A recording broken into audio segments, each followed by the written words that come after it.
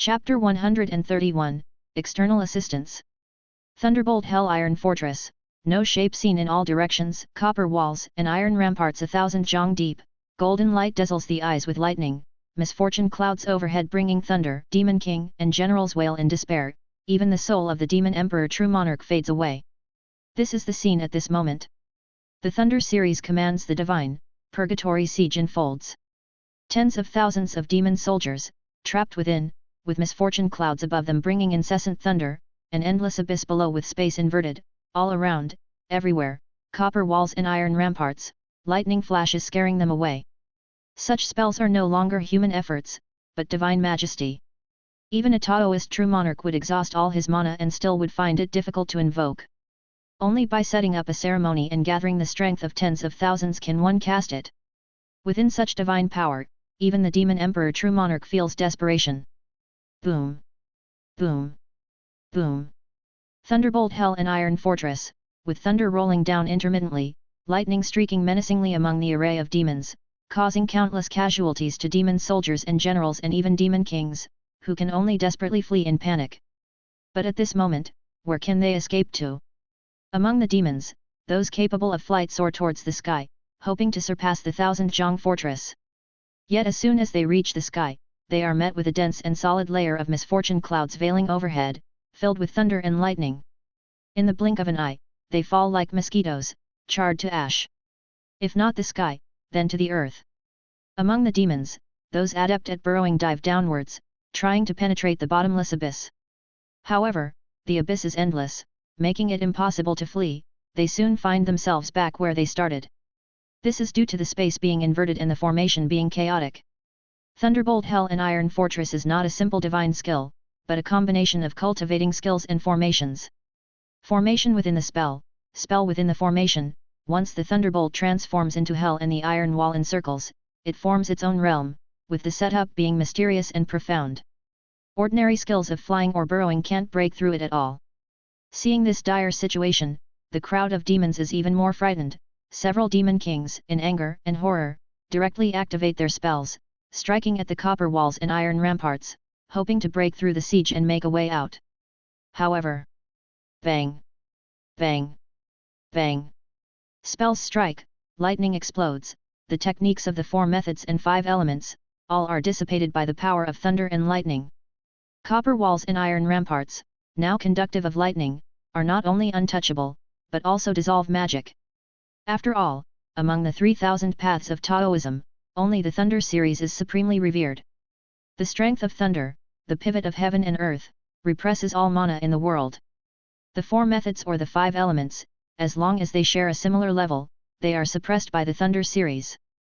Now, in terms of realm, cultivation, Taoist cultivation and mana, or level of authority, which among these demon kings can compare with Su Yang, who sits upon the 9 ceremony high altar, with the power of tens of thousands, achieving unity of heaven and man, commanding Taoism and divinity? Breach the siege? Sheer folly. Thunderbolt Hell and Iron Fortress represents a point of no return. This. What can we do, what can we do? Ah! King of Chu, you son of a bitch! You've killed us, you damned killed all of us! We must find a way to open a passage, otherwise, we're all going to die here. As thunder roars and wails echo, the numerous demon kings, disregarding their worries of Chu Gonghao the demon emperor's power, curse wildly and cry out in panic. At this time, Chu Gonghao, Sword Demon Ape, Shocking Thunder Jiao, and True Monarch Sun Long, 4 sixth realm powerhouses, had already gathered together. He paid no attention to the curses of those demon kings, for at the moment, breaking through the siege was his top priority as well. But how to break through? The walls, towering over 10,000 jong, thick beyond measure, further reinforced by lightning. Though they are 6th realm powerhouses, demon emperor true monarchs, far more powerful than the myriad demon kings, to shatter such an entrapment. Unless there is a second divine fairy treasure boat. Shocking Thunder Jiao cast his gaze directly upon Chu Gonghao. Easier said than done, where would we get a second divine fairy treasure boat? Chu Gonghao gritted his teeth, feeling a deep pain and desolation. That divine fairy treasure boat, made from the mold of a true dragon and the treasure that secured the Chu family's position, an ancient legacy of a formidable demon power, which he usually regarded as precious as life, was now shattered by Su Yang, wielding the might of the Thunder Ancestor. Without this treasure, how could his Chu family establish themselves on Mount Mang henceforth? No, no, no, it was no longer a problem for the future, surviving was the main concern. Chu Gonghao turned his gaze to that monk-like but unorthodox true monarch Sunlong and spoke with a heavy tone, "It has come to this, master, won't you take action yet?" Within his words, he placed his last hope in the other's hands. Amitabha. Upon hearing this, Sunlong didn't shirk, and after a resonant chant of Buddha's name, he offered the method to break the deadlock. "This spell is extraordinary, this formation profound.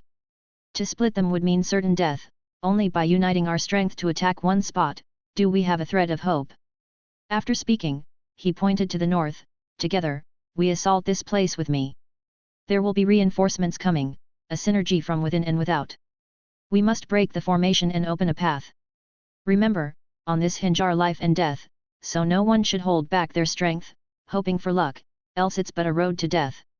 The three companions of Chu Gonghao looked at each other and then nodded in agreement, "We will follow the master's words." "Good." Sunlong didn't waste words, bellowed loudly, and the mighty chant of Buddha's voice somehow overpowered the thunder, echoing throughout the field and commanding the tens of thousands of demons. This path has displayed divine power, forcibly breaking the divine fairy treasure boat, causing great loss of mana. Thus, for the time being, he has nothing to follow. Once he recovers and unleashes powerful divine skills again, we will surely die. If you want to live, follow me, strike with all your might at the north wall. After saying this, without waiting for the reaction of the demons, he activated the spell. A bright beam of Buddha light appeared, heading straight towards the northern wall. Boom! The true monarch used his cultivating skills, the Buddha's light vast and mighty, but still no match for the divine power of thunder. His full force strike shattered before an iron wall as impenetrable as bronze. However, this strike had given them direction, pinpointing the location. Kill. Those who don't want to die, charge with me. Only by breaking through the formation will there be a chance to live. Sunlong led the way, with the three emperors following behind. Chu Gonghao, already in his true body form, let out a long howl, and astonishingly, a silver moon appeared above him, making his fur shine with a silver-white translucence. Heavenly Wolf Howling Moon. The wolves of the Chu family from Mount Mang were descendants of a great demon bloodline, progeny of the Heavenly Wolf. His innate divine ability allowed him to harness the power of the supreme yin moonlight, greatly enhancing his combat strength in a short time. Young Master Chu had once used this technique to elevate his strength to a level nearly equal to that of a demon king. As the patriarch of the Chu family wolves and a being with the body of a demon emperor, how could Chu Gonghao be inferior to his descendants? Activating his divine skills, Heavenly Wolf Howling Moon, Chu Gonghao's aura skyrocketed, and he finally spat out a silvery white spherical core. It was the Demon Emperor's inner core. A sixth realm Demon Emperor, possessing an inner core, it was an artifact of dual cultivation of life force, the foundation of all foundations. With divine skills and inner core in play, it was clear he was fighting with all he had. A shadow of the Heavenly Wolf, fierce and thundering, rushed out, colliding straight into the northern wall. Roar! The sword demon ape also let out a roar, drawing the demonic sword from its back, and in an instant, man and sword unified, turning into a crimson sword light accompanied by boundless killing intent, rushing towards the northern wall as well. It was precisely the technique of uniting man and sword, the art of sword artifact cultivation. It too was going all out. Roar!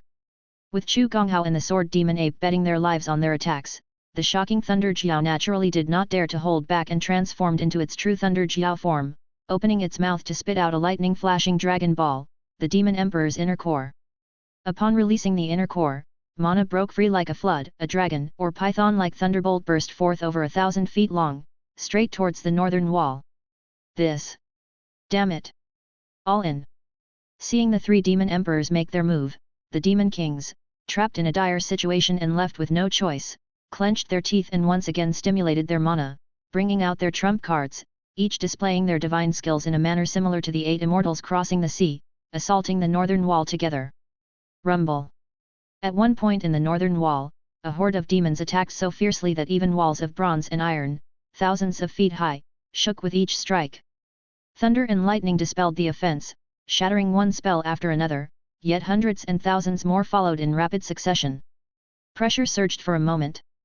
But these were grand divine skills, and such an onslaught, while intense, failed to show signs of defeat, resulting in a white-hot deadlock. If the situation dragged on like this, the demons would exhaust their strength, and the siege might not even break. After all, behind the siege lay a million commoners and a vast array of rituals to provide support. But just as the standoff reached a deadlock, rumble! Outside the siege, there was sudden turmoil within the earth. The earth dragon turned over, shaking all directions, as an enormous figure burst forth from the soil and slammed heavily against the iron walls of the siege. This figure, dragon-like yet with the semblance of a jiao, stretched for over 1,000 feet, its entire body crimson as blood, with countless limbs and feet, and its head opened like an abyss, revealing a fierce maw. It was a heavenly dragon, a blood-armored sky dragon. Heavenly dragon, also called the centipede. This blood-heaven dragon, 1,000 feet in length, emerged from the deep earth, leaving behind a dark and profound abyss.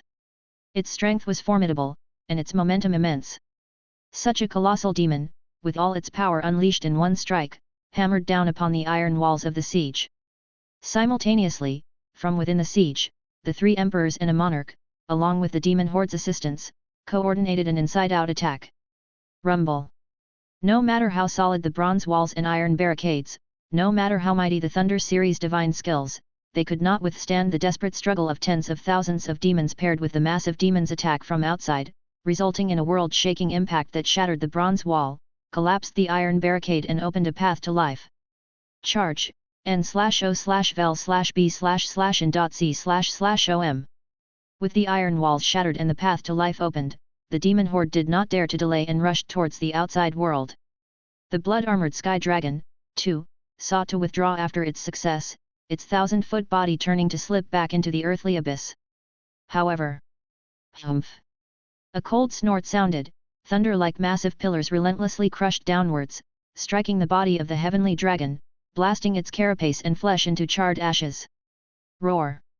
The blood-armored sky dragon let out a mournful cry but did not dare to counterattack, diving into the abyss, disappearing in a blink as it fled. Although the blood-armored sky dragon was wounded and fled, the iron fortress of the siege had ultimately crumbled, and seizing the opportunity, the demons surged out of the thunderbolt hell. However, Big Dipper pivot, 10,000 swords returned to the sect. Kill! Thousands of swords, a vast flow, overwhelmed the sky, descending in waves. Chapter 132, Sword Release.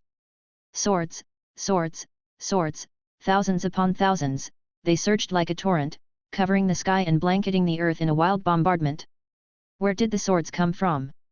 Far off in the distance, amidst the torrential rain, 1,000 men formed an array. Clothed in white, purer than snow, they stood with a steely resolve, unbent and unbroken.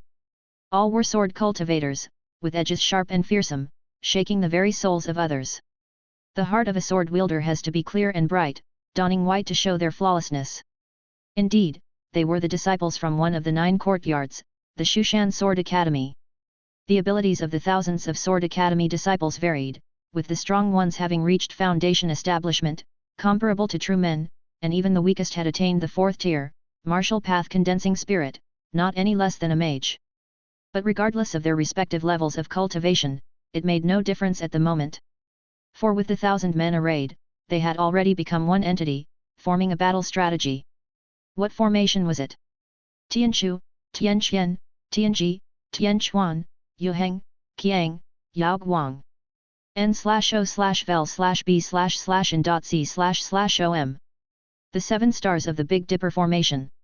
This was an ancient formation passed down through the ages, drawing from the power of the Big Dipper's 7 stars and harnessing the Dao of heaven and earth to operate the sword technique of the immortal gods, its power boundless, capable of slaying true monarchs.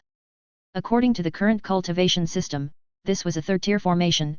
If 1,000 cultivators came together, with 100 foundation establishment as the bones of the formation and 900 chi cultivation as the foundation stones, then this would be enough to draw in heaven and earth and activate the 7 stars, shaking the Big Dipper itself, so much so that even great golden core cultivators would have to retreat 3 measures or risk the peril of their lives.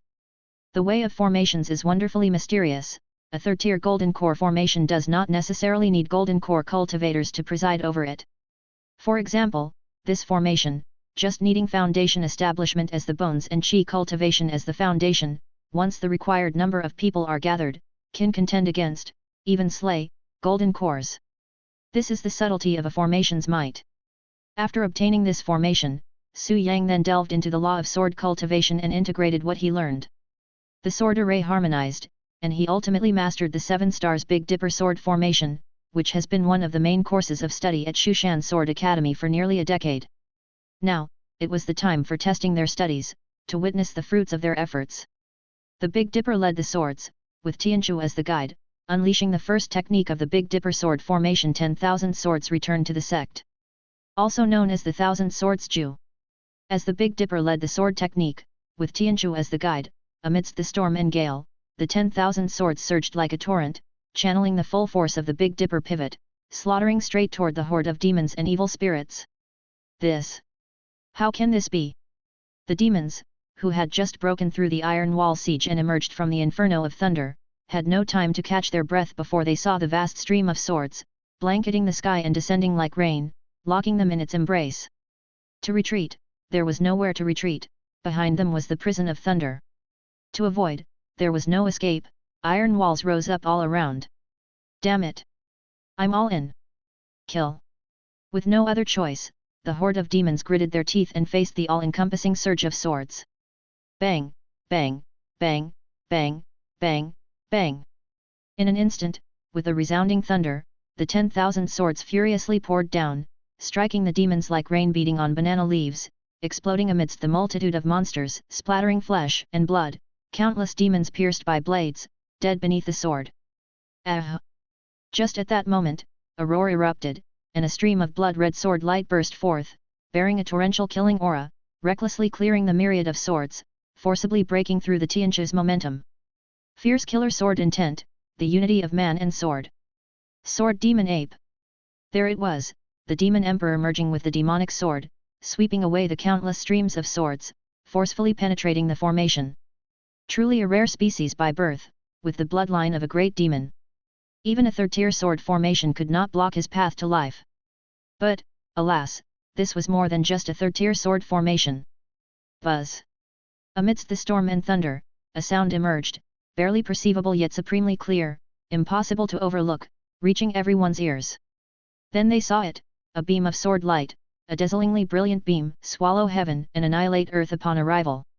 Golden yellow sword light, strikingly radiant. Within it, one could vaguely see a divine sacred weapon, with one side of the blade engraved with sun, moon, and stars, the other with vegetation and terrain, the hilt in 2 parts, one inscribed with the techniques of farming and animal husbandry, and the other with the strategy of uniting all lands.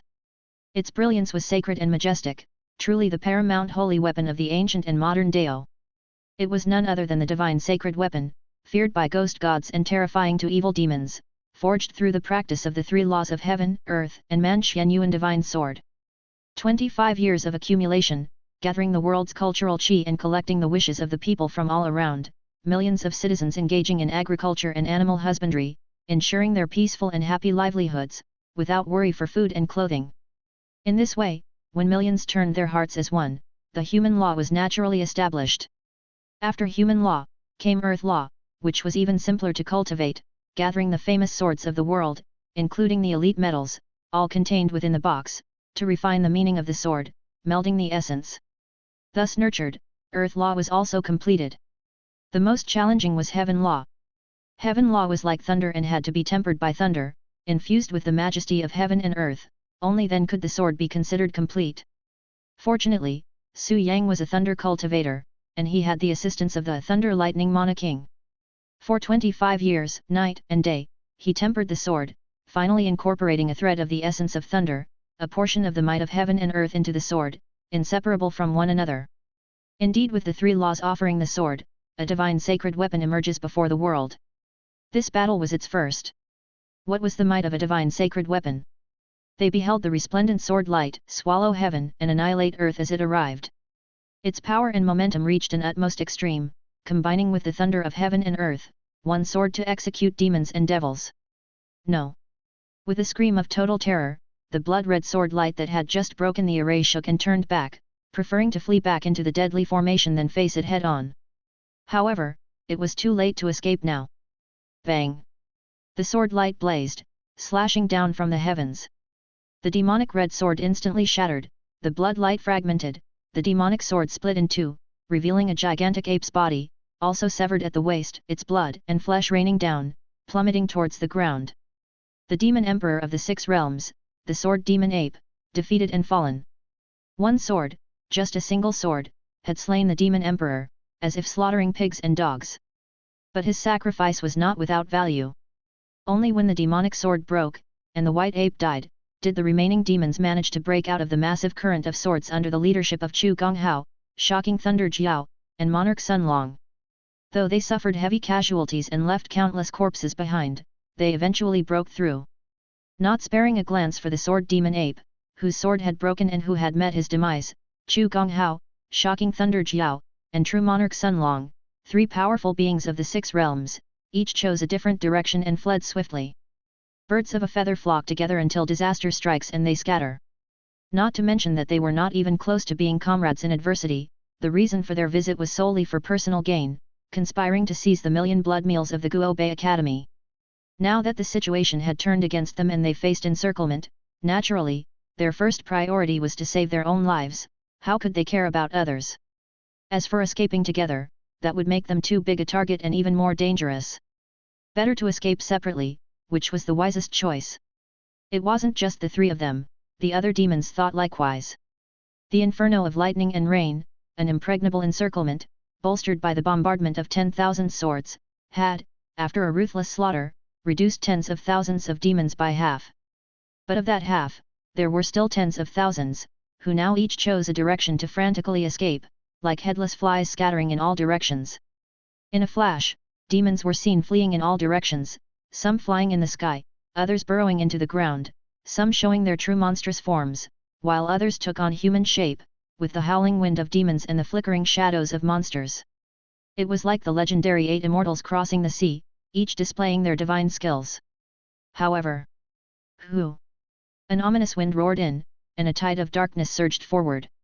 From all sides, another encirclement began to take form, with ranks of underworld soldiers and ghost generals riding on paper-armored horses, wielding spears and swords, densely packed and solidly formed, closing off every escape route for the demons and snuffing out their last bits of vitality.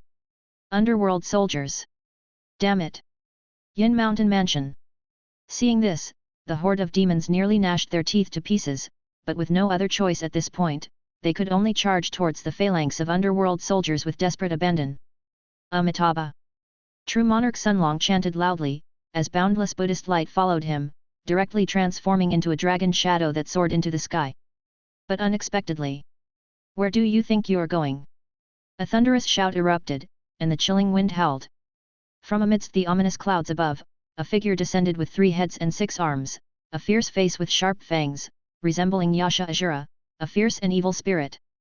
With each of its 6 arms wielding magic artifacts, tridents, iron chains, battle axes, and whips, this figure was none other than the Increase Life and Damage Fate Yin Yang General. The Increase and Decrease 2 generals, after becoming a Ghost King, could combine Yin and Yang into one entity, transform into the Increase Life and Damage Fate Yin Yang General, also called the Great Evil Ghost King. Originally at the 5th realm in cultivation, the Increase and Decrease 2 generals, once united, saw their power surge, even capable of battling with a true monarch of the 6th realm. And these were only the ordinary Increase and Decrease 2 generals. The Increase and Decrease 2 generals under Su Yang were obviously not ordinary. The Great Evil Ghost King they became was terrifyingly formidable. The Great Evil Ghost King descended from the heavens, its 3 vicious heads and dynamic 6 arms throwing the tridents and unfurling the iron chains, directly skewering the dragon shadow's head and wrapping around the opponent's body, then, with a pull and a yank, shattered the Buddhist light. As the Buddhist light shattered and the dragon shadow dissipated, Monarch Sunlong tumbled out in a sorry state, looking at the 3-headed, 6-armed Great Evil Ghost King with a mix of shock and anger in his eyes, unable to hide it. Although he had a demon body, he was not a demon, for he practiced the righteous law of Buddhism, and his pure Buddhist light was inherently restrictive to underworld ghosts. Yet, this Great Evil Ghost King, formed by the union of the Increase and Decrease 2 generals, showed no fear and was not restrained at all. Clearly, it had been refined by the Taoist law, turned into a divine guard general. After the union of Yin and Yang, it was no longer part of the underworld ghosts but had become a ghost god body, enjoying offerings and possessing many divine skills. Facing such a formidable enemy, what could be done? Monarch Sunlong was shocked and hastily sought a strategy. But before he could devise one, a trident was hurtling towards his face. Monarch Sunlong was startled and tried to dodge hastily, but it was still too late. He was impaled through the shoulder by the trident. Then iron chains whirled towards him, lashing around his waist and violently pulling him in front of the enemy. The three-headed and six-armed ghost god stood several feet tall. Compared to it, Monarch Sunlong seemed no larger than a child. Yet the great evil ghost king showed no mercy, as its mighty axe fell furiously, striking down the immobilized Monarch Sunlong to the ground, blood spraying out copiously. His corpse fell to the earth, the lunar glow dissipating, revealing his demon body's true form, 100 jong long, entirely blood-red blood-armored centipede. In the blink of an eye, half of the 4 great demon emperors were no more. Elsewhere. Clomp, clomp, clomp. The earth trembled, hoofbeats like thunder, as a troop of mysterious armor cavalry charged in as a fresh force, entering the battlefield to form military formations and implement strategic maneuvers, entangling with the demons desperately attempting to break out. It was the disciples and martial guardians from the Heaven Martial Institute and the Military General Institute. Behind them, the disciples of the Sword Academy who retracted their flying swords also reformed their formations, from a large formation to smaller ones. Small teams dived into the battlefield to jointly annihilate the demons. In the distance, Taoists from Ming Xiao, Talisman Masters, Formation Masters, and the armed forces from the 9 courtyards approached, determined to exterminate these tens of thousands of demons completely. As for the kind spirit monsters, they too were students or instructors and were part of the 9 courtyards system, not separately categorized. The foundation building pills previously distributed were now showing their effect, with dozens of new foundation establishment cultivators joining those who had already advanced, over 100 cultivators of the 5th realm, thousands of 4th realm disciples forming battle arrays to fight, all bolstered by the grand ceremony Taoism. With such forces, how could the severely wounded and scattered demon army stand a chance? The outcome of the battle was no longer in doubt. Chapter 133, Yang God. The sword demon perished, and Monarch Sunlong was no more. Of the 4 demon emperors, 2 had already fallen. The remaining 2, upon witnessing this scene, felt as if their souls were utterly terrified, desperately fleeing for their lives. Roar! Chu Gonghao pushed his divine skills to the limit, transforming into a silver moon heavenly wolf, its paws treading the void, soaring straight into the heavens. As if it intended to escape to the moon and beyond. Although both the sword demon ape and Monarch Sunlong had died, their sacrifices were not in vain. One had held off the Xian Yuan divine sword, while the other had entangled the great evil ghost king. Now, of North City's 3 cultivators, only the Thunder Lightning Mana King Shijian remained. Although he might be the most troublesome to deal with, he had consecutively performed grand divine skills, first destroying the divine fairy treasure boat, then initiating Purgatory Siege, and finally, clashing with the 1000 Zhang Blood Heaven Dragon. After several bouts of consumption, even as a Taoist true monarch, he must be exhausted, his mana severely damaged, and his Taoist cultivation greatly diminished, right? Perhaps he no longer had the strength to interfere. Even if he did have some energy left, he might not necessarily stop him. When fleeing for life, you don't necessarily have to be faster than the enemy, but you definitely need to be faster than your teammate. At this moment, Chu Gonghao's speed was extremely fast, already bursting out of the battlefield area. In contrast, the shocking Thunder Jiao, which was only just reaching the edge of the battlefield, was noticeably slower than him. Therefore, Chu Gonghao did not dare to slacken his pace, intending to take advantage of the momentum and make a distant escape. But he had not anticipated. Boom boom boom. Thunderclouds collided, thunder roared, and a bolt of lightning descended from the sky, blocking his path abruptly. Within the lightning, a figure appeared, his tall crown binding his hair, his mysterious robe concealing his body, his thick eyebrows angled sharply like wings, his eyes blazing with thunder, his sideburns touched with frosty flecks, and his long beard flowing with the elegance of a gentleman. His divine countenance opened his heavenly eye, and the myriad spirits in his crown chakra gathered brilliance, truly a rightful cultivator of the pure Dao, a man of the jade pure and heavenly shores amongst mortals. The Thunder Lightning Mana King. Shijian. Gazing at the Taoist true monarch who had become the incarnation of thunder and lightning before him, Chu Gonghao's pupils constricted, his heart skipped a beat, and then without a second thought, he turned and fled. How did the other come from nowhere with such a terrifying speed of escape? Why did he choose to stop him instead of going after the slower shocking Thunder Jiao behind him? In the heart of the Wolf King, doubts piled up, and terror surged. But clearly, this was not the time to dwell on these questions. Escaping was of the essence. The other's strength needed no further discussion, having been demonstrated plainly in the recent confrontation. Even if he were just newly ascended to the 6 realms, let alone those seasoned demon emperors or the myriad-year-old demons that were half ghost and half divinity, he might not be his match. He could only flee. If he failed, he would surely die. The heavenly wolf spun around, his paws pounding the ground in a furious sprint, transforming into a streak of silver light that shot away in the blink of an eye, with an escape speed that was astonishing. Speed was the strong suit of the heavenly wolf, otherwise, he wouldn't have been able to outpace shocking Thunder Jiao, who was also a demon emperor. However, Su Yang did not move a step, merely raising his arm, immediately summoning thunder from the skies that streaked toward the silver light like a thunderbolt. You could see, at this moment, his body was semi-transparent, faintly discernible with lightning coursing through it. Was this, the soul?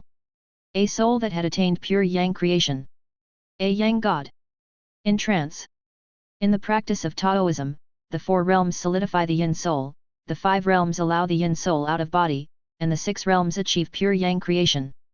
Although the physical body is an essential vessel for navigating life, it must be acknowledged that it also represents an obstacle that limits the sensitivity of the cultivator's soul to the Tao of heaven and earth and constrains the power of their divine skills. Therefore, after reaching the 5 realms in Taoist cultivation, one can leave the physical body and let the Yin soul out, merging with the heavens and practicing the Tao. After the Yin soul leaves the body, unhampered by the physical form, the soul can better perceive and resonate with the cosmos, entering a deeper state of unity of heaven and man, thereby significantly enhancing the power of one's Taoism. This is described as a qualitative change. Therefore, the difference between a 4-realm mage and a 5-realm true man is just 1 realm, but the disparity is as vast as that between the clouds and the mud. The difference lies not just in the level of cultivation, mana, and Taoist cultivation, but also in the ability of the Yin soul to leave the body, and the power granted by the Tao of heaven and earth. This is the Yin soul going out of body for a 5-realm true man. But after the 5 realms, with pure Yang creation, the Yin soul is transformed into a Yang god, which has infinitely wonderful uses. The soul is Yin, and the physical body is Yang. After the Yin soul leaves the body, it becomes extremely vulnerable without physical protection. Sunburn is like roasting with fire, being exposed to wind feels like slicing with knives, immersion in water brings extreme cold, and thunder causes the soul to scatter. Even with the soul out of body, it cannot stray too far from the physical form, lest it runs the risk of the soul disintegrating. When merged with heaven to practice the Tao, one must also be careful not to lose oneself in the profundity of the Tao, otherwise, one can become petrified and unmoving. This is the frailty and multitude of risks associated with the Yin soul. The Yang god is different. Once the golden core is cultivated with pure Yang creation, the soul no longer fears sun, wind, water, or fire, and even amid flashing lightning and thundering, there is support to be found. In addition, with the unity of heaven and man, the effects are even greater, and there is a connection of Yin and Yang creation between the soul and the body that can help maintain the self against loss, enabling an instantaneous return to the physical form amidst obstacles. With this wonderful capability, a 6-realm true monarch, using the method of Yang God trance, can perambulate from the North Sea to Kangguyu within a single thought. Unless faced with a magical treasure or divine skill targeted at the soul, one cannot hope to intercept the returning of the Yang God. Such is the marvel of the Yang God. n/o/vel/b/jn.c//om. Now Su Yang, in his current state as a Yang God, has come out in a trance to intercept and kill. Although he could have killed these 2 newly ascended demon emperors from within the Taoist temples by casting spells, his recent consecutive displays of grand divine skills had caused severe depletion to his soul. To perform further curses would definitely result in a deficit, so it was best to conserve energy if possible and carry out the interception in a trance. Though the trance of the Yang God also consumed the soul, it was ultimately easier than long-range spell casting and remote cursing. Moreover, after the trance, unencumbered by the physical body, he could achieve unity of heaven and man, practicing the Tao with his body. What is the unity of heaven and man, and what is this bodily Taoist technique? As the name implies, it is the fusion of the spirit with heaven and earth, practicing Taoism through the body. Through this, Su Yang's Yang God transformed directly into thunder and lightning. He is both the body of the Yang God and the body of thunder and lightning. The thunder and lightning is him, he is the thunder and lightning. This is the unity of heaven and man, practicing Taoism through the body. The might of the Daoist technique increased manifold, compared to the way of the true man, it was a transformation of a different quality. Flee, flee, flee. The Chu family wolf was fleeing for its life. The speed of the heavenly wolf had reached its limit. Yet, no matter how fast the heavenly wolf ran, it was useless before the thunder and lightning. Boom, boom, boom. The thunder and lightning struck like a whip, hitting the heavenly wolf's flank repeatedly. Bang! With a flash of lightning and sparks flying everywhere, the shadow of the heavenly wolf was cut in half, revealing Chu Gonghao's original shape and body with a huge burn wound stretching across his waist, its insides charred to blackened bones and organs. The power of a single strike was terrifying indeed. There's a saying, iron head, steel bones, tofu waist. Although Chu Gonghao was not an ordinary demon, his waist was a significant vulnerability. Now severely injured, under the ravages of the thunderous assault, even the demon emperor could not hold on, and his vast body fell from the sky. Boom! The demon wolf crashed into the earth, its body, while not as massive as the blood heaven dragon that had previously shattered the thunderous purgatory and the iron wall siege, or monarch Sunlong and the shocking thunder Jiao with their 100-meter bodies, was still over 30 meters long. Truly immense. However, the moment this large being fell to the ground, silver light poured down from all directions. It was the sharp, armor-piercing, crossbow bolts cutting through the air. Each and every bolt, about a meter long and engraved with runes, flew with a roar, piercing the body of the demon wolf, snuffing out its last signs of life. Demon-breaking arrows. Produced by the Heavenly Craftsmanship Institute. Good.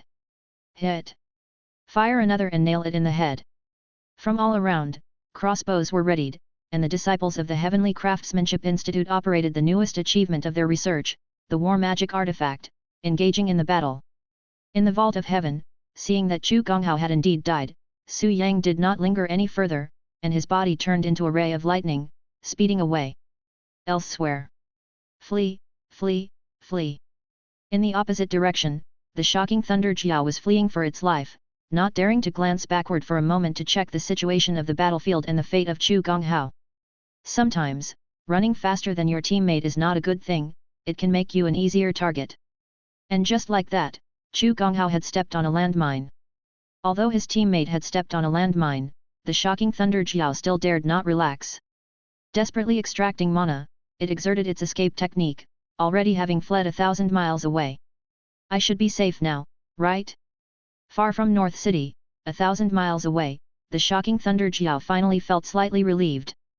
But... boom! Lightning flashed, thunder roared, and winds disturbed the clouds. A bolt of lightning came from the sky and, with a loud bang, landed in front, revealing the figure of a Taoist man. Shijian. Yang God. You.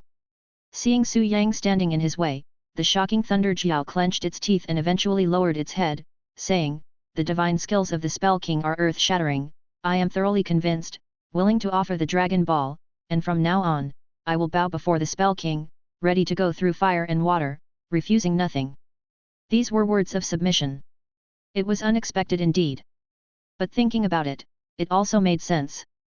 What do you do when you can't win? If you don't want to die, you have to surrender.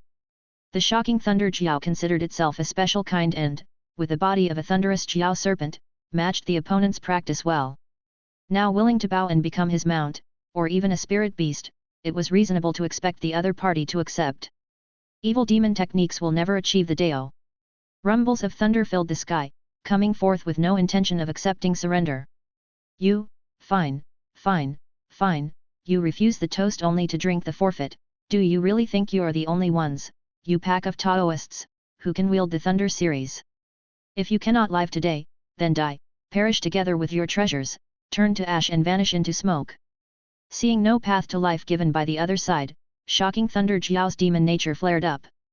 With a roar, it spat out the Dragon Ball amidst the wild blasts of thunder and blinding flashes of electricity, ready to expend all of its Yuan skill in a desperate, life-or-death struggle, determined to go down with its enemy.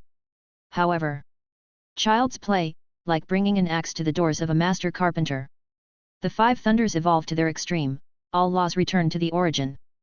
Su Yang waved his hands, and countless bolts of thunder moved at his will, manifesting in the mighty form of the 5 elements of metal, wood, water, fire, and earth. Dazzling thunderous light surged like a flood, instantly engulfing the Dragon Ball. You! The color drained from shocking Thunder Jiao's face as it felt the connection to its Dragon Ball rapidly fading, disappearing in the middle, losing its sensation to the internal pill in the blink of an eye. This filled shocking Thunder Jiao with immense fear and shock. This Dragon Ball was its internal pill, the essence of its life and the foundation of its cultivation. Now that the connection was lost, how could it not be startled? How could it not be frightened? In a state of panic, shocking Thunder Jiao watched as the thunderous tide retreated, wrapping around the Dragon Ball, which Su Yang swept into his robe with a wave of his hand. Thunder Jiao? Dragon Ball? Perishing together with your treasures, turning to ash and vanishing into smoke? To an ordinary true monarch, it might pose some threat. But he was no ordinary true monarch, he was the great patriarch of the Thunder series, further aided by the formidable characteristic of being the Thunder Lightning Mana King. Before him, to resort to thunder was nothing but bringing an axe to the doors of a master carpenter, a self-seeking path to death. By directly casting the 5 thunders evolved to their extreme, he wrested control of the Dragon Ball from its wielder. The art of the 5 thunders evolved to their extreme, recorded in the Jade Shu treasure scripture, was one of the thunder spells that could use the power of the 5 thunders to neutralize the abilities of myriad laws, even transforming the tribulations of heaven and earth, the 3 disasters and the 5 hardships. It was famous as a thunder spell that could turn calamities astray. If heaven and earth tribulation thunder, the 3 disasters, and the 5 hardships could be neutralized, then surely a mere Dragon Ball was no exception, it was directly stripped of its control. Return my Dragon Ball, n/o/vel/b//in.c//om. Shocking Thunder Jiao snapped back to reality and let out a wild roar, ready to fight with all its might. But Su Yang simply ignored it, his expression cold. He waved his sleeve outward. Instantly, thunder rumbled through the sky, mercilessly lashing upon the body of Thunder Jiao. Deprived of its internal pill, with its mana and Taoist cultivation rapidly dissipating, how could shocking Thunder Jiao withstand such thunderous onslaught? It wailed tragically and plummeted from the sky. Boom! A thunderous roar echoed as the thunderous strike hit the ground, tearing a deep ravine in the forest.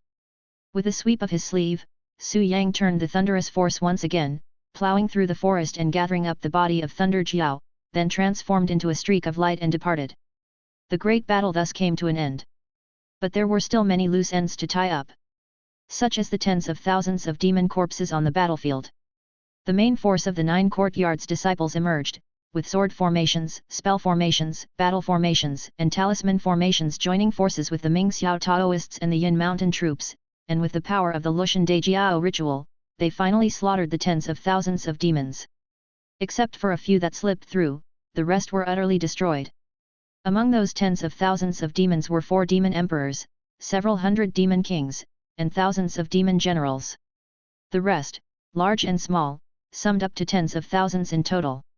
Were this the real world, using the cultivation system, it would equate to 4 golden core stage demon emperors, several hundred foundation establishment demon generals, and tens of thousands of chi cultivation level lesser demons. So many demon beasts, their corpses alone as materials were of tremendous value. Not to mention these demons had their own establishments and fortunes, like Chu Gonghao of the Chu family wolf ancestry, who had an ancient magical treasure, the divine fairy treasure boat. While the other demons might not compare to Chu Gonghao, they still possessed considerable wealth.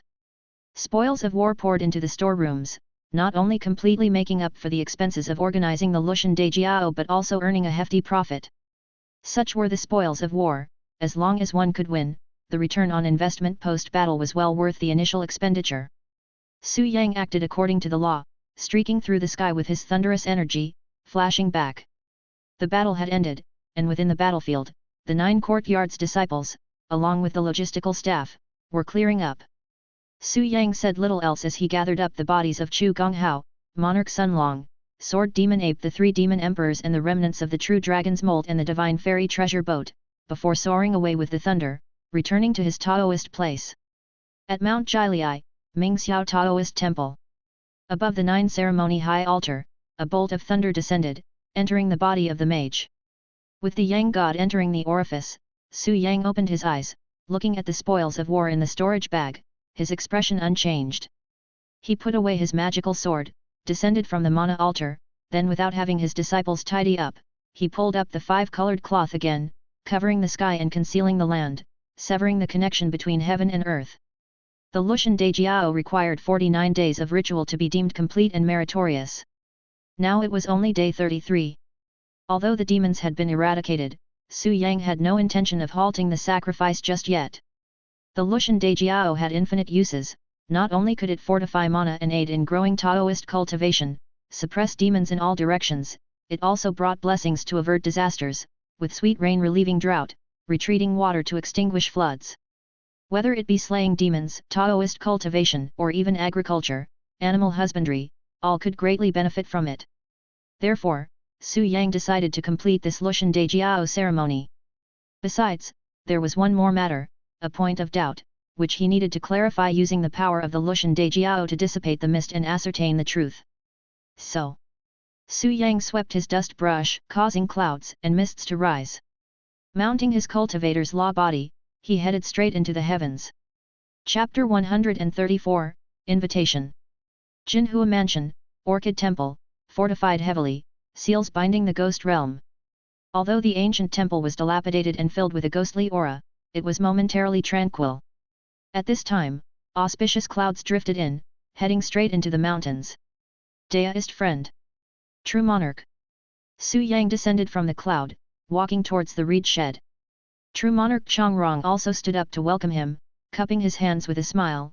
Congratulations, Deist friend, for successfully slaying demons, clearing away numerous disasters for the world, a merit immeasurable. True monarch, you overpraise me. Su Yang shook his head lightly and said with a light smile, it's just that the demon did not know the mandate of heaven, courting death in its own way. I merely acted along with the momentum. You are too humble. True monarch Chongrong shook his head and sized him up, then with a smile said, Deist friend might as well call me Chongrong. With a smile, Su Yang did not demur but cupped his hands in salute, Shijian has seen brother Chongrong. Ha ha ha. Chongrong laughed, steadying him, and the two returned to the table to sit down. Then Chongrong raised a cup of fragrant tea, rather than wine. Let's toast with tea to congratulate Deist friend for his increased Taoist cultivation and successful practice. Su Yang too raised his cup in response, to celebrate with brother Dao. The path of cultivation favors those who reach it first. Unless they're blood relatives or direct disciples of a sect, when cultivators interact, they don't consider age, only cultivation level. Those of the same realm address each other as peers. If one is a realm higher, then they are referred to respectfully as senior. With the 6th realm cultivation, Su Yang had addressed Chongrong as true monarch until now. Although Chongrong did not actively claim the status of a senior, nor did he insist on changing the address, his acceptance signified an acknowledgement of the unspoken rules of the cultivation realm. Now, by bringing it up himself, suggesting a change in address, it wasn't due to being intimidated by Su Yang's demonstrated strength in vanquishing demons. It was because Su Yang had broken through. He had transcended the 5th realm and ascended to the 6th realm, thereby achieving the body of a Taoist true monarch. n/o/vel/b/jn.c//om.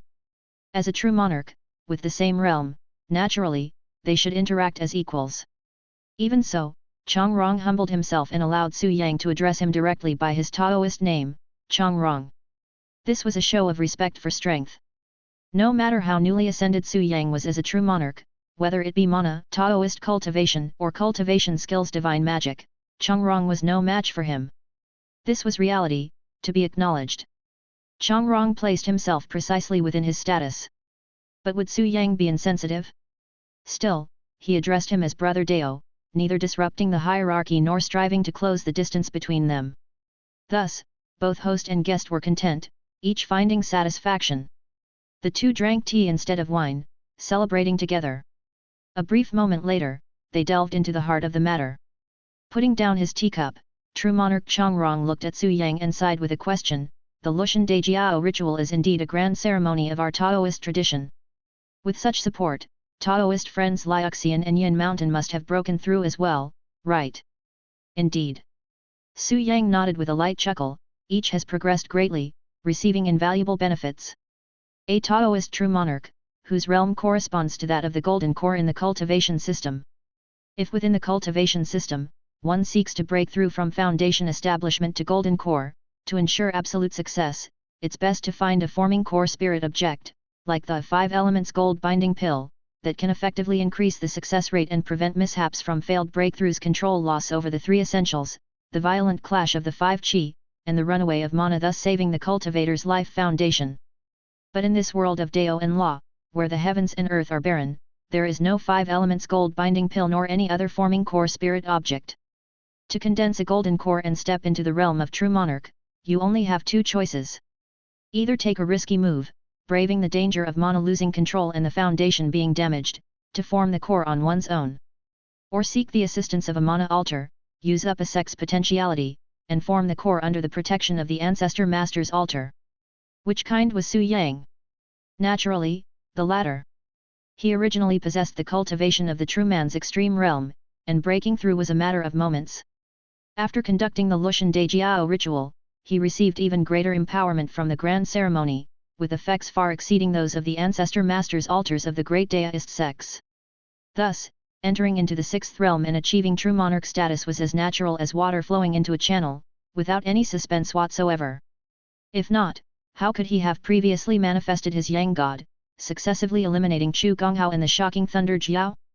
Indeed, 9 days earlier, using the power of the Lushan Dejiao ritual, he had forged his golden core, experiencing the pure Yang creation, and achieved the body of a true monarch. To be honest, using the Lushan Dejiao ritual to ascend to true monarch was a lavish, wasteful act. Normally, Lushan Dejiao would be used to help a true monarch advance to the heavenly master realm. But it doesn't matter, Su Yang had the luxury to afford it, the boldness to squander it. True monarch Chongrong was well aware of this, and with a sense of admiration said, Xian Yuan divine sword, holy divine weapon, increase life and damage fate yin yang skill, thunder commanding power divine magic, you 3 Daoist friends are of extraordinary talent, something I am not capable of. Su Yang chuckled, you flatter me too much, brother Dao. True monarch Chongrong shook his head, neither agreeing nor disagreeing, but simply asked, what are your plans next, Daoist friend? Upon hearing this, Su Yang did not conceal his intentions, this battle for the dragon, I wish to enter the fray and contend for the fate of Taoist orthodoxy. After speaking, he turned to true monarch Chongrong, does brother Dao care to lend me a helping hand? After the Lushan Dejiao ceremony and achieving the status of true monarch, Su Yang stood at the pinnacle of this world. Whether in terms of cultivation realm, mana, or cultivation skills divine magic, he could be deemed unparalleled. Looking across the world, among all cultivators, even the Taoist righteous sect could hardly find a few who could stand shoulder to shoulder with him. Furthermore, with Guobei Academy now capable of holding the Lushan Dejiao ceremony at any moment, significantly enhancing his power and even aiding him in becoming the heavenly master. A Daoist celestial master is without equal in the whole world. Even if the great Taoist sects spare no expense, exhausting their potential and employing ancestor masters' altars, and even ancient magical treasures and immortal gods' objects, they would still struggle to pose a threat to him. In other words, he is yet again invincible. Having become invincible, the concerns he had before naturally disappeared like smoke and clouds.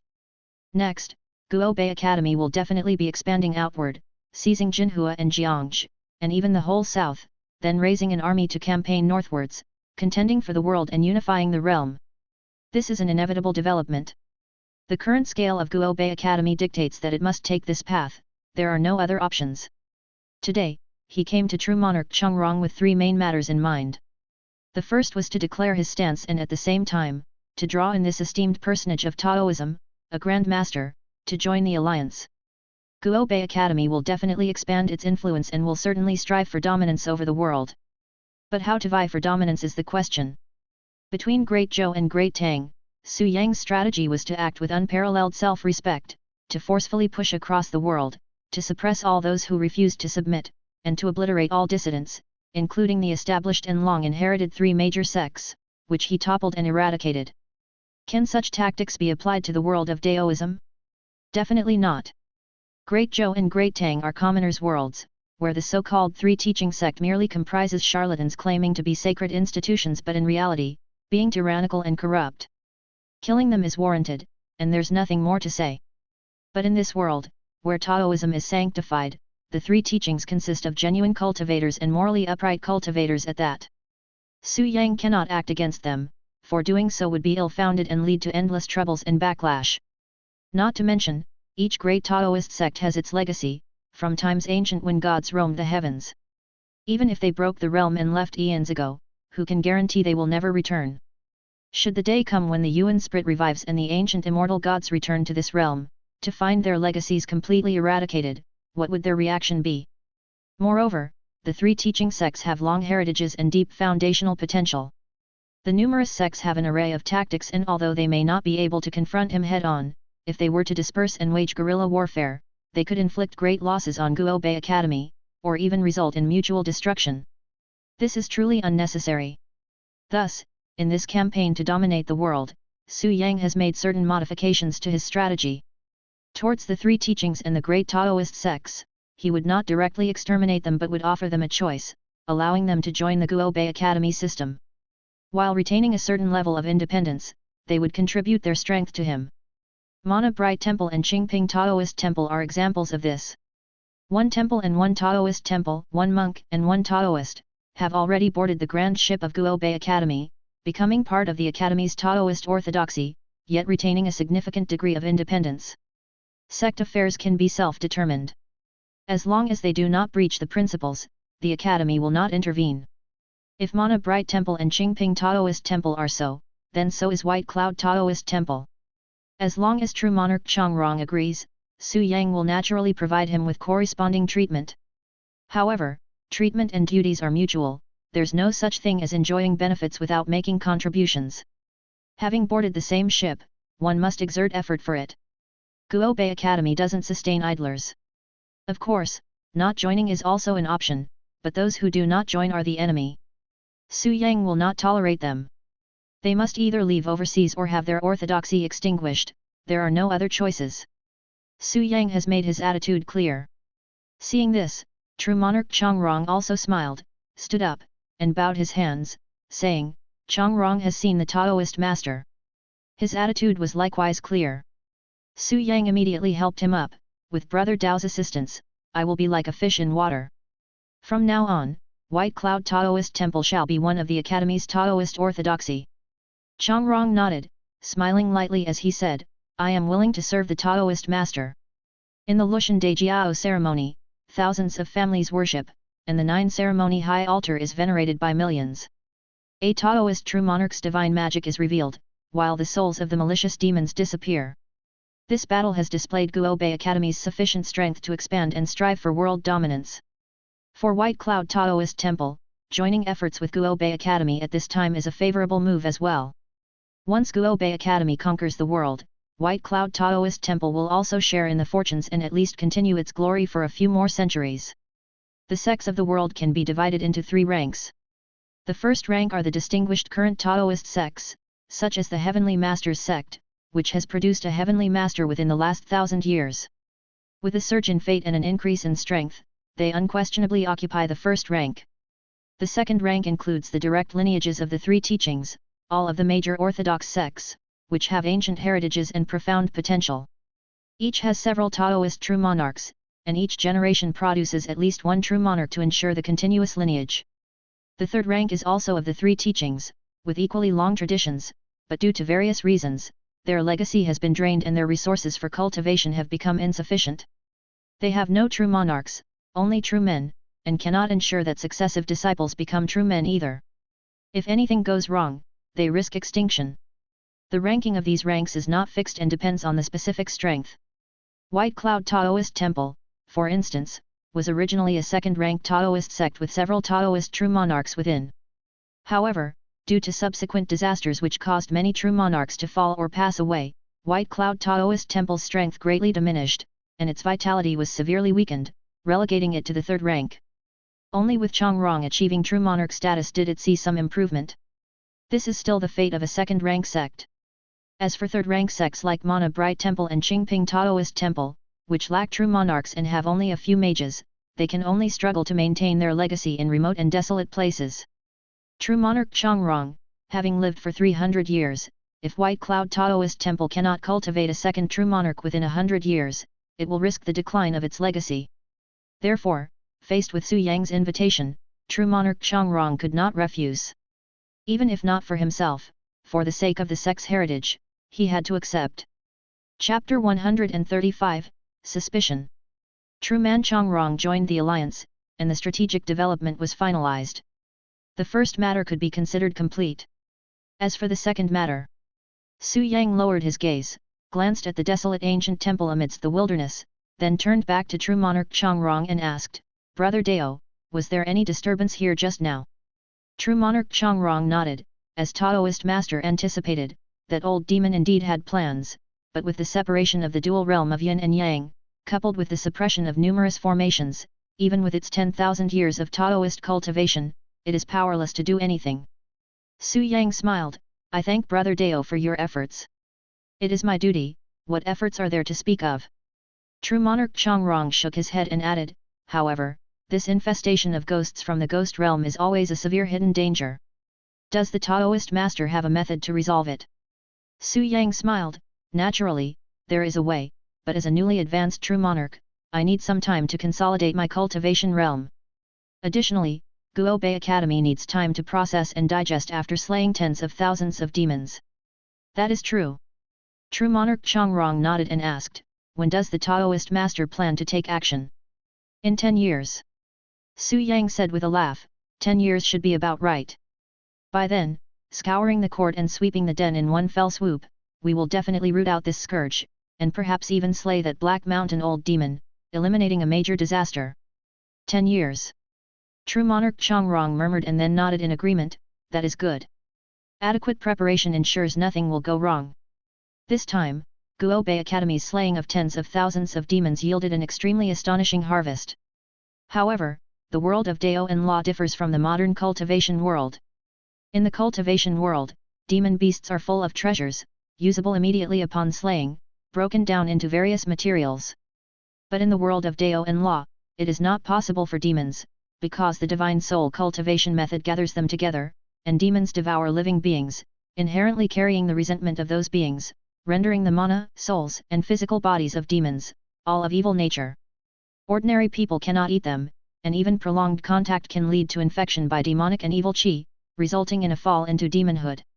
Even cultivators cannot directly use them as resources, as it would not only be of no benefit but would also damage the foundation of their cultivation and might even lead them down the path of evil. They must be purified of evil qi through various methods before they can be utilized. This is a colossal project. Therefore, Su Yang set a 10-year development plan. 10 years should be enough for Guo Bei Academy to digest this batch of resources. During this time, it can also develop and expand externally, further enhancing its strength. By then, sweeping away the ghost realm will be easy, and they could even consider the Black Mountain old demon's territory. An old demon that refuses to die is a thief. Such ancient demons are exceptionally troublesome, like centipedes that are hard to kill even when cut into pieces. Throughout history, there have been Daoist celestial masters who have eradicated the orchid ghost realm several times, but each time only a few hundred years of peace were gained, and after a few hundred years, the ghost realm would reform. The reason for this is that they never resolved the fundamental issue, the Black Mountain old demon. Without the destruction of Black Mountain, the old demon remains alive. If the old demon is alive, the ghost realm persists. Eliminating this old demon of Black Mountain who has become a spirit is quite a difficult task. Even for a Daoist celestial master, it is easier said than done. But Su Yang felt that he could give it a try. Seeing Su Yang's intention to eliminate the Black Mountain old demon, true monarch Changrong also said, "If 10 years from now, the Taoist master can remove that Black Mountain old demon, a stable world can be expected soon afterward." Su Yang nodded, "I will certainly do my best." In this world where Dao and Law are revered, although there is no limit of spirit root physique, the requirements for one's character are exceptionally high, especially for the righteous path and righteous skills, which cannot be achieved without great virtue. In such a world, with such methods of cultivation, the environment created is naturally not as cruel as in the real cultivation world. Whatever is done must have proper justification, or else it is regarded as the conduct of evil demons, and everyone would have the right to punish it. Even in competing for the leadership of the Dao and the fortunes of that leadership, one cannot directly take over someone else's territory. The competition must be for faith and worshippers, and it must be fair competition without resorting to trickery. To put it simply, it's about competing in serviceability. Averting disasters, praying for blessings, slaying demons and exorcising ghosts, curing diseases, and saving people. These are all responsibilities of the practitioners of Taoism and the main means of competition within it. If Su Yang can remove the Black Mountain Old Demon, his prestige in the Taoist community will reach its peak. Coupled with the influence of Guo Bei Academy, as well as his abilities as a Daoist celestial master, the world would not be far from unification, with little resistance to expect. After all, competing for the dragon is about the inheritance of the Dao and competing for fortune for development. One wouldn't jeopardize the entire inheritance of one's Dao for a temporal opportunity for development. That would be to neglect the essentials for the sake of the trivial. Cultivators, valuing long life, can simply try again after several hundred years. If they fail this time, there's no need to risk their lives. Having set a period of 10 years, Su Yang finished the second matter for his visit. Finally, the third matter, which was also the most important one. Su Yang asked, "Brother Dao, were you watching the battle just now?" True monarch Chongrong nodded. "Aside from a few disturbances from the old demon, I have been observing the rest of the time." Su Yang spoke in a deep voice. "Brother Dao must have seen the blood-armored sky dragon that broke through my thunder purgatory and encircled the city with its iron walls." True monarch Chongrong showed no surprise. "Does the Taoist master know the origin of this demon?" Su Yang shook his head. "I do not know, but based on my speculation, it must be the very force behind the scenes that instigated the myriad of demons to attack, aiming for Guo Bei Academy." "Oh." True monarch Chongrong arched an eyebrow. "What's this all about?" "I don't know the specifics." Su Yang said solemnly, recounting the incident. "On a whim, I activated my spirit eye's mysterious light and peered into the land of Mount Mang, where the demons gathered, the Chu family wolf, the sword demon ape, and the shocking thunder Jiao. 3 demon kings broke through to become demon emperors simultaneously with monarch Sun Long, who was originally a blood centipede, banding together various demons with the intent to target Guo Bei Academy. 3 demon kings turning into demon emperors at once." True monarch Chongrong frowned and said, "Is it a coincidence, or?" "I had my suspicions at that time, and now it seems even less like a coincidence." Su Yang nodded. "It must have been the blood-armored sky dragon that secretly assisted and orchestrated it from behind the scenes n/o/vel/b/in.c//om." This. Upon hearing this, true monarch Chongrong was also filled with shock and doubt. Could the blood-armored sky dragon truly have helped demon kings ascend to become demon emperors, and to break through 3 at once? This is no ordinary demon. Indeed. Su Yang nodded, his voice grave. "Ordinary demons certainly do not have this ability, not to mention ordinary demons. Even the Black Mountain Old Demon, such an age-old demon, would find it difficult to cultivate demon emperors in quantities." True monarch Chongrong's eyebrows were tightly knit, his eyes filled with disbelief as he looked at Su Yang. "Does the Taoist master mean to say that the strength of the blood-armored sky dragon is even greater than that of the millennium-old demons?" Su Yang shook his head. "Its strength may not be far off, but its unique abilities are far beyond what other old demons can achieve. In this world, there is a method that involves feigning genuine cultivation, which involves amassing a following. It could be called creation itself. But it also has its flaws. It can only be cultivated to the 6th realm at most. Daoism tops at true monarch, and demons at the title of emperor. Be it human or demon, righteous or wicked, it is the same with no exceptions. Even for the Black Mountain Old Demon, a being of a millennium, it possesses but the cultivation of a demon emperor. It is only because the demon was born uniquely, as the spirit of the Black Mountain, with an extremely long life, nearly immortal. Thus, after living for thousands of years, its mana and Taoist cultivation far exceed that of ordinary demon emperors. Hence, it is specially categorized among the millennial old demons. Just as the Black Mountain is, other millennium old demons are the same, all at the rank of demon emperor, yet none has broken through. The sole exception is the legitimate human cultivator. The righteous path allows human cultivators to break through the limitation of the 6th realm by means of grand rituals such as the Lushan Dejiao or Waterland Dharma Assembly, becoming the sole 7th realm cultivators of this world. They are known as Daoist celestial masters. Since the founding of the Chen dynasty more than 300 years ago, there have been 5 great rituals. Thus, theoretically, there should be 5 Daoist celestial masters. Why do I say theoretically? Because Daoist celestial masters have the capability to break through the realms and ascend to the upper realm in pursuit of the longevity Dao fruit. Therefore, these deist celestial masters should have ascended after completing their ritual duties, exterminating demons, and quelling natural disasters. They are not likely to stay in the human realm for an extended period, as doing so would gradually erode their cultivation, making ascension impossible if they lingered too long. Unless, once again, a great ritual was performed to replenish it. The great ritual is the only way to break through the sixth realm and achieve the status of a heavenly master. Beyond that, no matter how much you cultivate, you cannot surpass the sixth realm.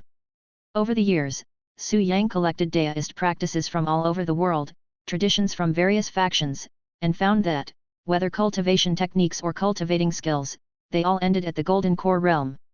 Beyond Golden Core, everything was erased without a trace. At first, Su Yang also found this puzzling but later uncovered the truth with deeper investigation. It turned out to be the doing of the ancient immortal gods. As the heavenly earth prime spirit fell dormant, and the ancient immortal gods broke away from this realm, they could not bear to see the path of cultivation come to an end. Hence, they established the divine soul cultivation method. Using a false method of cultivation, they relied on the power of the souls of all beings in place of the heavenly earth prime spirit as sustenance for cultivation. But as with everything, there are pros and cons. The divine soul cultivation method's biggest drawback is its slow progress. The higher the realm, the slower the cultivation. At the level of true monarch, without millions of years of accumulation, one cannot hope to become a heavenly master. But which true monarch cultivator has millions of years of lifespan? Faced with the impetus of life and death, some may despair and turn to demons, pursuing extremes, devouring the living beings of an entire realm to achieve their own Deo fruit. The ancient immortal gods naturally could not allow such a thing to happen. Therefore, when they broke away from this realm, they took with them all cultivation methods beyond the Golden Core, regardless of whether it was a cultivation technique or a cultivating skill, whether it involved the Yuan spirit or divine soul. Anything that pertains to beyond the Golden Core was taken away, leaving nothing in the human realm. For the immortal gods, it was not difficult. Even Su Yang could investigate the three realms with his heavenly eye, let alone the great immortals and gods. They took away all methods beyond the Golden Core, leaving only the great ritual as the sole means and hope of ascension, to prevent future generations from venturing into extremes. Their intentions were painstaking indeed. But it also caused suffering for Su Yang. Whether it was the Xianyuan Divine Sword Ju, the Xianming True Person's ghost-controlling method, or the most relied upon Nine Heavens Responsive Thunder Sound Universal Transformation Heavenly Venerable Jade Shu Sutra, they all had only practices up to the Golden Core realm. Moreover, he was very interested in and wanted to obtain the false cultivation skill, but the core essence of it was also taken by the ancient immortal gods, leaving behind only the system built by this method, which is the various Taoist true scriptures to prevent someone from researching the divine soul cultivation method beyond the Golden Core. Immortal gods are indeed immortal gods, meticulous in their planning, leaving Su Yang with no recourse. Chapter 136, Shocking. The inheritance is incomplete, a significant problem. This was one of the reasons why Su Yang strove for supremacy over the realm. The current Taoism holds tremendous potential and numerous benefits. He did not wish to abandon it, yet the inheritance was flawed. The only solution was to gather a collective force to usher in a golden age of Taoism. Like deriving the martial arts scripture, they relied on the wisdom of all beings to deduce the divine skills of Taoism. Therefore, he intended to unify the realm. As for ascension, he was not considering it for the time being. Since he was an unregistered being and was unaware of the conditions in the upper realm, should there exist supreme beings like the ancestral deist and ancestral Buddha above, his ascension would be like stepping into a trap. Such powerful beings could, with a casual glance, likely see through his origins as an extraterritorial heavenly demon. At that time, being killed might be a mercy, just a single death. But he feared they had means to trace back to his true form through dreams, which would spell utter disaster. So, ascension was not a consideration for now. He would first unify the realm and then see. True monarch Chongrong was unaware of Su Yang's foresight and remained focused on that blood-armored sky dragon. To be honest, a demon emperor, even one that was an old demon of 10,000 years, was not much to speak of. Because righteous skills cultivators wielded great weapons like Lushan Dejiao. When a heavenly master made his move, mighty with the divine powers of Taoism, even an old demon of 10,000 years could be executed or suppressed and sealed. But an old demon capable of mass-producing demon emperors. If this is true, it will become a great calamity. True monarch Chongrong lifted his head, his expression very serious. "Taoist master, this demon cannot be left unchecked." Su Yang nodded, "That's what I think too, which is why I've come to discuss the origins of this demon with Brother Dao. As you are older and more experienced, do you know what kind of demon this is?" "This?" True Monarch Chongrong paused, then gave a wry smile, shaking his head. "Although I've been absorbed in cultivation for 100 years, I truly do not recognize this demon. Among the many demons, I've never heard of an old demon with the original form of a blood-armored sky dragon. Could it be a remnant species from ancient times? No, before the ancient immortal gods ascended, how could they have allowed such a demon to remain in the mortal world?" Having said this, he seemed to think of something and immediately looked at Su Yang. "Taoist master, can your spirit eye's mysterious light not uncover the details of this demon?" Su Yang smiled, remaining silent. A convergence of spirit light gathered from between his eyebrows, drawing out a talisman. Then, he opened his eyes, upright between his brows, devoid of any emotion. The admiring eye of heaven. Seeing this, True Monarch Chongrong felt a surge of surprise in his heart. "Taoist master, have you cultivated the spirit eye's mysterious light to such an extent?"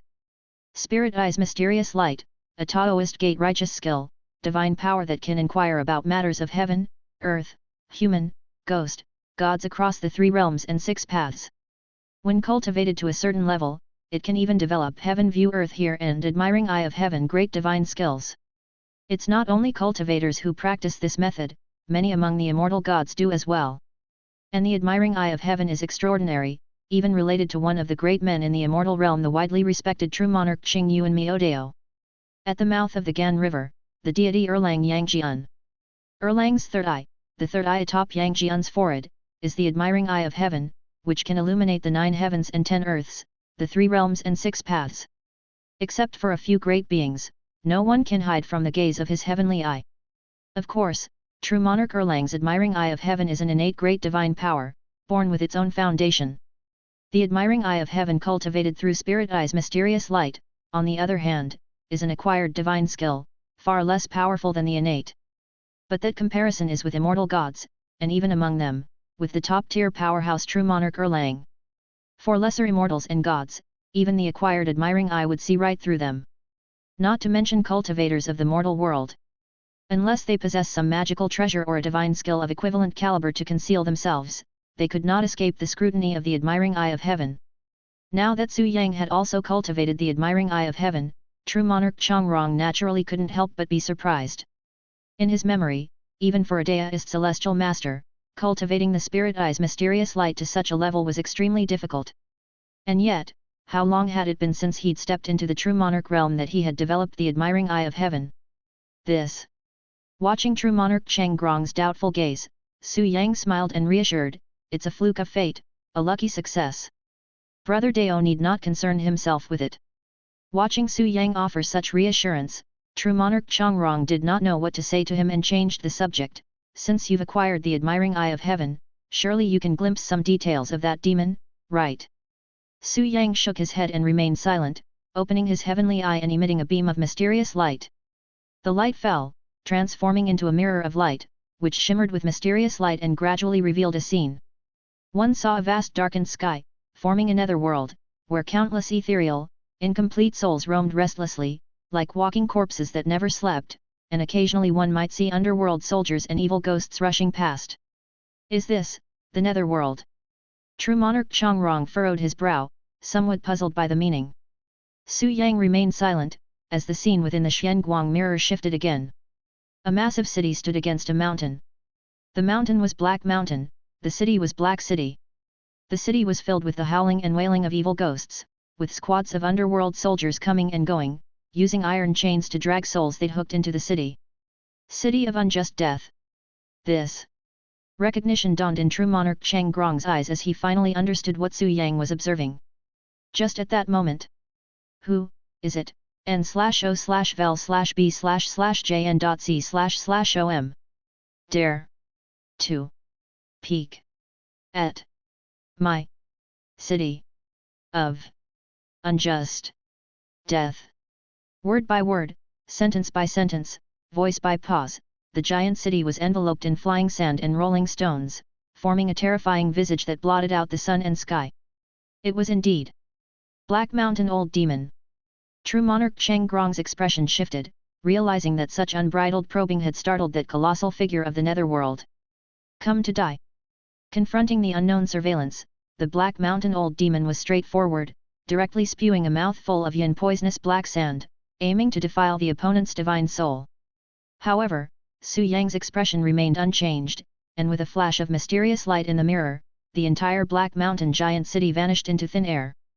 Afterward, Su Yang turned to true monarch Chongrong, who looked puzzled, and said, with the admiring eye of heaven, the reflection of the Xuanguang mirror, and the empowerment of the Lushan Dejiao, even Black Mountain's millennium-old demon cannot block my inspection.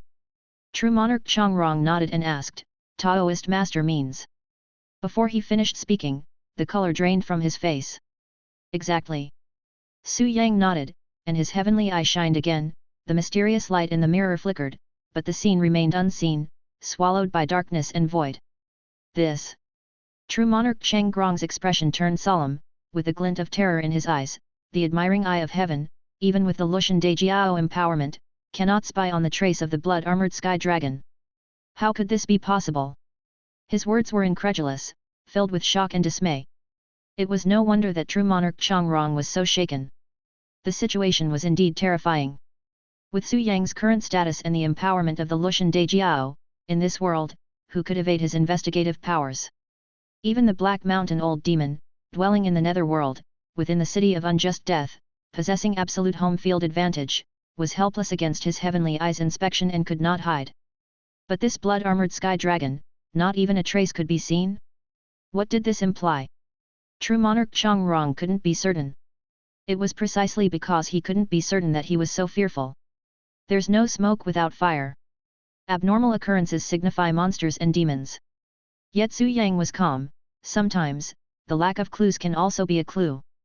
Having said that, he asked true monarch Chongrong, in Brother Dao's opinion, how many things in this world exist that my admiring eye of heaven cannot see? This.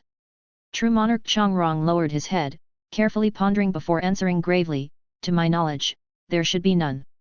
Even the treasured relics of the great Taoist sects or the remnants left by the ancient immortal gods would not be able to fully block the admiring eye of heaven, empowered by the Lushan Dejiao, to the extent of leaving no trace at all. After all, ancient magical treasures and items of the immortal gods require cultivation to wield their power. Unless. True monarch Chongrong suddenly looked up at Su Yang, unless this demon's cultivation far exceeds yours, and like you, he has learned the way of the heavenly eye and the method of concealment, then it might be slightly possible. No. Su Yang shook his head and said calmly, when he breached my iron wall encirclement earlier, we exchanged a blow. As for strength, he was at best my equal, perhaps even slightly inferior. Even if he cultivated the way of the heavenly eye and the method of concealment, he couldn't completely elude my scrutiny. True monarch Cheng Grong's pupils contracted, his astonishment deepening, as he tentatively asked, Taoist master means. Su Yang smiled and spoke calmly, Brother Dao, what if, when the ancient immortal gods broke through the realm during their ascension, something was overlooked and remained unearthed? This. True monarch Chongrong stared blankly at him for a long while before finally regaining his senses, his expression one of horror as he shook his head repeatedly. Impossible, absolutely impossible. The ancient immortal gods were so powerful, how could anything be overlooked? It's impossible, utterly impossible, he exclaimed in a flustered and disoriented manner. There's no need for Brother Dao to panic, Su Yang assured him with a smile. Among the ancient immortal gods, there were indeed many powerful beings, including supreme entities such as the ancestral Daoist and ancestral Buddha. Logically speaking, there was nothing that could evade their perception, especially the great demon saints, who would be of particular interest to them. But the great Dao numbers 50, heaven evolves 49, with the escaping one remaining. Who can guarantee that there will be no exceptions in all things? Perhaps there was an object that escaped the heavy scrutiny of the ancestral Daoist and ancestral Buddha and the detection of the immortal god's powers, left behind. Su Yang looked at true monarch Chongrong, what does Brother Dao think? This could perhaps be a plausible explanation, he replied, frowning heavily. What could this ancient relic be? That's uncertain. It could be a magical treasure, a legacy, or something else entirely. Of course, it is also possible that it's not an ancient relic but a visitor from beyond our realm that came afterward. Su Yang shook his head and spoke somberly, but no matter what it is, one thing is certain, its tier and status must be above the golden core, and it must excel at concealing fate. Only then could it completely block my admiring eye of heaven's search. Hiss. Upon hearing Su Yang's analysis, even with true monarch Cheng Grong's cultivation level, he couldn't help but inhale sharply, that demon holds such a treasure in his hands? If we allow him to grow and expand, won't it potentially be? Without finishing his thought, he disregarded his composure as a true monarch, grabbed Su Yang's hand, and exclaimed, Taoist master, we must unearth this demon as soon as possible, or else a great disaster may loom over us, potentially becoming a calamity for all living beings, a catastrophe that could bring about the end of the world. Chapter 137, Identity. Catastrophe for all living beings? A calamity that could end the world? This was no alarmist talk, nor was true monarch Chongrong worrying without reason. Instead, the possibility of this event was very real. Before the ancient immortal gods ascended, why did they take all the mana points above the golden core with them? Wasn't it just in case, to prevent subsequent cultivators from becoming desperate and crazed in their pursuit for the path, without any hope for eternal life, and turning to extremes? If righteous skills cultivators might take an extreme path and fall into the demon path, becoming demons, then what about the demons who were originally demons? If there was a chance, if there was an opportunity, they would definitely not hesitate to devour all beings in a realm and turn them into their own sustenance. Therefore, after listening to Su Yang's analysis and learning that the blood-armored sky dragon possessed an ancient relic, true monarch Chongrong became restless. The blood-armored sky dragon, with the 1000 demon body, not only previously collaborated from within and without with Chu Gonghao and the other 4 great demon emperors to break Su Yang's iron-ringed siege but also withstood Su Yang's blow of the heavenly thunder great skill, injured but not dead, and fled. This showed that its power was no less than that of an old demon of 10,000 years, and even stronger than an average old demon of 10,000 years. If Su Yang did not have the power bestowed by the Lushan Dejiao and relied solely on his own abilities, spells, and divine skills, he might not be able to defeat it. Such a demon, its aura already formed. If it truly has ancient remnants in its hand, the mana points above that of the golden core, then it will certainly practice without hesitation, turning all the living beings in this world into sustenance for its blood and achieving its Dao fruit. Maybe it is already doing so. Although other demons also feed on living beings, they do not possess the mana points above the golden core. No matter how much they feed, they cannot break through to the 6th realm. At most, they can only reach the status of a 10,000-year-old demon, which the righteous skills cultivators and the various Taoist sects are fully capable of handling. But this blood-armored sky dragon, possessing an ancient artifact, if it continues to devour living beings, then it is highly likely to break through the realm of the demon emperor and become an existence even more terrifying than a 10,000-year-old demon. By then, even if the Daoist celestial masters and the holy Buddhist monks appeared, they would probably find it hard to match it. The lives of countless beings in this world may well turn into its sustenance. Therefore, it must be dug out, slain, erased, and forever removed as a threat. How could I not know this matter? Su Yang shook his head with a sigh, but the demon has ways, even with my admiring eye of heaven, it's hard to detect its trail. Under the heavens, is there any spell that can find it? This. Hearing this, true monarch Chongrong also appeared troubled, lowering his head and frowning in contemplation of a strategy. After a moment, he suddenly raised his head. Kunlun Mountain, the Kunlun Mirror. Su Yang pondered for a moment and then nodded. If Kunlun Mountain is willing to lend this treasure, there might be some hope. Kunlun Mountain, a prominent vein of Taoism, ranked top tier, has produced 5 Daoist celestial masters, with a long-standing inheritance and profound potential. Within its gates, there is also a treasure that protects the mountain, an imitation of an artifact left behind by the ancient immortal gods, the Kunlun Mirror. Although it is only an imitation, an artifact's replica is still not comparable to ordinary magical treasures. It is said to be able to reflect all things and see both the past and future, and possesses a technique with a nuance similar to Su Yang's admiring eye of heaven. If Kunlun is willing to lend this treasure and use it in conjunction with Su Yang's admiring eye of heaven, they might indeed have the chance to dig out the blood-armored sky dragon. But the question is, will Kunlun lend it? Su Yang shook his head and sighed. All this is merely my own conjecture, without proof or reality, without evidence or basis. Kunlun is likely to not lend out this treasure. This. Upon hearing this, true monarch Chongrong was also silent. In this world where cultivation is practiced, the nature of one's heart is of utmost importance, and acting along the righteous path is mainstream.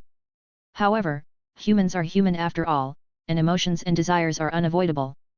Among the various Taoist temples, there are also frictions and conflicts between different sects and factions. Now, Su Yang's guess about the blood-armored sky dragon is just speculation following his failure to detect with his admiring eye of heaven. It's a one-sided story without any tangible proof, so how could others believe it? Not to mention, there is also a possibility of deception. After all, Su Yang himself is the user of the admiring eye of heaven. If he were to deceive intentionally, not allowing the admiring eye of heaven to reveal the whereabouts of the blood-armored sky dragon, using alarmist talk to intimidate the various Taoist sects, wouldn't it be like throwing sheep into a tiger's mouth if Kunlun lent out their mountain-protecting treasure? And with even more malice, the origins of the blood-armored sky dragon are unclear. Does that mean you, the Thunder Lightning Monaking, are above suspicion? Don't forget, you are a loose cultivator. All major Taoist sects have their traditions and records to trace. Yet your Mingxiao Taoist temple at Mount Jilai only rose to prominence over the last few decades. Who knows the details of your background as the Thunder Lightning Monaking, and where you come from? What if, you too are an old demon in human form? What if, you are in collusion with the blood-armored sky dragon, playing a double act? With the utmost malice, you are not to be trusted. Thus, Su Yang did not believe that Kunlun would lend their mountain-protecting treasure to him. In response to this, true monarch Chongrong, too, had no solution and could only say in a grave tone, "Taoist master, please stand guard here on my behalf. I will personally go to Kunlun Mountain to explain the situation clearly and invite other major Taoist sects as witnesses. We must convince them to lend us the Kunlun mirror." Upon hearing this, Su Yang also fell silent, finally speaking after a long while, "Thank you for your efforts, Brother Dao."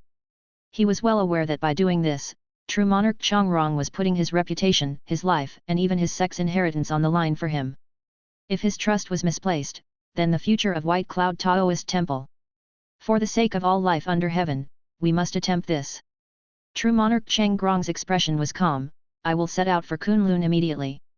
No rush, n/o/vel/b/in.c//om." Su Yang, hearing this, shook his head. "There's another matter I need to discuss with Brother Dao." "Oh." True monarch Chongrong raised an eyebrow. "What is it?" "It's still about that blood-armored sky dragon." Su Yang spoke gravely.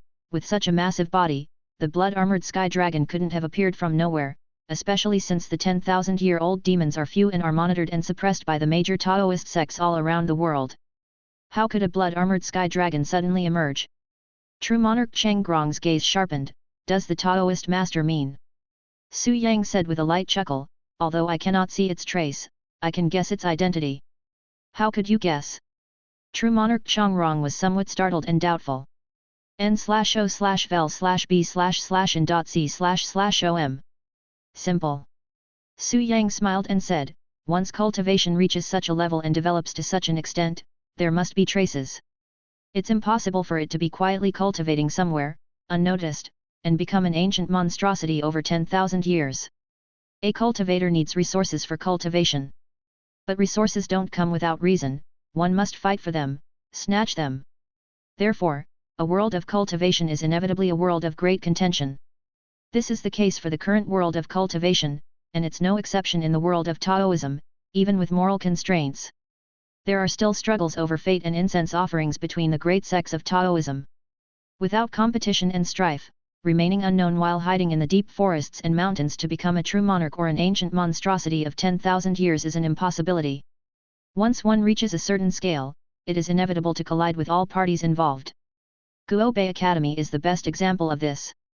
So, Su Yang said solemnly, "This blood-armored sky dragon must have an identity in the open, an identity that allows it to obtain resources for its cultivation."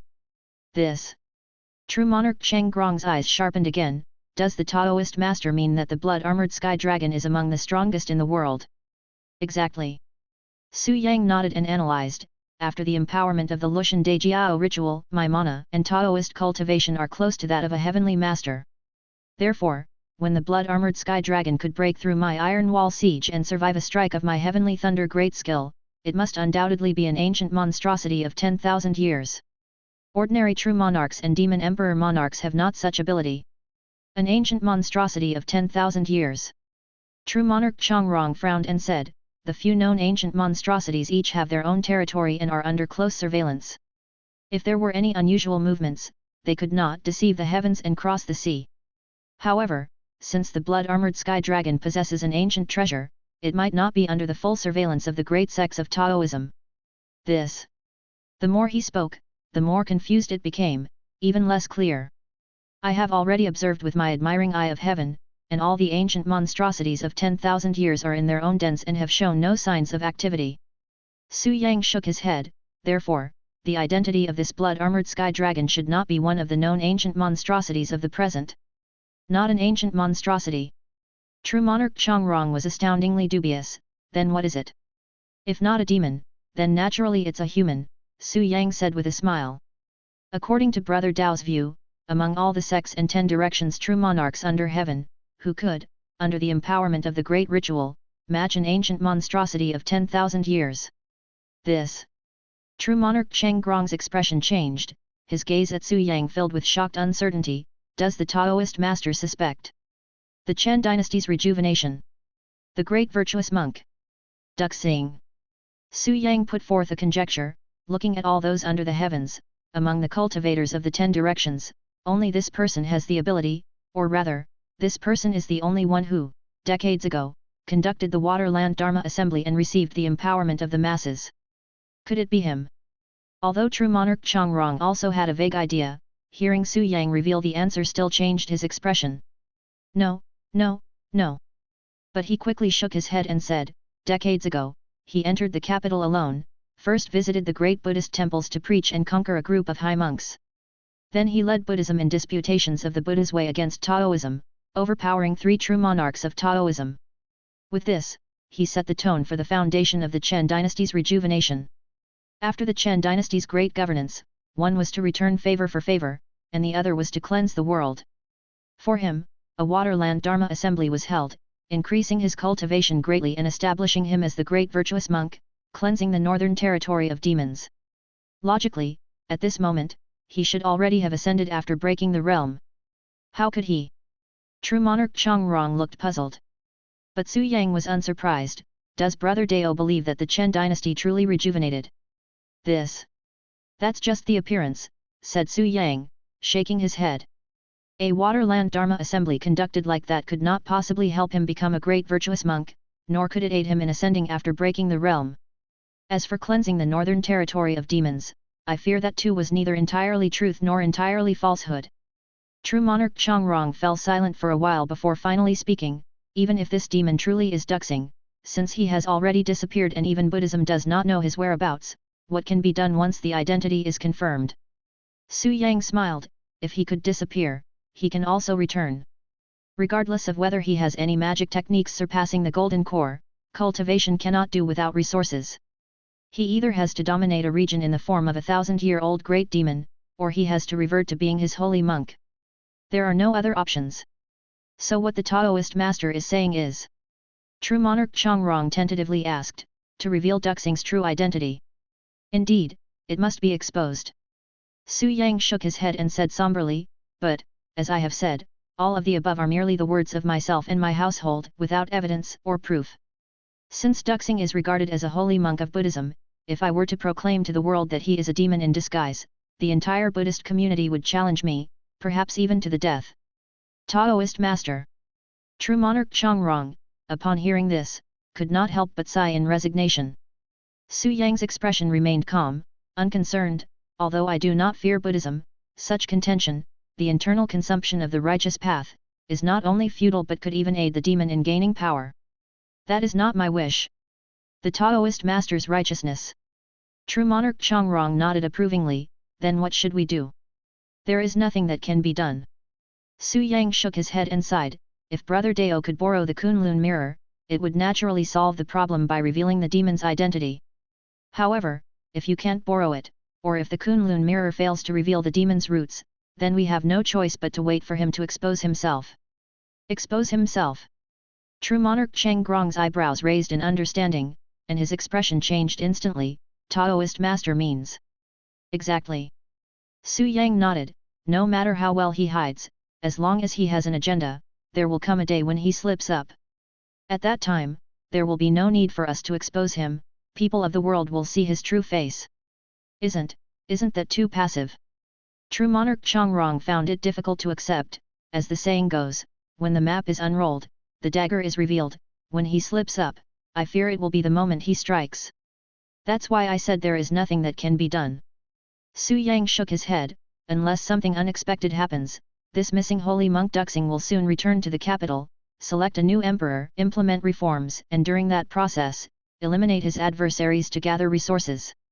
Once he accumulates enough, he will rise up and strike, swallowing the emperor and ministers of the Chen dynasty, even the common people of the capital, the millions in the north, and then attack the major Taoist sects to seize the blood of cultivators as resources.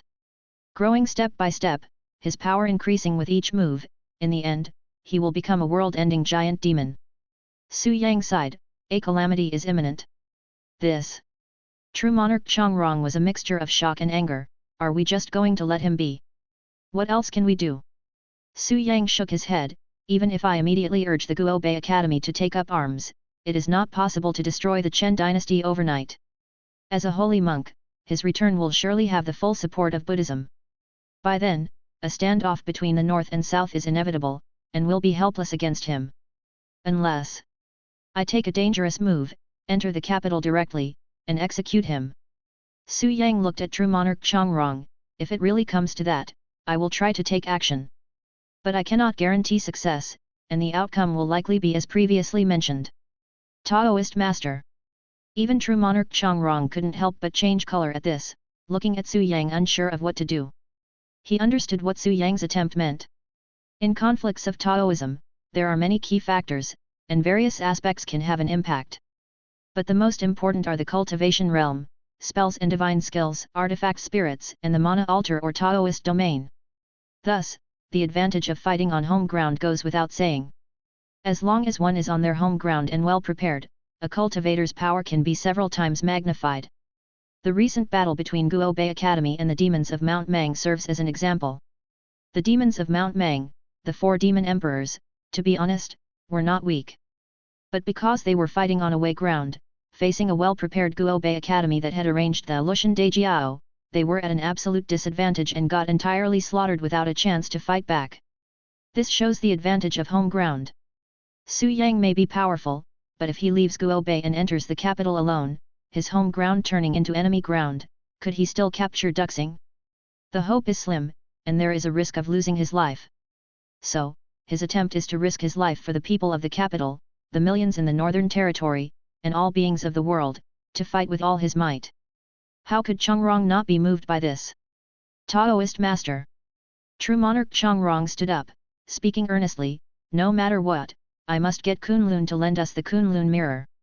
Su Yang smiled, Brother Dao, you have my thanks for your efforts, but there's no need to insist. Just inform the world about this matter so that they can be on guard and won't collapse at the first blow when the time comes. As for the rest, we do our humanly best and leave the rest to fate. Chapter 138, Magical Treasure. The true monarch acted decisively and soon after bidding farewell to Su Yang, Chongrong left for White Cloud Taoist Temple to prepare for matters regarding Kunlun. He left Orchid Ghost Realm under Su Yang's guard. He too was straightforward and, rising on a cloud, transmitted his voice, since Brother Chongrong has departed, this place is left in my care. All of you have labored hard over these past days and have merits in your guard duties. You may return to your own practices. With that said, he flicked his dust whisk and more than a dozen spirit pills flew out, each landing near a cultivator in different directions. Yes. Thank you, true monarch. Knowing that Su Yang had reached the realm of a true monarch and was more than capable of suppressing this area, the various Taoist true men were more than happy to unload the burden, gratefully took the spirit pills, and bid farewell. Nov. L. B/JNN. After the crowd had left, Su Yang no longer concealed his actions and directly opened his storage bag to begin tallying the gains of battle strength from this occasion.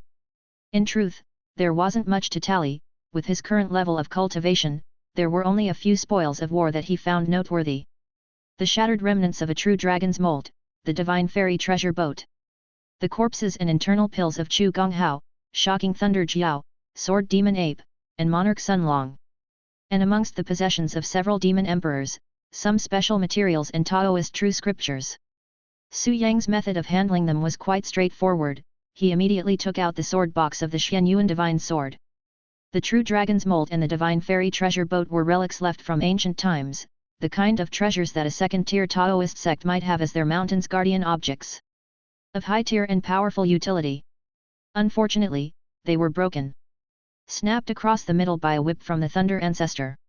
Looking at their condition, they seemed difficult to repair, and Su Yang had no intention of expending the effort. So, he chose the most trouble-free approach and fed them directly to the Xianyuan divine sword. The Xianyuan divine sword was forged with the rituals of the three laws.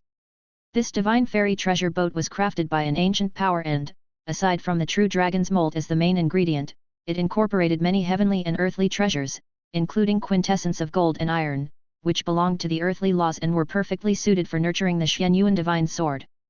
After decades of rigorous cultivation and with many skill traits enhancing him, Su Yang's strength had become very powerful, a well-rounded form of strength with no weaknesses. Whether it was his foundational cultivation, cultivating skills, divine magic, mana altars, or even his base of resources, forces, disciples, and hands, he had no shortcomings. The only thing he lacked was a magical treasure. In both spell combat and battles, magical treasures are of significant importance and carry serious implications. The prominent sects of the three teachings and first-class Taoist gates have their base founded on three things: the long-cherished ancestor master's altar, numerous Taoist true scriptures, and magical treasures and spiritual artifacts left behind by ancient immortal gods and the ancestors of the Taoist pulse. Currently, Su Yang was in need of a powerful magical treasure. Although he was an artifact refiner, he was only at the second tier, capable at most of forging spiritual artifacts, and to create a magical treasure on par with the golden core, he needed to become a third-tier artifact refiner. Even if he became a third-tier refiner, without enough materials, his efforts would be for naught. There are not too many materials in this world for him to forge magical treasures with, unless he went on a rampage slaughtering demon beasts and even targeted those millennia-old demons. But that would be too troublesome. There's a simpler and faster way to provide him with a magical treasure. That is, to nurture the Xianyuan divine sword. The Xianyuan divine sword, a holy divine weapon, was cast through the combination of the three laws of heaven, earth, and man. As long as it continues to absorb the powers of human faith, the elite essence of earthly gold and iron, and the might of heavenly thunder and lightning, the tier of the Xianyuan divine sword can keep increasing. In theory, it could even become a genuine divine sacred weapon. Of course, that's only theoretical. Now possessing only half of the divine sword Ju, Su Yang, even if he used resources to force its advancement, could at most forge a supreme-grade spiritual artifact. To create a genuine divine sacred weapon, he would either need to find the other half of the sword technique to enhance the nurturing efficiency, or he could rely on centuries or millennia of accumulated time and skill traits to break through the limits of the cultivation method. Still, this remains a viable path. Moving forward, Su Yang planned to focus on cultivating the Xianyuan divine sword as his life-bound magical treasure. Once it is forged, he truly would have no weaknesses in the world of Dao and Law. Even if various Taoist sects spared no expense to bring out ancient relics and their guardian magical treasures, they wouldn't be able to threaten him. Su Yang took out the sword box and tenderly caressed it, feeling the hum of countless sword artifacts within, merging into a vast and unparalleled sword intent, nurturing a divine sacred weapon. This feeling, how should one describe it? It was almost like having a pet. Through all these years, with the million residents of North City, and the cultural chi he provided, human faith was certainly not lacking. Regarding earthly laws, he had spent a fortune gathering famous swords from around the world, the elite of gold and iron, and placed them within the sword box, resulting in no lack of effectiveness. Heavenly laws went without saying. The thunder lightning monarching, with heaven-reaching fortuity, consecrated it daily with thunder and lightning. With these three aspects, coupled with the three-law sword trait of his cultivating skills, this Xianyuan divine sword had already been nurtured into a supreme-grade spiritual artifact. A supreme-grade spiritual artifact already possesses sentience, and with one more step, it could become a magical treasure and develop spirit wisdom. Once the spirit wisdom reaches a certain level, and the tier of the magical treasure further advances, it becomes a spiritual treasure. The most top-notch guardian treasures of the major Taoist gates are also of this level. A spiritual treasure has its artifact spirit, and even without a cultivator's input of mana for control, it can autonomously exert certain might. It is said that above a spiritual treasure lie immortal artifacts, whose spirits can even take human form, gaining life indistinguishable from that of humans. Right now, the Xianyuan Divine Sword is merely a spiritual artifact, but its future potential is far beyond that. Forget the future, even now, Su Yang was confident in its advancement. Firstly, he took out the divine fairy treasure boat, which was broken into two halves, filled with scars. As soon as the object was taken out, the inactive sword box began to vibrate with a hum, exuding a sense of longing toward Su Yang. Su Yang smiled, and without further ado, he directly presented it to the sword box. In the next instant, the sword box opened, and divine light spewed out, swallowing the two halves of the divine fairy treasure boat into its belly. Afterward, the sword box trembled, emitting a series of sonorous ringing sounds, as if countless sword artifacts were stirring endlessly within. So it went on, and it was unknown how long before the sword box finally calmed down. Su Yang then took out the second batch of materials. Internal pills, the Thunder Jiao's internal pills. He had already planned for these spoils of war, using all the flesh and blood of the 4 golden core demon beasts as material reserves, purifying them of evil aura for use in alchemy and artifact refining, or as food ingredients, all of which were of great importance. As for the internal pills, whether in the cultivation system or the Taoist system, these internal pills are extremely precious materials. The saying goes, the myriad paths of the great Dao lead to the same destination.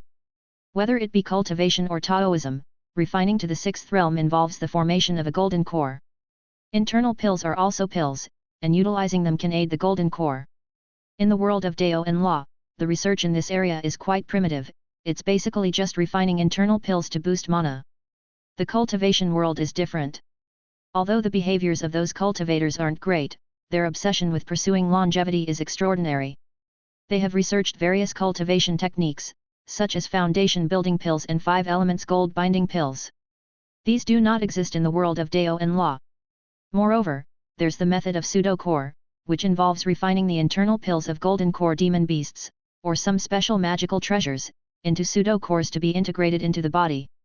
In this way, one could also enter the golden core realm, except it would cut off one's path, leaving no possibility for further advancement. Despite this, there are still countless cultivators flocking to it. After all, that is a golden core. How many among the millions of cultivators in the world can form a golden core?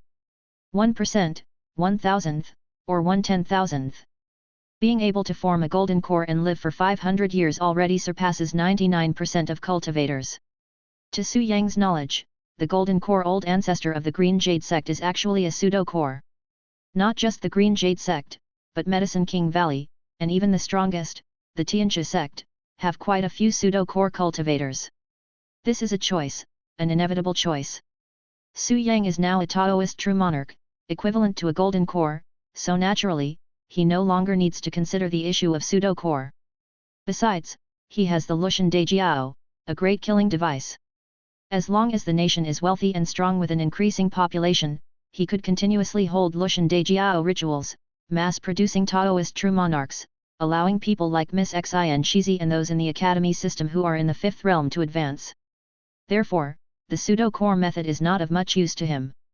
He decided to feed all 4 internal pills to the Xianyuan Divine Sword to upgrade it into a magical treasure.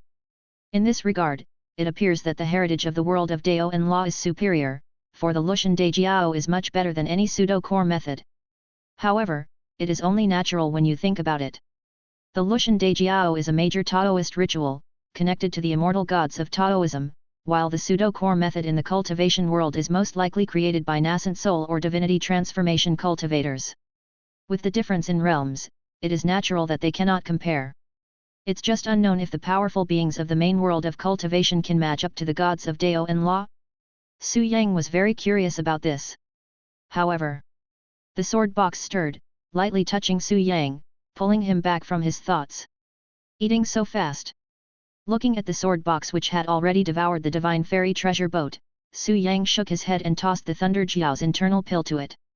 The sword box moved, divine light emanated, and it swallowed the internal pill entwined with lightning. This Thunder Jiao was an unusual breed, with its internal pill being extraordinary, perfectly suited to the way of thunder, greatly benefiting the Xianyuan Divine Sword. While feeding the sword box, Su Yang pondered his next move. He wasn't the type to sit idly awaiting doom. However, there wasn't really a good approach to dealing with the blood-armored sky dragon. Exposing one's identity, others may not believe. Direct confrontation, storming into the capital? Victory wasn't guaranteed, and even if one could win, slaying the adversary would be difficult. Instead, it would give him an excuse to unite the power of Buddhism, making things even more troublesome. So, he could only wait for him to show his true colors in desperation, then join forces with the world to campaign against him. Or, get ahead of him by breaking through limits in strength? First take over the entire south, then pluck out this orchid ghost realm, and after that, it's time for a trip to the capital. Su Yang raised his head, gazing toward the north. I wonder, will you be faster, or will I? Chapter 139, The Scholar. 5 years later. Gulp. Gulp. Gulp. Howl. In the wilderness, darkness enveloped everything, punctuated only by the shrieking of night owls and the howling of wolves. Just then, within the darkness, a flickering light appeared, trembling as it approached. Whoosh! A gust of wind howled past, causing the light to flicker unsteadily, revealing the silhouette of a frail figure. It was a scholar, donning a long robe and a square scarf on his head, carrying a bamboo scroll case wrapped in white cloth on his back.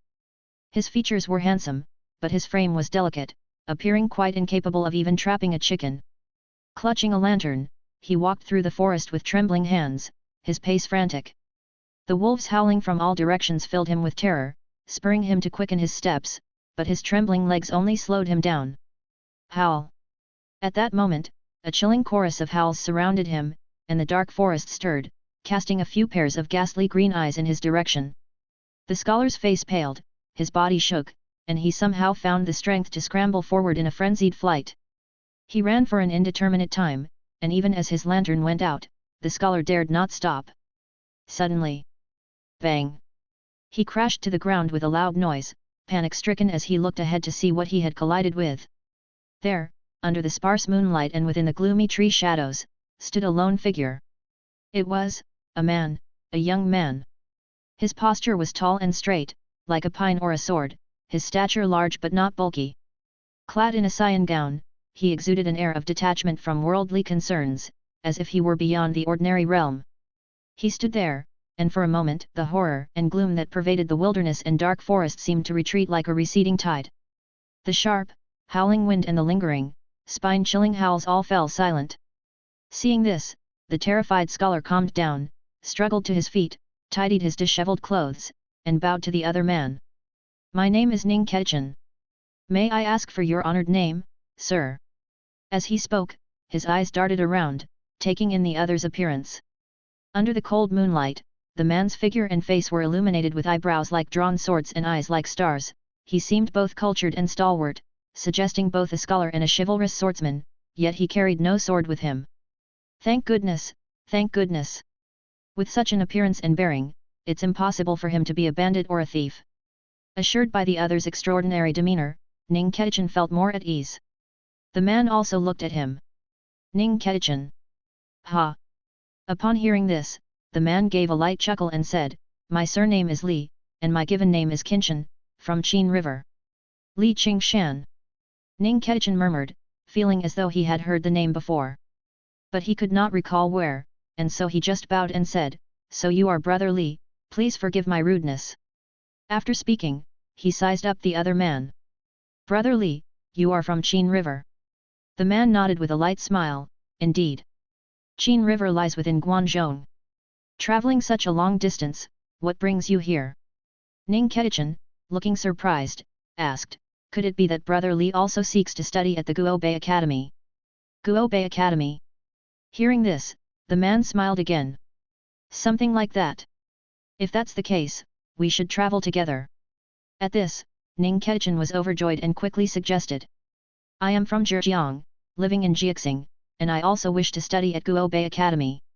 Unfortunately, the journey has drained my funds, and I cannot afford the city's expenses.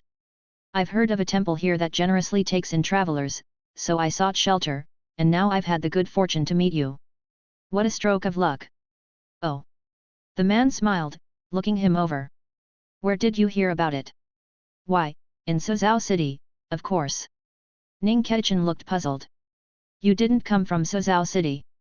The man shook his head with a smile. I came from somewhere else. Is that so? Ning Kechen didn't dwell on it. No matter where we come from, meeting here must be fate. It's getting late, not a good time to travel. Brother Li, shall we head to the temple ahead to seek lodging for the night? With those words, he expressed genuine warmth. Such an attitude was not strange. After all, in such desolate places, if one could find companionship, it was a blessing most would eagerly welcome. Furthermore, the newcomer had an impressive demeanor, suggesting he possessed both scholarly knowledge and martial skill, which greatly increased the feeling of security. Facing him, not just a few wolves, but even encountering bandits seemed manageable. That sounds good. The man responded, not rejecting the offer. Let's go. Let me light the lantern to guide our way. Ning Kechen, filled with joy, took out a flint and rekindled the lantern. Hoo! As soon as the lantern was lit, a prolonged howl echoed around them, and the biting wind howled, making Ning Kechen, in his thin clothes, shiver uncontrollably. Looking at Brother Li beside him, who wore only a thin robe yet seemed unfazed by the cold, Ning Kechen felt a pang of envy. His humble background didn't allow for learning such martial arts. The two of them traveled together, walking forward. After some time, a pile of rubble suddenly appeared in front of them. Upon closer inspection, they discovered that it was the mountain gate of a temple. The years had not been kind to the gate tower, which had collapsed, leaving only a single, damaged stele still standing, its surface eroded by wind and rain, with 3 dark red characters emblazoned on it: Orchid Temple. From there, they lifted their gaze upwards and saw an ancient temple laid out along the stone stairway, shrouded in the boundless darkness. Under the sparse, cold moonlight, a circle of dilapidated and rotten contours was faintly illuminated, its abandonment of unknown duration. This Orchid Temple. Ning Kechen stepped forward, holding the lantern to illuminate the stele, and looked at the temple's name, feeling a bit strange. Orchid Temple, Orchid Temple. Who would name a temple Orchid Temple? Wouldn't that be like naming a person in a city? Odd indeed, odd indeed.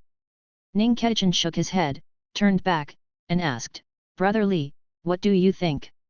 Su Yang smiled, his expression unchanged. The world is so vast, nothing is too strange. A temple named Orchid is not that odd. That's true. Ning Kechen nodded, not dwelling on it too much, and simply lifted the lantern higher, casting light forward. Has this temple been abandoned? n/o/vel/b/jn.c//om. Ning Kechen frowned deeply but soon relaxed his brows, turned back to Su Yang, and said, since it's an abandoned temple, then surely there are no monks inside. We need not announce ourselves and can just go in. I wonder if it's still habitable. Su Yang smiled, we'll see when we take a look. With that, he took the lead and walked ahead. Brother Li, wait for me. Ning Kechen hurried to follow. As the two approached the ancient temple, the sparse, chilly moonlight illuminated discarded stone lanterns and ruined Buddha statues along the way, as well as 2 figures of wrathful guardians whose originally majestic and intimidating poses took on an extra ghastly horror in this eerie and dark environment, radiating a sense of warning. However, neither of them felt any fear. Su Yang said nothing, and even Ning Kechen wasn't scared. After all, he was a scholar who believed in the saying Confucius did not speak of strange powers or chaos from spirits, a principle taught in countless sages' books that he had committed to heart. He dismissed talk of ghosts and spirits, seeing these just as statues. The two treaded the stone steps, passed through the mountain gate, and entered the temple. As soon as they crossed the threshold of the temple, they saw that the main hall in front was brightly lit, with the sound of voices faintly coming from within. There are people here. Ning Kechen was surprised and looked at Su Yang. Su Yang's expression remained unchanged, and he silently pressed on. When they arrived at the entrance, they saw the main hall aglow with light, with many candlesticks already lit. There was also a bonfire in the center, around which sat several groups of people, some dressed in brocaded clothes, some in plain blue robes, apparently a few wealthy young masters and young scholars, accompanied by 3 distinctively styled ladies. So many people. Seeing this, Ning Kechen was taken aback. Another guest has arrived. In the main hall, the group of people noticed him, and immediately someone raised a hand. Are you looking for lodging, brother? This. Ning Kechen felt uneasy and glanced at Su Yang beside him. Seeing no particular reaction from him, he then stepped forward to join the conversation, my name is Ning Ketchen. I greet all the gentlemen here, as well as the 3 young ladies. After saying this, he bowed respectfully to everyone. This polite demeanor immediately garnered much goodwill. Straight away, someone approached and grasped his wrist warmly. So you are Brother Ning. What a wonderful coincidence tonight, please, have a seat. After saying this, he led him to sit next to the bonfire and began introducing the others around. My surname is Feng, a gentleman from Guangling. This is young Master Chu. Brother Chu has his residence in Zhongning, hailing from a noble lineage. This is Brother Gao from Songjiang. This gentleman is Brother Xiat, who lives in Hangzhou. And this is Brother Zhu. After introducing the young masters and scholars, Feng Sheng then turned towards the 3 styles varying ladies, his eyes revealing a hint of infatuation, before he went on to say, this is Miss Nai, a lady from a distinguished family, truly a refined young miss. And these 2 are her sisters, Miss Qing and Miss Dai. Listening to Feng Sheng's introductions, Ning Ketchen felt that something was off, but he couldn't quite pinpoint what it was and could only reply courteously, it's a pleasure to meet you, Brother Feng, Brother Chu, Brother Gao, Brother Xiat, Brother Zhu. I am Ning Ketchen, pleased to meet all the gentlemen here, and also. Having said that, he glanced at the 3 women, noticing that the young woman in the center was exceptionally graceful and clearly a young miss from a high-status family, far surpassing the 2 gorgeous attendants on either side with her delicate and pitiable beauty.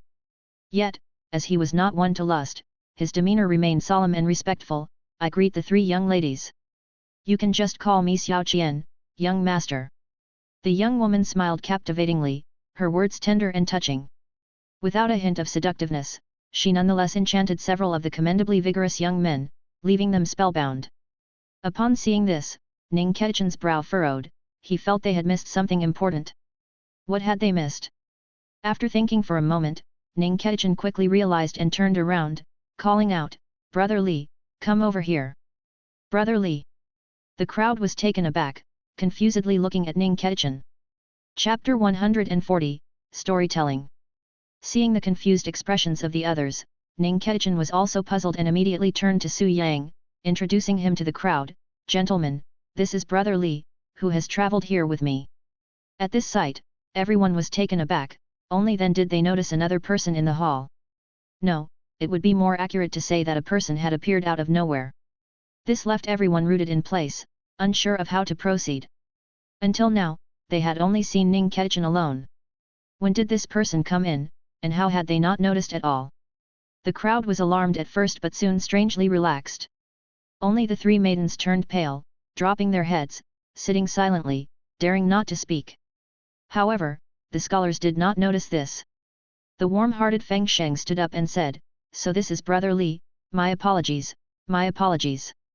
After speaking, he sat down and said to everyone, to think that a trip out has led to a night at an ancient monastery, a chance encounter with all the gentlemen here, and even 3 young ladies, truly is a delight of life. Tonight, we must drink joyfully and sing merrily. After saying this, he poured himself a cup of fine wine. In the hands of the others were also cups, which clearly showed that they were drinking earlier. Feng Sheng went on to top each off. Last of all, he offered 2 cups to Ning Ketchen and Su Yang, Brother Ning, Brother Li, please. Seeing this man's wild and somewhat dissolute demeanor, though not disagreeable, Ning Ketchen did not refuse and took the wine cup, toasting and drinking it all in one go.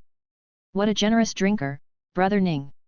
With a smile, Feng Sheng then asked, What place does Brother Ning hail from, and what brings you to stay here? Ning Ketchen made no attempt to conceal it. I am a man of Jiangzhi, from Jiaxing.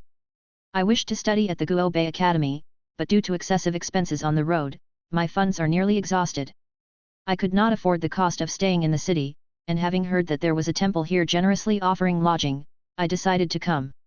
Guobei Academy. These words provoked a variety of reactions from the people present. Brother Ning is seeking to study at Guobei Academy. Feng Sheng smiled and exclaimed, I've heard that Guobei Academy admits all comers without discrimination, even women are allowed to enroll and study. Many beauties from Jiangnan, including the Qinhua 8 beauties, have forsaken the brothel to immerse themselves there. If given the chance, I'd like to witness it myself. At this, a scholar by the name of Xie also laughed and said, Brother Feng truly is a romantic and unrestrained, an exemplar for our kind. Another voice chimed in, but I've heard that the headmaster of the Guobei Academy is quite domineering and overbearing, extremely unorthodox. It's beyond unorthodox, it's downright rebellious. Nov. L. B /JNN. A young man dressed in silk spoke coldly. There are already rumors circulating that Li Liuxian looks down on everyone and harbors disloyal intentions, thinking of rebellion. Back in North City, he already dominated the local area, declaring himself king, completely disregarding the government, driving countless families to ruin. In recent years, he has expanded his reach to various places in Jiangxi and across Jiangnan, establishing branches everywhere. There are Taoist temples, martial arts schools, merchant guilds, escort agencies, cloth workshops, granaries, pharmacies. He wants to control everything, leaving no room for others. Now, it's not just Jiangxi and Jiangnan, but likely the entire southern region, the land of 7 provinces, that he's tainted with his influence. His academy is only a school in name but is in fact a local military stronghold. Its 9 main departments carry out administrative duties akin to the 3 departments and 6 ministries of the imperial government, and he has a private army and manufactures armor and weapons. He even collects taxes. The duties of the imperial government are performed by him, rightful or not. If this isn't treason, what is? Today's 7 provinces of the south are no longer the empires, they belong to Li Liuxian, to the Guobei Academy. Countless people have been oppressed by his tyranny and even had their families wiped out. His actions are no different from those of a bandit. From antiquity, it has been said that in literature there is no first, and in martial arts there is no second. Our history has always featured a contention of 100 schools of thought. Yet he insists on being unrivaled, denouncing other academies as fallacious and heretical if they do not join Guobei. The Taoism and Buddhism sects, if their temples and Taoist temples do not merge into the Guobei Academy's dominion, then he would destroy their establishments or force them to flee far away. Furthermore, he seizes lands across the world, swallowing up others' businesses. He no longer resorts to cunning schemes, but directly uses brute force to expropriate. Countless people driven to death and despair by him, their homes destroyed, left destitute and displaced. A traitor, a villain, every person under heaven wishes to devour his flesh alive. Bang! The more the richly dressed young Master Chu spoke, the more agitated he became, until he finally smashed his wine cup to pieces. This. Seeing his manner, the others looked at each other in astonishment, not knowing what to do. But young Master Chu paid them no heed and turned his gaze towards Ning Keichan, so I advise you not to go to that Guobei Academy. Such a tainted place is not worthy of the name of an academy. Going there would only make you an accomplice to a tiger's deeds. This. Brother Chu is drunk. Please excuse him, Brother Ning. Hearing this, a few hurried to smooth things over. However, young Master Chu was not looking to save face. I'm not drunk, I'm very clear-headed. Others may fear Li Liuxian, but I, Chu Jiangliu, certainly do not. To cause his downfall, first let him be mad with power. With Li Liuxian's current conduct, he's the maddest of the mad, the craziest of the crazy. No one in the world can stand him, his downfall is but a moment away. With the new emperor on the throne, bringing reform to the bureaucracy and reordering the Qunkan, and with the support of the holy monk of Sahang leading Buddhism, we will surely see the prosperous era of restoration under Emperor Xianzong revitalized, sweeping away all rebel forces and bringing peace to the 10 directions. So, Brother Ning, I urge you, do not make a misstep or board the ship of that villain. Otherwise, you'll be implicated and die a regretful death in his pernicious wake. Here, Brother Feng, fill another cup, and let's drink together. Young Master Chu's face was flushed, whether with drunkenness or sobriety, it was hard to tell. Seeing this, the people found it inappropriate to comment further. Only one person took things seriously. That was. Brother, your words are mistaken. Ning Keichan stood up and addressed young Master Chu. Although the Guobei Academy is indeed somewhat overbearing and despotic, in these chaotic times, such draconian measures are needed to cleanse the Qunkan and purify the heavens. Today, with the 3 teaching sects' various divisions, despite all claiming to be orthodox and prestigious, they still hold sectarian biases and rivalries, incessantly fighting. Much of the world's chaos stems from this. Guobei Academy has consolidated all Taoist unity, dispelling the world's conflicts. It implements practical education to benefit the livelihood and development of the people, the citizens live peacefully and joyously, and the nation grows stronger by the day, sweeping away the previous era of decline. With such deeds, How can it be considered treasonous? This is the master of the righteous path. Ning Kechen looked at young Master Chu. Since ancient times, those who win the hearts of the people conquer the world. Those who lose governance and virtue should naturally be replaced, just like the cycle of life and death. This is the law of nature and the way of heaven. Where does the talk of usurpation come from? You. Hearing these words, young Master Chu's fury intensified. He slammed his cup down and cursed, "Good, it turns out you're also a rebel. Before even entering Guobei Academy, you've been bewitched by their heretical rhetoric. You cannot be spared." With that, he moved to draw his sword. "Brother Chu, Brother Chu. No, no." Seeing this, several people hurriedly restrained him. But Ning Kechen showed no fear. "I may be untalented and too weak to truss a chicken, but I am not intimidated by a threatening sword. If you wish to kill, then come. But does Brother Chu realize the consequences of your family history? You." Humph. At this moment, young Master Chu also calmed down. Looking at the undaunted Ning Kechen, he resentfully pushed his precious sword back in its sheath. "Rebel, do not be so arrogant. The new emperor has initiated a new era, and the holy monk has returned. The imperial court will surely re-establish order and purge the disloyal. When the time comes, you will regret it." After speaking, he sat down sulkily and paid no further attention to Ning Kechen. The other scholars, seeing this, felt helpless and could only persuade Ning Kechen to sit down. Such scenes have become increasingly common in Jiangnan in recent years. The clash, conflict, and influence of new and old ideologies are reflected in every aspect. This includes the concepts, discourse, position, and side-taking of scholars and literati. By extrapolating from the particular to the general, one can understand the dramatic changes in the 7 southern provinces over the past few years. The new regime and the old, 2 powers, each with its own following, and stakes intertwined. Thus, the arguments are the least of concerns, as outright brawls and fights to the death are all too common. This is the sweeping trend, the onslaught of waves, the collapse of old forces and old rules, and the establishment of new forces and new orders. Bloodshed and slaughter are inevitable.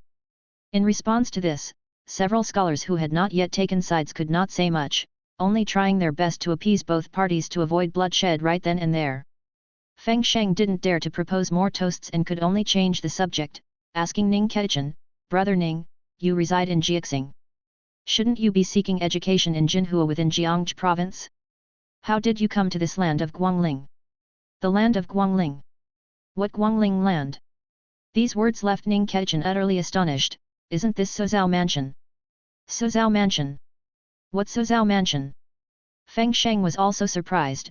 "This is Guangling County, I'm from Guangling.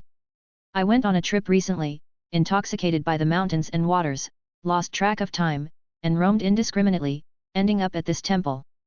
How could I possibly run from Guangling to Suzhou?" "Wrong, isn't this Hangzhou?" "Nonsense, this is clearly Zhongning. Gentlemen, do not jest with me, this is clearly Jinyang. This. Hearing their conversation, the faces of the other scholars also changed, looking at each other in dismay, extremely shocked. "It's wrong, there's something wrong with this place." Young Master Chu also sensed something amiss. He stood up abruptly and drew his precious sword, looking around at everyone with a mix of shock and anger, his complexion pale and his heart in a panic. How had he ended up here, and why was he making merry with these strangers whose origins and identities he did not know? This was not his usual behavior. Why was he acting so contrary to common sense and his own awareness, and yet completely oblivious to it? What on earth was going on? Ning Kechen was also unsettled, feeling that strange sensation growing stronger in his heart, and so he approached Su Yang. "Brother Li, something seems a bit off. Is that so?" Su Yang responded with a smile upon hearing this. "Where do you think it's wrong?" "This. You." Before Ning Kechen could speak, young Master Chu turned and rushed at him, his sword pointing straight at him, his face a blend of shock and anger as he demanded, "Are you a human or a ghost? What are you doing?" This action startled Ning Kechen, who then stood up in anger. "If you have a grievance, come at me, and do not involve others." "Shut up!" Young Master Chu shouted furiously, staring intently at Su Yang, pointing at Ning Kechen. "When he came in, we only saw him alone, we didn't see you at all. How did you come in, or rather, what exactly are you?" "Me? I am a storyteller and a writer. Seeing this, Su Yang responded with a smile, "Now, I have a story, would you like to hear it?" This. His words seemed magical regardless of what everyone was thinking, willing or not. At that moment they all obediently sat down, including young Master Chu with his unsheathed sword. The crowd listened, and he began his story. Once upon a time, there was a mountain, and on that mountain, there was a tree. Chapter 141, Yin and Yang.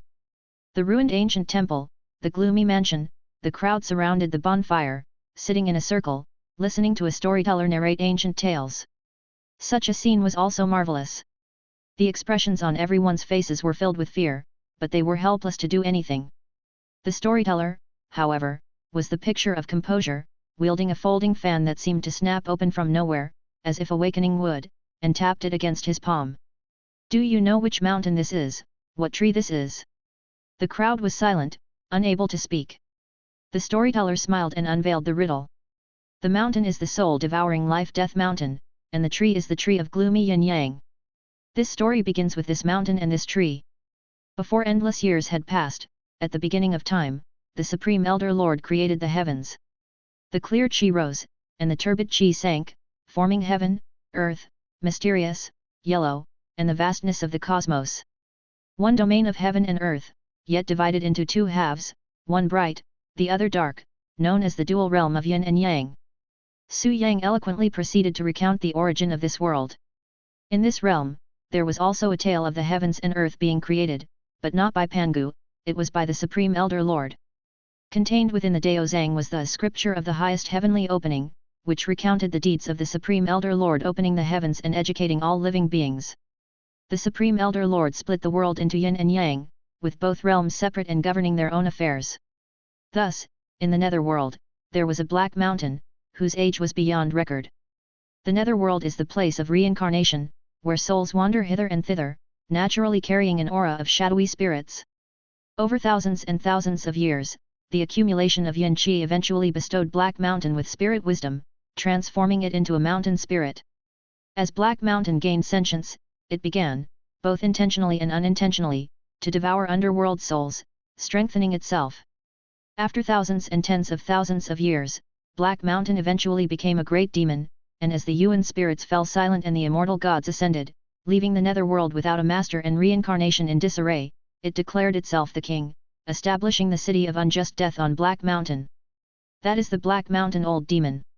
With a tap of his folding fan, Su Yang finished narrating, turning back to the crowd, who remained confused and terrified. They didn't know the origins of this inexplicable storyteller, nor if he was human or ghost, demon or fiend, and why he would tell them these seemingly unrelated tales. But one thing was certain: their current situation was very bad. This orchid temple, this storyteller, everything was imbued with an eerie air. The crowd was terrified, but Su Yang paid them no mind and continued. As the saying goes, when one attains the Tao, even the chickens and dogs ascend to heaven, and Black Mountain becoming a spirit also brought quite a few benefits to others. Among these beneficiaries was a locust tree that grew on Black Mountain. This tree was a locust tree by kind, and naturally extraordinary, with the ability to bridge the dual realm of yin and yang. This is the locust tree of gloomy yin-yang. With a stern tap of his folding fan, Su Yang spoke, after Black Mountain became a spirit, this yin-yang locust also transformed into a demon. Although not as ancient as Black Mountain Old Demon, it too possessed Taoist cultivation of thousands of years and called itself the Demon Tree Grandma. A mountain and a tree, born and grown together, deeply rooted and intertwined, especially that tree demon whose life and fortune were entirely in the hands of Black Mountain Old Demon, dared not to rebel, and could only be driven to do its bidding unwillingly. There is a way of the world and laws for all living beings alone. Yin does not produce life, Yang alone does not sustain growth. Even demons are not an exception. Both the tree demon and Black Mountain Old Demon, being spirits and demons of the underworld, needed to absorb the vital chi of the living from the world of light, otherwise, without this nourishment, not only would their cultivation struggle to advance, but they would also face the danger of perishing along with their path. Thus, Black Mountain Old Demon controlled the tree demon and used its ability to bridge yin and yang to open a channel between the two realms, slaughtering a temple and transforming it into a haunted ghost realm. Having said this, Su Yang lowered his gaze to look at the baffled crowd. Do you know the name of that temple? Upon hearing this, everyone fell silent, their eyes filled with even greater terror. The temple was called West Peak. Later, it became Orchid Temple. With a light tap of his folding fan, Su Yang looked at the crowd. Your fortunes are quite good to have made it here. The crowd found his jesting words hard to bear, not knowing how to respond, on the verge of tears. Su Yang, however, did not care for their reactions and continued speaking. Since then, the Orchid Ghost Realm fed on living humans, becoming a pair of old demons nourished with flesh and blood. Ultimately, it attracted a person of high Taoist cultivation to take action and suppress it. However, few know that the tree demon possessed not only the ability to bridge yin and yang but also the skill to travel through space. It was just highly consuming, which made it not worth the trouble, so it was seldom used. After the ghost realm was sealed, living beings could no longer enter, the supply of fresh blood discontinued, and without the nourishment of yang qi, not only was advancement in cultivation difficult, but there was also the risk of madness. Madness!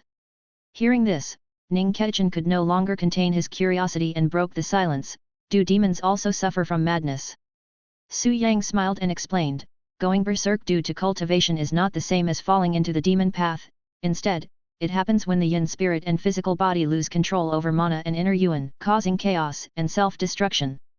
All cultivators face this danger, and demon spirits are no exception. I see. Ning Kechen nodded. So the Black Mountain old demon couldn't sit still anymore. Su Yang laughed. He had no choice but to order the underworld soldiers of the City of Unjust Death to spread out and capture the fresh souls of the newly deceased to devour, while at the same time allowing the demon tree to use its innate ability of spatial displacement to create gloomy ghost realms in various places, luring living beings into their trap. Having said this, he looked at everyone. You all came here because of this. This. The crowd was unsettled, their questions fading, but soon they were filled with terror again. Orchid Temple, the yin-yang locust tree, a pair of hungry old demons. This. Young master, spare our lives.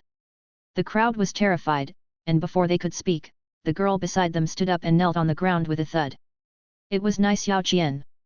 Nai Xiaoqian knelt on the ground, which left Qin Dai and another person behind her at a loss, but she paid them no mind and pleaded with tears to Su Yang, Young master, we were originally wandering lone souls, captured by the demon tree and turned into ghosts lured to tempt men into this temple, to their demise.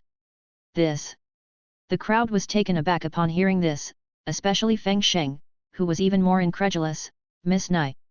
Nai Xiaoqian ignored him, tears streaming down her face as she continued, Xiaoqian is aware of the heavy sins we carry which are unforgivable, but I still boldly beg the young master to free us sisters from the fate of being ghosts. Even if our souls disperse, at least a hint of our true spirit will be free. n/o/vel/b/in.c//om. After speaking, she began to knock her head on the ground. Su Yang watched her but merely smiled. You are quite clever. His words made Nai Xiaoqian's heart skip a beat, knowing that her little schemes could not be concealed from one so skilled in the ways of Taoism. She quickly bowed. Xiaoqian was bold, deceiving the young master, deserving of death, deserving of death. After speaking, her head bobbed up and down like pounding garlic, leaving everyone staring in amazement. Seeing this, Su Yang shook his head. Get up. Young master. Nai Xiaoqian lifted her head, staring blankly at him, then her eyes filled with surprise and joy, and she once again kowtowed on the ground. Thank you, young master, thank you, young master. Su Yang said nothing more and turned to leave. Indeed, there was nothing more to say. A female ghost, lonely and helpless, captured by the demon tree to serve its will. If she hadn't possessed a shred of cunning or a hint of the will to survive, how could she have lived until now? The world of ghosts is not necessarily simpler than that of humans. So, Su Yang did not probe any further but gave her a chance at life. Brother Li. As Su Yang turned to leave, the crowd finally snapped out of it, and Ning Kechen hastily followed. Nai Xiaoqian rose to her feet. Young master, be careful. This place is no longer part of the living world but the netherworld, a ghost realm carefully crafted by the Black Mountain old demon and grandmother, and it is connected to the City of Unjust Death of Black Mountain, which is extremely dangerous. Boom! Before she could finish speaking, a thunderous noise was heard and dust and broken stones fell. The already dilapidated ancient temple was on the verge of collapse. Not good. It's grandma. Young master, be careful. Witnessing this scene, all three ghosts' faces changed, and Nai Xiaoqian called out in warning. Before the cries of alarm had ended, a dark figure shot through the air, countless tendrils and roots like giant pythons, twisting into Orchid Temple, grinding the building to rubble. Boom! As the ancient temple fell apart and the hall crumbled, amidst the chaos of stones and clouds, a giant tree rose into the sky, its 1,000-foot form casting a menacing shadow as it took root behind the grand hall. The ground shook and stones shattered, terrifying everyone into taking cover, but there was nowhere to run.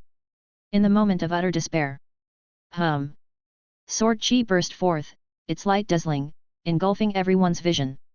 For an indiscernible amount of time, the sword light finally scattered, and vision gradually returned. The terrified crowd looked around and found themselves in a wild and desolate place surrounded by menacing trees, but the gloomy ancient temple, as well as the towering storyteller and the frightening yin-yang locust tree demon, were nowhere to be seen. Could all that they had experienced have been nothing but a bizarre dream? But this... The group exchanged puzzled looks, recognizing each other, both familiar and strange, including Nai Xiaoqian and the similarly bewildered ghostly sisters, their thoughts in turmoil, unable to distinguish reality from illusion. Just as everyone was at a loss. Heavenly path returns, 7 stars as the sword. Form the array. A soft shout rang out, and swords of light rose from all around, brilliantly converging and weaving tightly together to form a realm of swords, revealing a grim ghost realm within. Chapter 142, Black Mountain. Ancient temples in all directions are like demonic prisons. 7-foot cold frost swords are like dragons. This was the scene and the impression it made on everyone present. Sword light stretched infinitely, weaving a domain of swords, casting light upon an expanse of darkness.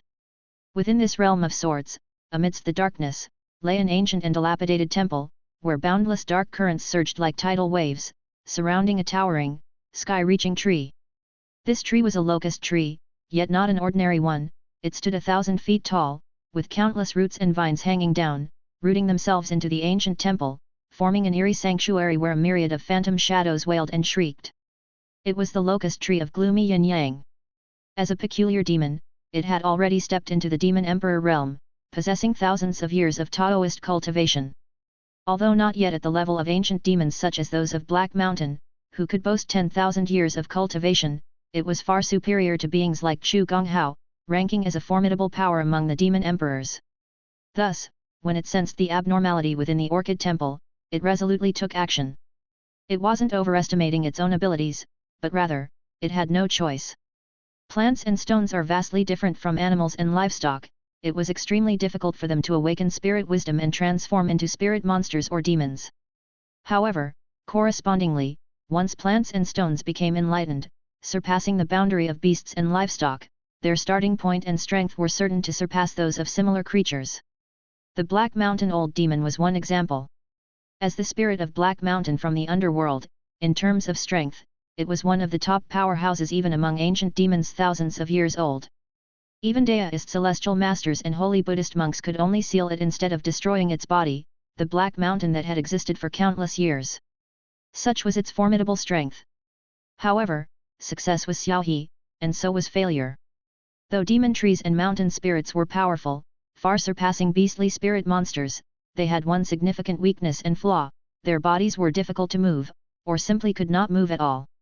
Like the Black Mountain Old Demon, its body, a sprawling and towering mountain of unknown expanse, belonged to the immobile category. Therefore, it could only reign in its own domain, dominating an area, incapable of ruling the world for eternity. It was the same for this demon tree. People move and live, trees move and die. As a tree, its body might not be as immobile as the Black Mountain, but moving it was extremely burdensome. Uprooting it came at a painful cost, devastating its foundation, severely wounding its yuan qi, potentially ruining thousands of years of cultivation in an instant. How could it accept this? Not to mention, moving might not necessarily mean escaping. Therefore, it had no choice but to fight desperately. Boom! The ancient temple fell apart, rocks collapsed and scattered like clouds, and the massive yin-yang locust tree soared high, with countless roots emerging like dragons. Moreover, overwhelming yin qi roared mightily like tides, sweeping along myriad evil ghosts, biting towards the opponent's sword light. The magnitude of its presence was undeniable, and its strength was significant. Yet the sword light was crisscrossing, swift and agile like a dragon. The sword realm outside, although formed in battle formation, did not aid in the onslaught. It was just a blockade, isolating all sides to prevent any from slipping through the net. Among the ghost realm, amidst the turbulent currents, lingered the afterglow of one man and one sword. Boom! Within the vast stream of sword energy, a divine light burst forth, shattering the endless darkness, sweeping across like a long rainbow during the day, striking the ghostly tree shadow directly. That one sword, that one light, its brilliance and shock were indescribable, beyond words. One sword, just one sword. Spurt! With the pass of the sword, the demonic atmosphere instantly dissipated. The mighty yin-yang locust tree, 1,000-foot stature, shook thunderously. Roots and vines, serpent-like or dragon-like, instantly stiffened, solidified, withered, and shattered. Countless phantom ghosts wailed, in an instant freeing themselves from their bounds, rushing in all directions. Yet the sword realm blocked them, sealing off their escape routes. Countless phantom ghosts had no way up to the heavens, nor a door to descend to the earth, either being sliced apart or captured. Amidst the wails of thousands of ghosts, the battle concluded without complication. Outside the sword realm, a group of people stood still in shock, with confused expressions, struggling to accept what had happened. Even Nai Xiaoqian, the resourceful big sister who had early on realized that something was amiss and took decisive action, was now in utter astonishment, disbelief etched on her face. The grandma is dead? Just like that? With only one sword? Just one sword? This. As one of the phantom ghosts under the yin-yang locust tree, Nai Xiaoqian was well aware of her grandma's capabilities, which were incomparable to ordinary demons. Within the orchid ghost realm, she held an absolute home field advantage, not only being able to command thousands of phantom ghosts to fight but also to channel the forces of both yin and yang realms, applying the gloomy skill that manipulates space-time. Gloomy skill meant the interaction of gods and ghosts, the merging of yin and yang. It was the art of divine abilities related to space-time. Rooted in the ghost realm, the demon tree grandma, using her yin and yang gloomy skill, forged the alternate demon world divine power, capable of turning the intangible into tangible, the solid into the void, space-time shift, transformation of yin and yang, almost able to divert any attack. Even a Taoist true monarch invoking a mountain-subduing magical treasure would find it hard to harm its true body. But now, one sword, just one sword. And with that, all was settled to dust. What kind of spell, what kind of divine skills were these? Nai Xiaoqian couldn't imagine and found it hard to accept. But she soon woke from her shock, her heart filled with joy and relief. Reality is reality, regardless of whether you accept it or not, whether you acknowledge it or not, it remains fact. The grandma is dead, no matter the cause of death, dead is dead. She saved her life and gained freedom, how could she not rejoice and cheer, n/o/vel/b/in.c//om. Not just her, the green butterflies to her left and right, once they came to their senses, were overjoyed beyond measure, almost wishing to embrace each other and weep, looking at this big sister who led them with even greater admiration. If it weren't for her decisive kneel and wise submission just now, they would probably face more danger than safety at this moment. Indeed, even in death, one must use their eyes and brains. Let's not talk about everyone else's reaction for a moment. After piercing the heart with his sword and slaying the demon tree grandma, Su Yang did not reappear before the crowd, but instead went directly through the barrier between yin and yang into the netherworld. Slaying the demon tree grandma was a matter of course for him, without any suspense. After all, no matter how strong the demon tree grandma was, in terms of cultivation, she was merely a demon emperor, a second-rate one at that, with only a few thousand years of Taoist cultivation, nowhere near the likes of Black Mountain Old Demon with tens of thousands of years. Now, having initiated the Lushan Dejiao and acquired the strength of a Daoist celestial master, Su Yang's cultivation realm, Taoist cultivation and mana were far superior to hers, and coupled with the now magically treasurable Xian Yuan divine sword, it was natural and fitting that he slayed her with one strike. It would have been abnormal not to. As for that art of Yunyang gloomy skill, the art of spatial transfer, it was truly profound and extraordinary. But, even the strongest divine skills require cultivation to support. Without sufficient cultivation, even the most astonishing great divine powers cannot exhibit much of their might. Facing Su Yang, who was completely overwhelming in cultivation realm, Taoist cultivation and mana, with the help of his life-bound magical treasure, the Xian Yuan divine sword, the demon tree grandma's yin and yang gloomy skill was utterly ineffective, the spatial transfer failed, and Su Yang seized the opportunity to pierce her heart with a sword. Cultivators, Cultivators, cultivation is the foundation, and realm is the cornerstone. Without sufficient cultivation, all spells and divine skills, all magical treasures and spiritual treasures, are nothing but castles in the air. The realm of the underworld, the great dark heavens, devoid of the brilliance of the sun and moon, is filled with nothing but yin clouds and death chi. Under the black heavens is Black Mountain. And beneath Black Mountain, there lies Black City. Black Mountain towers high, stretches unbroken, covering an unknown expanse of land. The majestic city with its gates wide open bustles like a thoroughfare. Suddenly, who is it? A cry of fury shook Black Mountain, trembling the heavens and the earth. Boom! At the same time, a sword light descended upon Black Mountain, as though thunder was striking from the heavens. The locust tree of gloomy yin-yang, the mountain of life and death, was originally a demon born alongside them. It took root atop Black Mountain, deeply entrenched, governed by it. Even later, when merging the dual realms of yin and yang through its gloomy yin-yang skill, the actual location did not change. Therefore, the roots of the locust tree of gloomy yin-yang were still on Black Mountain. The tree body that appeared just before was merely a section of its trunk. Now, with the death of the demon tree grandma, as sword light descends from the heavens, Black Mountain old demon is jolted awake for the first time. Its reaction seems a bit sluggish. But there's no helping it, that's just how a mountain spirit that has taken form behaves. Its speech isn't even clear, how fast can its reactions be? Only after the death of the demon tree grandma does it awaken. Black Mountain erupts into action, sand and stones fly in all directions, condensing into a giant hand that rises to meet the sword edge.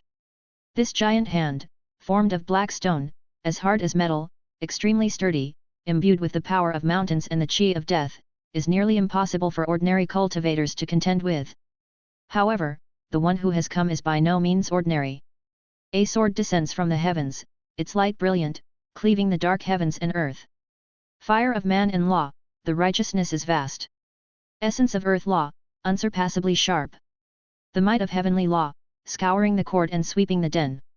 The three laws invested in the sword, all energy concentrated in one strike. Boom! A loud explosion resounds, shaking the heavens and earth, causing Black Mountain to tremble. The giant hand made of black stone was pierced in an instant, the mana within also shattered in a moment. With that, stones rolled downhill, the giant hand disintegrated. Only the sword remained unchanged, thunderously puncturing the mountain's peak. If it were a human body, this would be akin to a sword piercing through the heavenly spirit. However, Black Mountain is not human. From within the deep sword wound, a near liquid stream of yin chi surges out, along with mixed black sand evil chi and spewing earth fire venom, seeking to corrupt the sword light, reduce the magical treasure to slag, and shatter the offensive. This is Black Mountain old demon's signature move, black sand poisonous fire.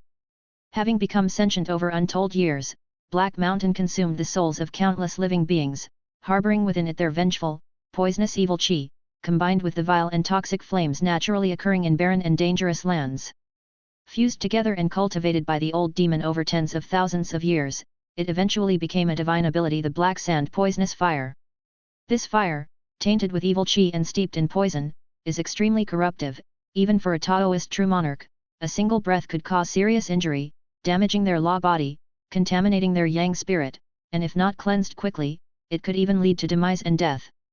Now, as the sword pierces Black Mountain, it is not merely sprayed upon, it is fully immersed in this black sand poisonous fire. With such contamination, such a vile concoction of evil chi and venomous flames, even a magical treasure, how long can it last? Bang bang bang! The earth-sha poisonous fire spewed violently, carrying with it swirling black sand that eroded and collided with the sword light, causing a dazzling spray of sparks. Yet, the sword light continued to not retreat but instead began to spin and surge, unleashing the thunderbolt strength, like an electric dragon twisting and writhing within the mountain body. Boom! Immediately, Black Mountain shook, rocks crumbled like clouds, countless tunnels drilled out by the force. The old demon could not bear it, and eventually the vast expanse of Black Mountain had a human face emerge, contorted in agony, features twisted, still straining to open its large mouth and violently expel what was within. With all the might of the earth vein and the power of mountains and rivers expended, the sword interlaced with thunderbolts was finally vomited out.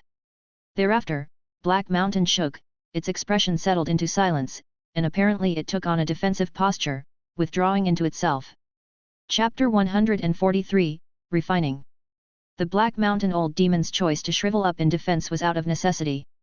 In the previous exchange of blows, the strengths of both sides had been revealed. In terms of cultivation realm and monotaoist cultivation, although it was the essence of Black Mountain and an old demon of 10,000 years, it still held no advantage.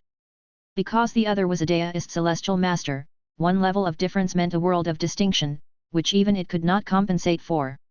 Regarding cultivation skills, divine magic and fighting techniques, although it was the ruler of Black Mountain and had turned the treacherous and wicked lands into divine magic, with power of mountains and rivers and the ability of the earth vein, the opponent's Lushan De Jiao, with the support of thousands, and possession of divine sacred weapons and the Three Laws sword, surpassed it by more than just a small margin. Inferior in cultivation realm, lesser in Taoist cultivation and mana, and also outmatched in divine magic and skills. Falling short in every aspect, at a disadvantage on all fronts, how could such an utterly unequal battle be fought? Therefore, the Black Mountain Old Demon decisively gave up on attacking and chose to bunker down defensively, clinging to a strategy of delay. As an old demon of 10,000 years, it had been in existence for tens of thousands of years, during which more than one deist celestial master had attempted to rid the world of this calamity, but without exception, they all returned without success. The reason for this was its tactic of shrinking into defense. As a spirit that had become sentient from Black Mountain, its strength was continuously replenished by the connecting earth vein, and its greatest expertise was in defensive and attrition warfare. Unless someone could level the sprawling Black Mountain and sever the earth veins connecting it in all directions, it was futile to even dream of cutting off its power supply. Unable to flatten the mountains or sever the earth veins meant that it could continually draw from the earth yuan, restoring its mana and healing its injuries, essentially becoming an immortal presence. Thus, it only needed to fortify the mountains and remain in defense to be invincible. As a spirit born of stone, it was incredibly tough.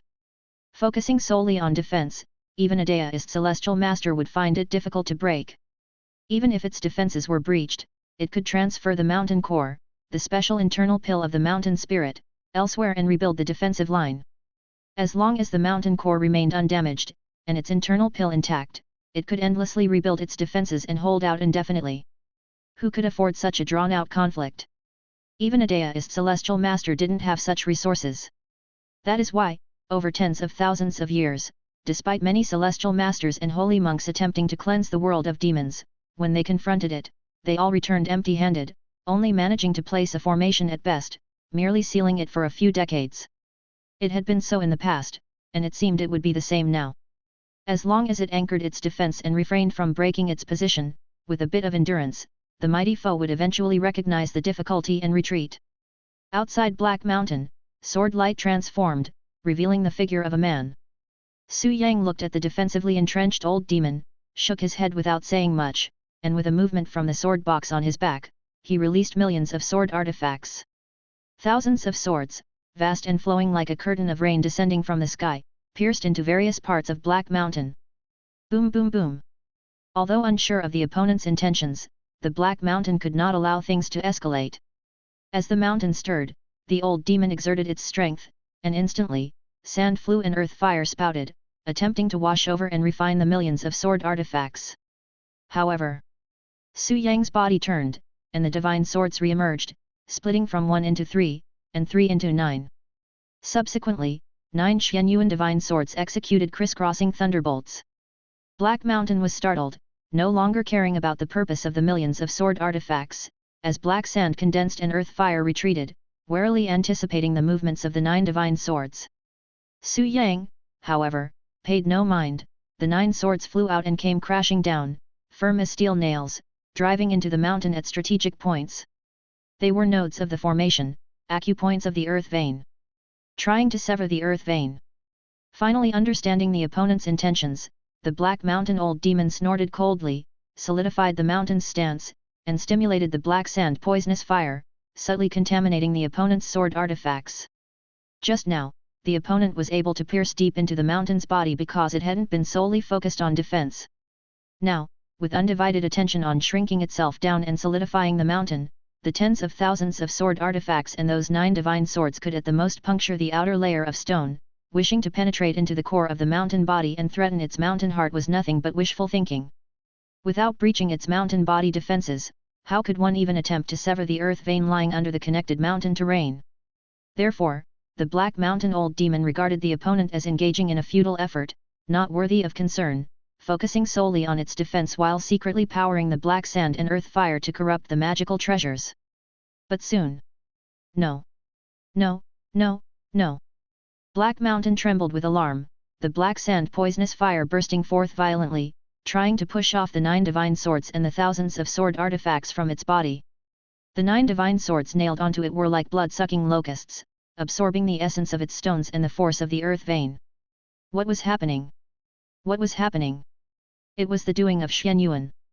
The Xianyuan divine sword, perfected by the 3 laws. Among them, the earth law was about incorporating the world's metals and melting the power of the earth's essence. For the Black Mountain Old Demon, whose very existence as a mountain spirit was tied to the earth vein, the Xianyuan divine sword was an irresistible delicacy. N/O/vel/b/in.c//om. With a single sword dividing, negating into 9 steely nails in collusion with the thousands of sword artifacts, Su Yang penetrated into its body, absorbing the essence of the Black Mountain Old Demon's earth. This act of undermining the foundation greatly frightened the Black Mountain Old Demon. The earth's essence was its life essence, its foundation. For every bit the Xianyuan divine sword absorbed, the old demon weakened marginally. Although the influence was insignificant for the moment, if this continued over a long period with one side weakening and the other strengthening, that would be unacceptable. The entire Black Mountain might become nourishment for the foe. The Black Mountain Old Demon was greatly alarmed, spewing black sand and releasing poisonous fire to contaminate the opponent's sword artifact while simultaneously mobilizing the power of mountains and rivers and the ability of the earth vein, locking up the power of Earth's essence in the whole Black Mountain so that it could not be absorbed. However, boom! Outside, Su Yang was chanting spells and casting magic, summoning thunderbolts. The dark heavens and earth, filled with the aura of death and sinister clouds, were suddenly torn apart by a thunderbolt. Heavenly thunder fell, striking Black Mountain, not only shocking the old demon's divine soul but also empowering the sword artifact with thunderbolt. Boom! Black Mountain trembled mightily, mana went out of control, revealing a vast gap. The black sand poisonous fire surged and, taking advantage of the gap, the 9 divine swords embedded in the rock surface and thousands of sword artifacts sank further down into the mountain, stabbing fiercely into the mountain's body. The might of the thunderbolt, needless to say. With Su Yang's ability as a deist celestial master and the aid of the Thunder Lightning Mana King, utilizing the power of Thunder series, even a millennium-old demon couldn't withstand several rounds of it. Although the Black Mountain Old Demon had exceptionally strong defenses and had the home ground advantage with endless Earth Yuan force, it wasn't exempt from such Thunder series spells. Under the bombardment, its mind trembled with fear, and gaps in its defense became unavoidable.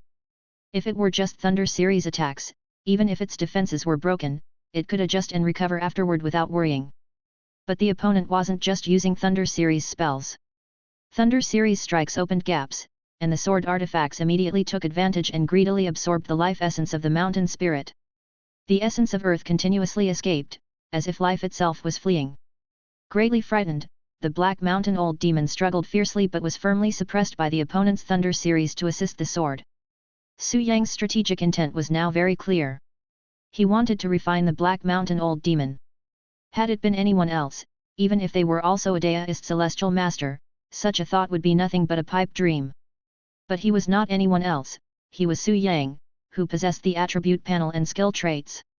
The Thunder Lightning Mana King and 3 Laws Sword, these 2 skill traits, had raised his Thunder series potency and divine sword effects by at least 1 level. Black Mountain was formidable, the old demon horrifying. Ordinary Thunder series divine magic couldn't harm its roots, ordinary Xuan Yuan's divine guard generals also couldn't refine its essence. But Su Yang could, with Thunder series aiding the sword, attacking simultaneously, even the Black Mountain Old Demon could only await its slaughter. Boom! The lightning flashed and thunder roared incessantly, and the 9 divine swords along with thousands of sword artifacts, aided by the thunder, slowly sank into the mountain, accelerating the process of refinement. Feeling its life essence draining away, the Black Mountain Old Demon could no longer endure. The city of unjust death shook violently, its gates opening wide, as countless underworld soldiers and evil ghosts surged like a torrent, led by 4 ghost emperors towards Su Yang. Su Yang's expression remained unchanged, paying them no heed, as only the blue and red divine lights behind him flickered. Amid the thick smoke and fire, 2 towering figures materialized, clearly the two divine guard generals with green faces and fierce fangs. Increase life and damage fate, divine guard generals. During the 5 years that Guo Bei Academy expanded, Su Yang also took this opportunity to eradicate demons and evil spirits in the southern regions, securing ample materials and resources to invest in the crafting of the Increase and Decrease 2 generals, coupled with the faith and prayers of millions from Guo Bei. He successfully refined them into Ghost Emperors. Ghost Emperor matched Demon Emperor, embodying the 6th realm. But these Increase and Decrease 2 generals, with the Increase Life and Damage Fate trait of Su Yang's Daoist skills, along with Taoist Gate Righteous skills and devotional offerings, were crafted into half-divine, half-ghoulish divine guard generals. Their strength was not just worlds apart from ordinary Increase and Decrease generals but vastly distinct. Now, they should not be referred to as Ghost Emperors but Ghost Gods, on par with a millennium-old demon. The Increase and Decrease generals, feasting on ghosts, looked at the millions of evil ghosts surging out of the city of unjust death, especially the leading 4 Ghost Emperors, and immediately let out an excited roar, rushing forward to battle them. Meanwhile, Su Yang sat upon the cumulated thundercloud, single-mindedly casting Thunder series spells, aiding the Xianyuan Divine Sword, and fully focused on refining Black Mountain. Given the immense size of Black Mountain, even with the assistance of his skill traits, it would take a considerable amount of time to refine it. This was destined to be a prolonged grinding battle of attrition. Luckily, he had plenty of time. The final battle had not yet arrived, and that blood-armored Sky Dragon, the former Master Duxing, now the National Guardian Abbot, and the holy monk Pudu Sahang of Buddhism, had only just managed to maintain the situation in the Northern Territory, struggling even to hold their ground, let alone launch an offensive. Both sides were accumulating strength, waiting to see who could break the balance first. This was also the reason Su Yang acted early, sweeping the Orchid Ghost realm. The original plan was to develop for 10 years before acting, ensuring a foolproof approach. But now, due to the pressure from Pudu Sahang, he had no choice but to act early and take down the Black Mountain Old Demon, to feed Xianyuan. The Xianyuan Divine Sword had already ascended to a magical treasure.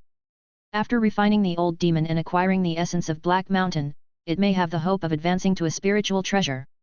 A single spiritual treasure might not be sufficient to completely break the balance, but it could also serve as a source of confidence, allowing him to cause some trouble for his opponents. He couldn't let his foes swallow the Northern Territory with ease and comfort. And so it went, for who knows how long. In the underworld, a roar resounded, shaking all directions. I fight you to the end. Boom. In a desperate counterattack, staking everything, it was relentlessly engulfed by roaring thunderbolts. Chapter 144, Scheming. 49 days later, a mournful howl echoed throughout the underworld. Sitting atop the cumulated thunder cloud, Su Yang wore an indifferent expression, calm like a still ancient well. After 49 days and relying on the cultivation of a Daoist celestial master, as well as Lushan Dejiao, the Thunder series divine skills, the Xianyuan divine sword, and other numerous means including skill traits, he had finally dispersed the Yang God and soul of the Black Mountain Old Demon.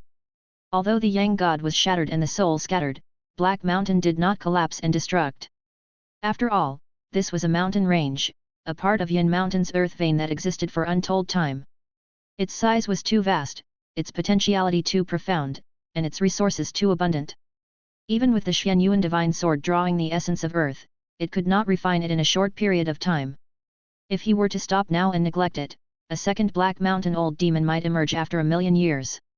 But clearly, Su Yang was not going to do that. At this moment, the Xianyuan divine sword had completely submerged into the mountain, even piercing through the internal pill at the mountain core of the Black Mountain Old Demon, continuously drawing the essence of the mountain's earth vein, transforming it into nourishment to evolve itself. Another project that would take a considerable amount of time. Given the size of Black Mountain, even with the Xianyuan divine sword, it would take years to refine it. But Su Yang was not in a hurry, he had plenty of time. Moreover, with the divine sword buried in the mountain, transforming and growing by itself, it did not need constant attention, and he could spare his effort to deal with other matters.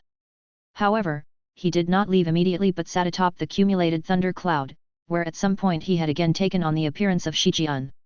With a sweep of his dust whisk, he said softly, "Come out." Though the words were softly spoken, they travelled far and wide, to a silence that followed. After a moment, streaks of light darted across the sky, accompanied by the brilliance of auspicious clouds. Several cultivators, riding clouds, arrived before Black Mountain, bowing deeply to him. We've seen the Heavenly Master. Fellow Taoists, there is no need for such formality. Su Yang raised his hand in a gesture, helping them up. You've worked hard guarding the governors, so here are some yin-yang life transformation pills from me to regulate the yin and yang energies. Please accept them n/o/vel/b/jn.c//om. With that, he swept his dust whisk, and several spirit pills flew out. This? How could we? They were startled by this gesture, uncertain what to do with the spirit pills laid before them. Eventually, an elder Taoist spoke up, guarding the governors is our duty, undeserving of reward. How could we accept the spirit pills from the Heavenly Master? Su Yang smiled, they're just a few spirit pills, nothing much really. Just accept them as a small token of my goodwill. This? All right then. We thank the Heavenly Master. Since he insisted, the cultivators no longer refused, and with a bow, they accepted the spirit pills. Su Yang sat on the cumulated thunder cloud, his divine consciousness sweeping through all directions. For 49 days, as he refined Black Mountain, thunder roared without cease, with flashes of lightning and occasional quaking of earth and mountains. Such commotion could not have failed to draw attention. In fact, all sorts of powers from the underworld, including those ancient demons on par with Black Mountain, had noticed the changes here. But they did not come to help. Those who could come, dare not. Those who dared, could not come. The former goes without saying, their strength was inferior to Black Mountain, so naturally they did not have the courage to provoke Su Yang. The latter, albeit on par with Black Mountain, were much like the Black Mountain old demon, constrained by their true forms and unable to leave their lairs. Even if they wanted to help, they were powerless to do so. Of course, they probably did not have the desire to help in the first place. After all, they were demons, to expect demons to aid each other was unrealistic. At most, they would join an opportunistic battle where there were spoils to be had. But when facing an unbeatable foe, it was every demon for itself. Hence, the demons did not come, instead, many sects from Taoism did. In this world, there is the dual realm of yin and yang, the realm of the living for the yang, and the realm of the dead for the yin, with clear boundaries and specific duties. But since the ancient times, the heavenly earth prime spirit had become dormant, and ancient immortal gods ascended to higher realms, severely disrupting the order of the dual realm of yin and yang. The underworld in particular, as the dwelling for lost souls, had underworld governors responsible for the reincarnation of true spirits. During the ancient times, there was a host of governors and nether gods managing it. After the ascension of these governors and nether gods, the underworld was left without divine governance, and with the governors unable to enforce laws, order grew chaotic. Numerous evil ghosts claimed territory as their own, disrupting the balance of yin and yang and destroying the cycle of reincarnation, causing turmoil in the underworld and even affecting the yang realm. Fortunately, the ancient immortal gods had foresight. The major sects of Taoism had long since cultivated divine guard generals, who were sent into the governors to maintain order. Each sect also appointed a true monarch to oversee, barely managing to maintain the status of the underworld. The Taoists who came were the Daoist true monarchs stationed by the major Taoist sects in the governors. Su Yang genuinely appreciated these individuals who were actually doing the work. Of course, he similarly admired their Taoist traditions, divine skills, and mana points. Although he could not directly request anything from them now, establishing good relations and doing them a favor was always beneficial. These true monarchs found this very agreeable. Beneath the great reputation lies a true man indeed. This Daoist master Mingxiao is truly kind and benevolent. With such mighty mana, even the Black Mountain old demon couldn't escape his grasp.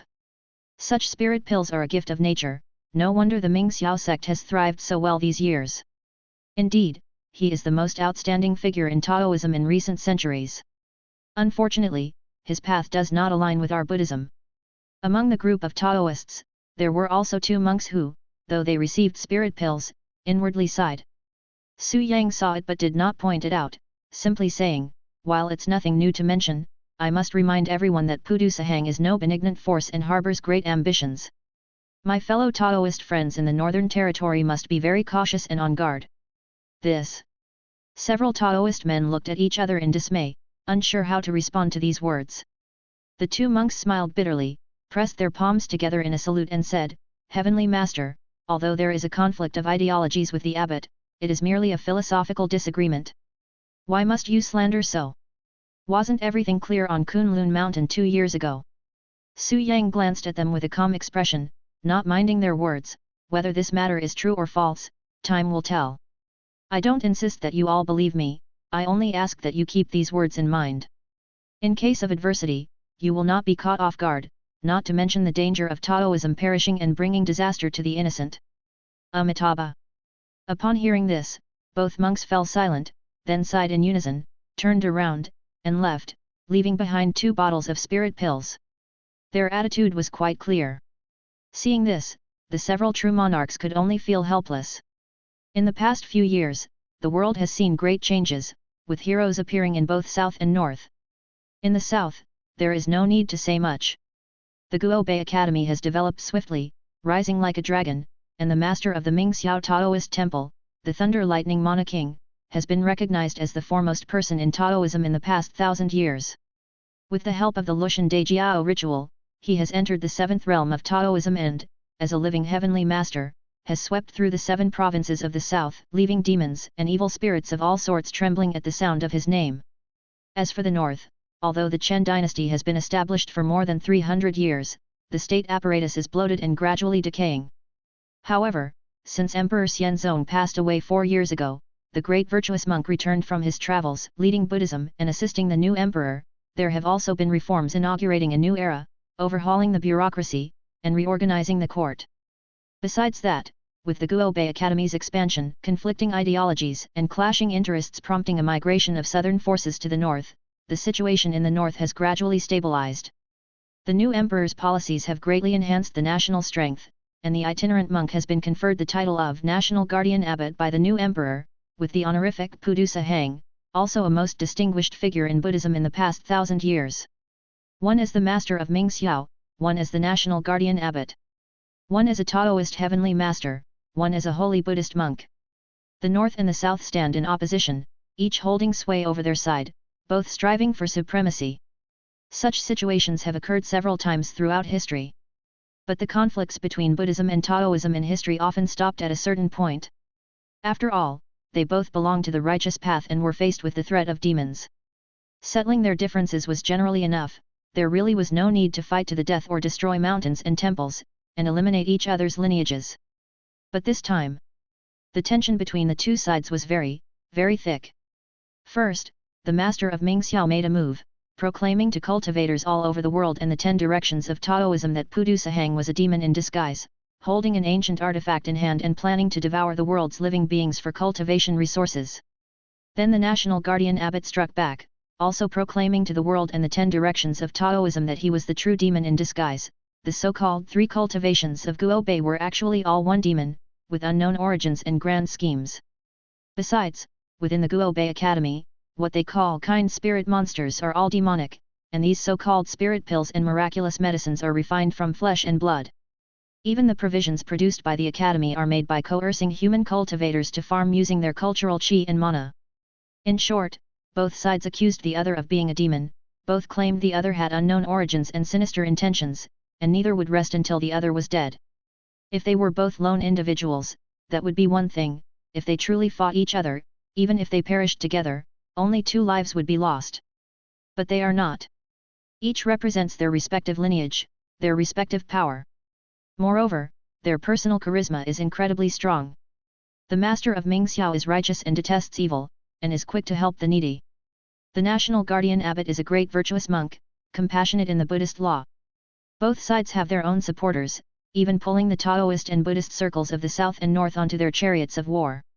For instance, at the White Cloud Taoist temple, true monarch Changrong is utterly devoted to the master of Mingxiao, firmly believing the national guardian abbot to be a demon in disguise. To this end, he travels far and wide, inviting companions from all quarters, requesting the loan of the Kunlun mirror from Kunlun Mountain to uncover the true form of Pudusahang. In the 7 provinces of the south, many Taoist sects and numerous true monarchs stand firmly with the master of Mingxiao, just as Changrong does. In the northern 6 provinces, the situation is similar. As a once-in-a-millennium great virtuous monk, the Buddhist law of Pudusahang is truly profound. All major Buddhist sects admire and follow him, likewise boarding his chariot of war. Therefore, this matter is no longer just about the life and death of two individuals, it is about the survival of the Buddhist and Taoist sects of the North and South. If a conflict erupts, it will certainly shake the heavens and the earth and cause countless casualties. The consequences are so severe that all the major Taoist sects are somewhat frightened, afraid the situation might spiral out of control. Finally, after some intermediaries made arrangements, a major Buddhist and Taoist convention was called 2 years ago. Both the Master of Mingxiao and the National Guardian Abbot were invited, and the Kunlun mirror was borrowed from Kunlun Mountain to verify their identities and prove their claims. The result was inconclusive. These two individuals, one a Daoist celestial master and the other a Buddha's way spell king, had both cultivated methods to conceal their fates, such that even the Kunlun mirror could not reveal their roots. Even so, neither side was willing to give in. They stood by their previous statements, and it all devolved into a war of words, nearly causing the situation to spin out of control and nearly turning the great Buddhist and Taoist convention into an all-out battle. Since the Kunlun mirror could not uncover their true nature, the argument naturally came to no resolution. Both sides remained steadfast in their claims, unwilling to back down, and the northerly and southerly battles of Buddhism and Taoism seemed inevitable, with no chance of turning conflict into harmony. In regard to this, the Northern Territory Taoist Gate and the Southern Buddhists had no choice but to remain neutral for the time being. The assembly of true monarchs who came today were all individuals from the Northern Territory Taoist lineage, because the Southern, regardless of Buddhism or Taoism, had all been integrated into the Guo Bei Academy system, and naturally would not come to watch. Since it is the orthodoxy of the Northern Taoism, those from Buddhism will surely favor Pudu Sahang. Therefore, the two monks acted very decisively, not arguing with Su Yang, they left the spirit pills behind and departed. The remaining true monarchs of Taoism had no choice but to accept this. As part of the Northern Territory's Taoist orthodoxy and true monarchs of Taoism, they naturally leaned towards Su Yang's side. n/o/vel/b/jn.c//om. However, Sahang Pudu, the national guardian abbot, was impeccable in his actions. Though a holy monk of Buddhism, he held exceedingly high prestige among the Northern Territory's Taoist gates. They, too, did not wish to take sides with their orthodoxy and could only choose neutrality.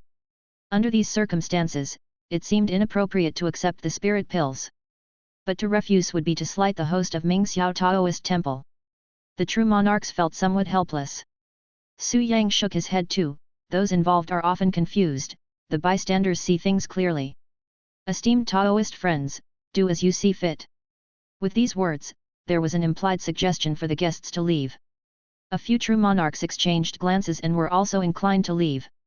But no sooner had they turned to go, than one of them looked back, curiosity prompting him to ask, "Heavenly Master, with this demon slaying, have you opened another Lushan Dejiao?" Sitting upon the clouds, Su Yang nodded, "Indeed." This. Hearing this, they were all taken aback.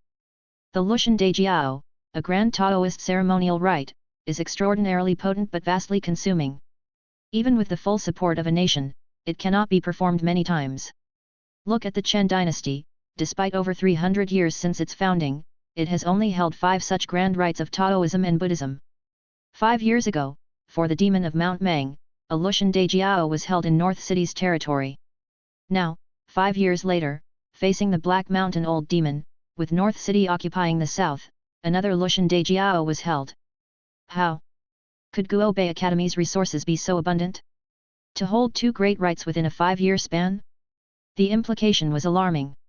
By contrast, even with a new emperor ascending the throne in the north, Buddhism's aid and the enactment of new policies, could the effects of a decaying resurgence truly compare to that of a burgeoning advance? Let alone 2 great rituals, the Chen dynasty might now struggle to afford even one. Advantages and disadvantages, strengths and weaknesses, were gradually becoming clear. But still, that person gazed at Su Yang, hesitating, but ultimately his curiosity could not be restrained. "Heavenly Master, with your current cultivation, ascension is easy. Why must you relentlessly oppose Buddhism to the bitter end? Indeed, why not let go of the dispute and seek the way together? Both North and South are involved, involving Buddha's way. Should war break out, countless lives will surely be devastated. Heavenly Master, is there truly no room for reconciliation?" Upon hearing this, several true monarchs of Taoism also began to voice their persuasion. As people of the Northern Territory Taoist Gate, they still preferred neutrality, hoping both sides could convert hostilities into friendship. However, Su Yang shook his head and calmly said, "I have said all I can. There is nothing more to say. Remember my words, and time will tell." Having said that, he paid no mind to how the others responded, swept away the dust with his Buddha's broom, and rode the clouds away. Good advice is wasted on the damned. But for years, he had been persuading the major Taoist gates, and even Buddhism, to beware of Pudu Sahang. It felt like putting a warm face to a cold posterior. It was not that he stooped low, but that it would cause trouble for Pudu Sahang. Besides, it also laid a groundwork that could assist him in gathering the various Taoist orthodoxies' right teachings for the future. Having been a human for several lifetimes, and nearly 1,000 years as a mortal emperor, he was used to being misunderstood and even maligned in such matters. Whether the world understood or was grateful was not important. What mattered was whether he could achieve his goals and reap the results. Chapter 145, Rebellion. Guo Bei Academy, Su Yang returned, back to his home. "Young master." Miss Xin Shizi came to greet him and saw a smile on his face. She already knew the result, but still asked, "Was your journey smooth?" "Ha!" Su Yang chuckled lightly, embracing her waist. "Order." The word passed down, a grand feast for 3 days, a celebration for all under heaven. After speaking, he bent his head for a kiss, causing the beauty to moan softly, her cheeks flushing with misty tears. Although she was a married woman and the couple had been so for years, she still showed a young girl's shyness at intimate moments.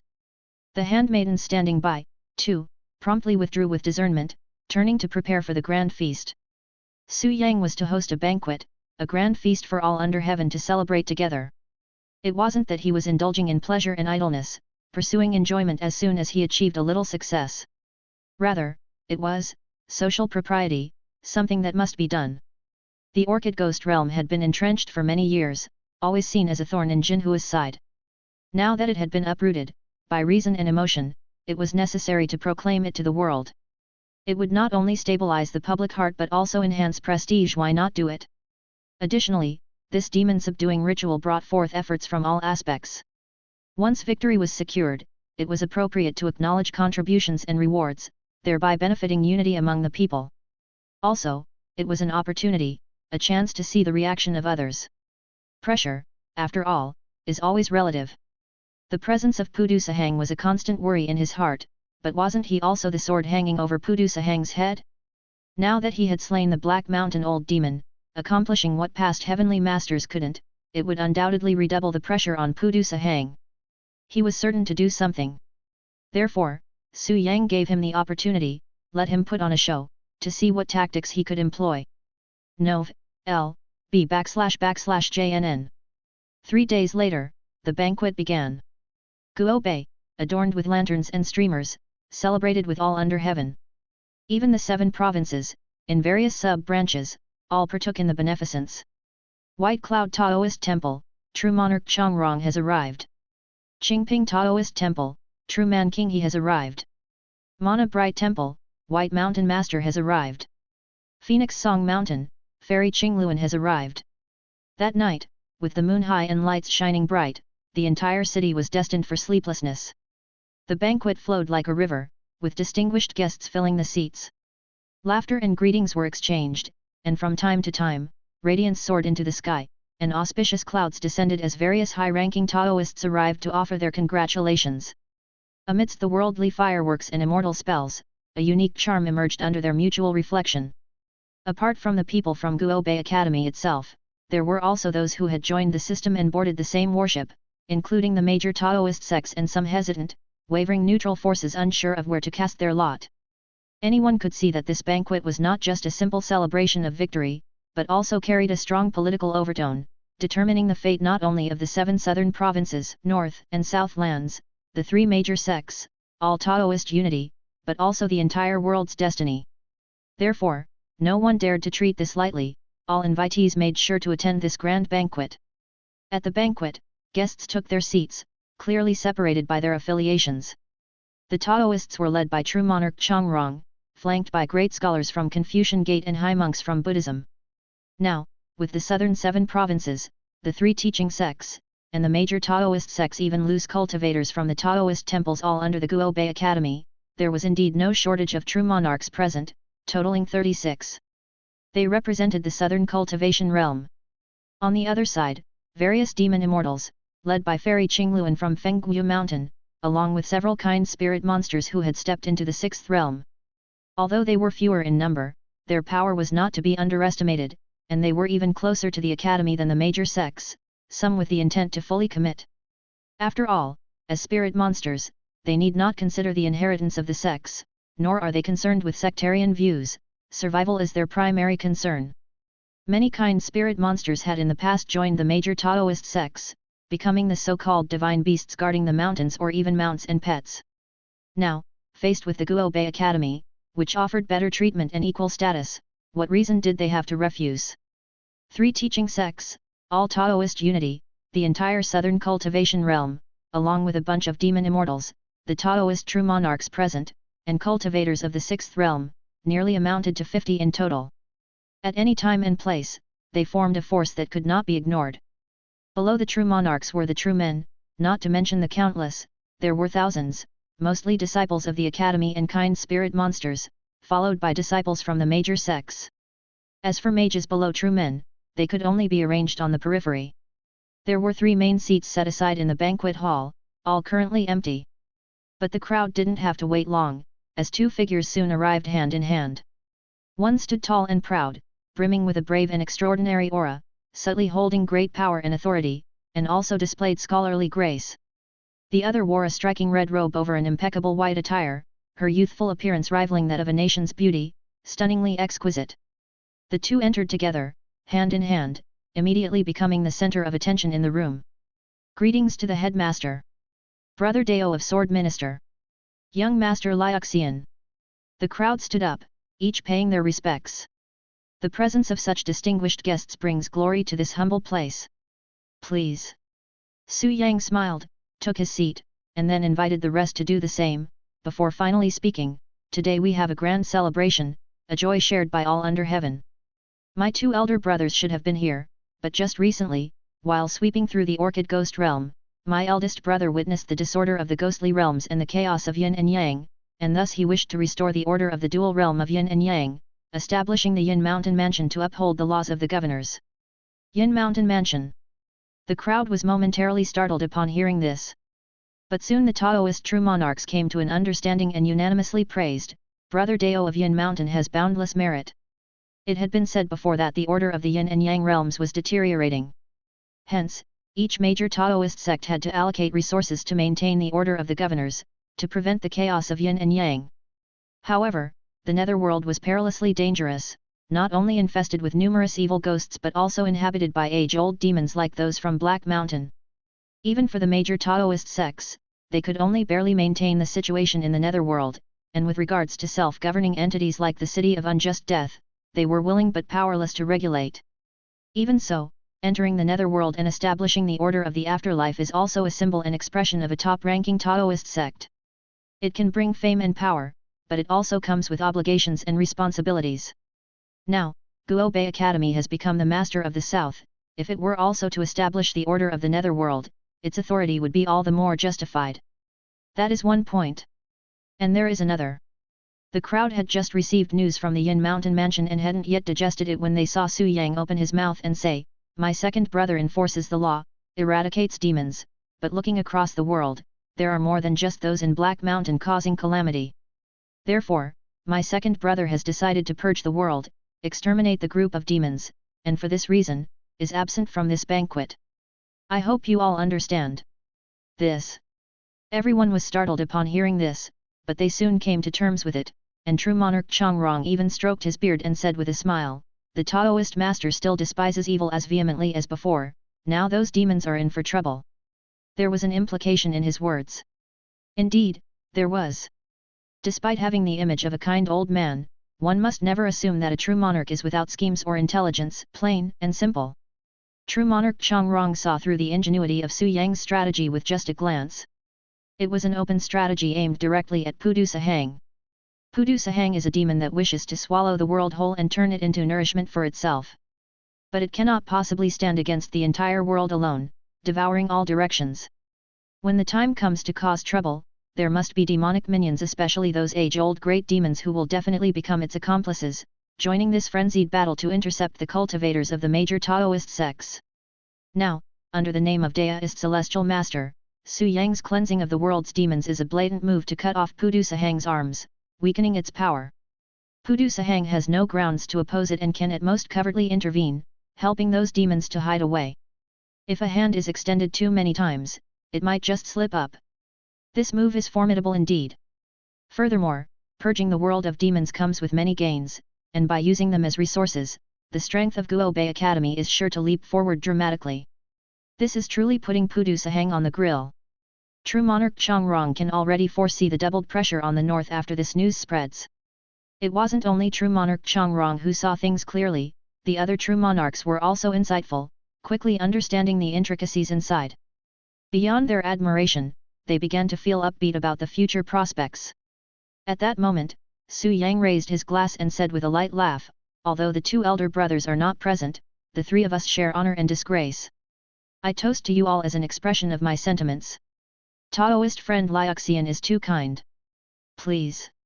Upon hearing this, the others also smiled and raised their glasses in response. Just as the host and guests were thoroughly enjoying themselves, the imperial envoy has arrived.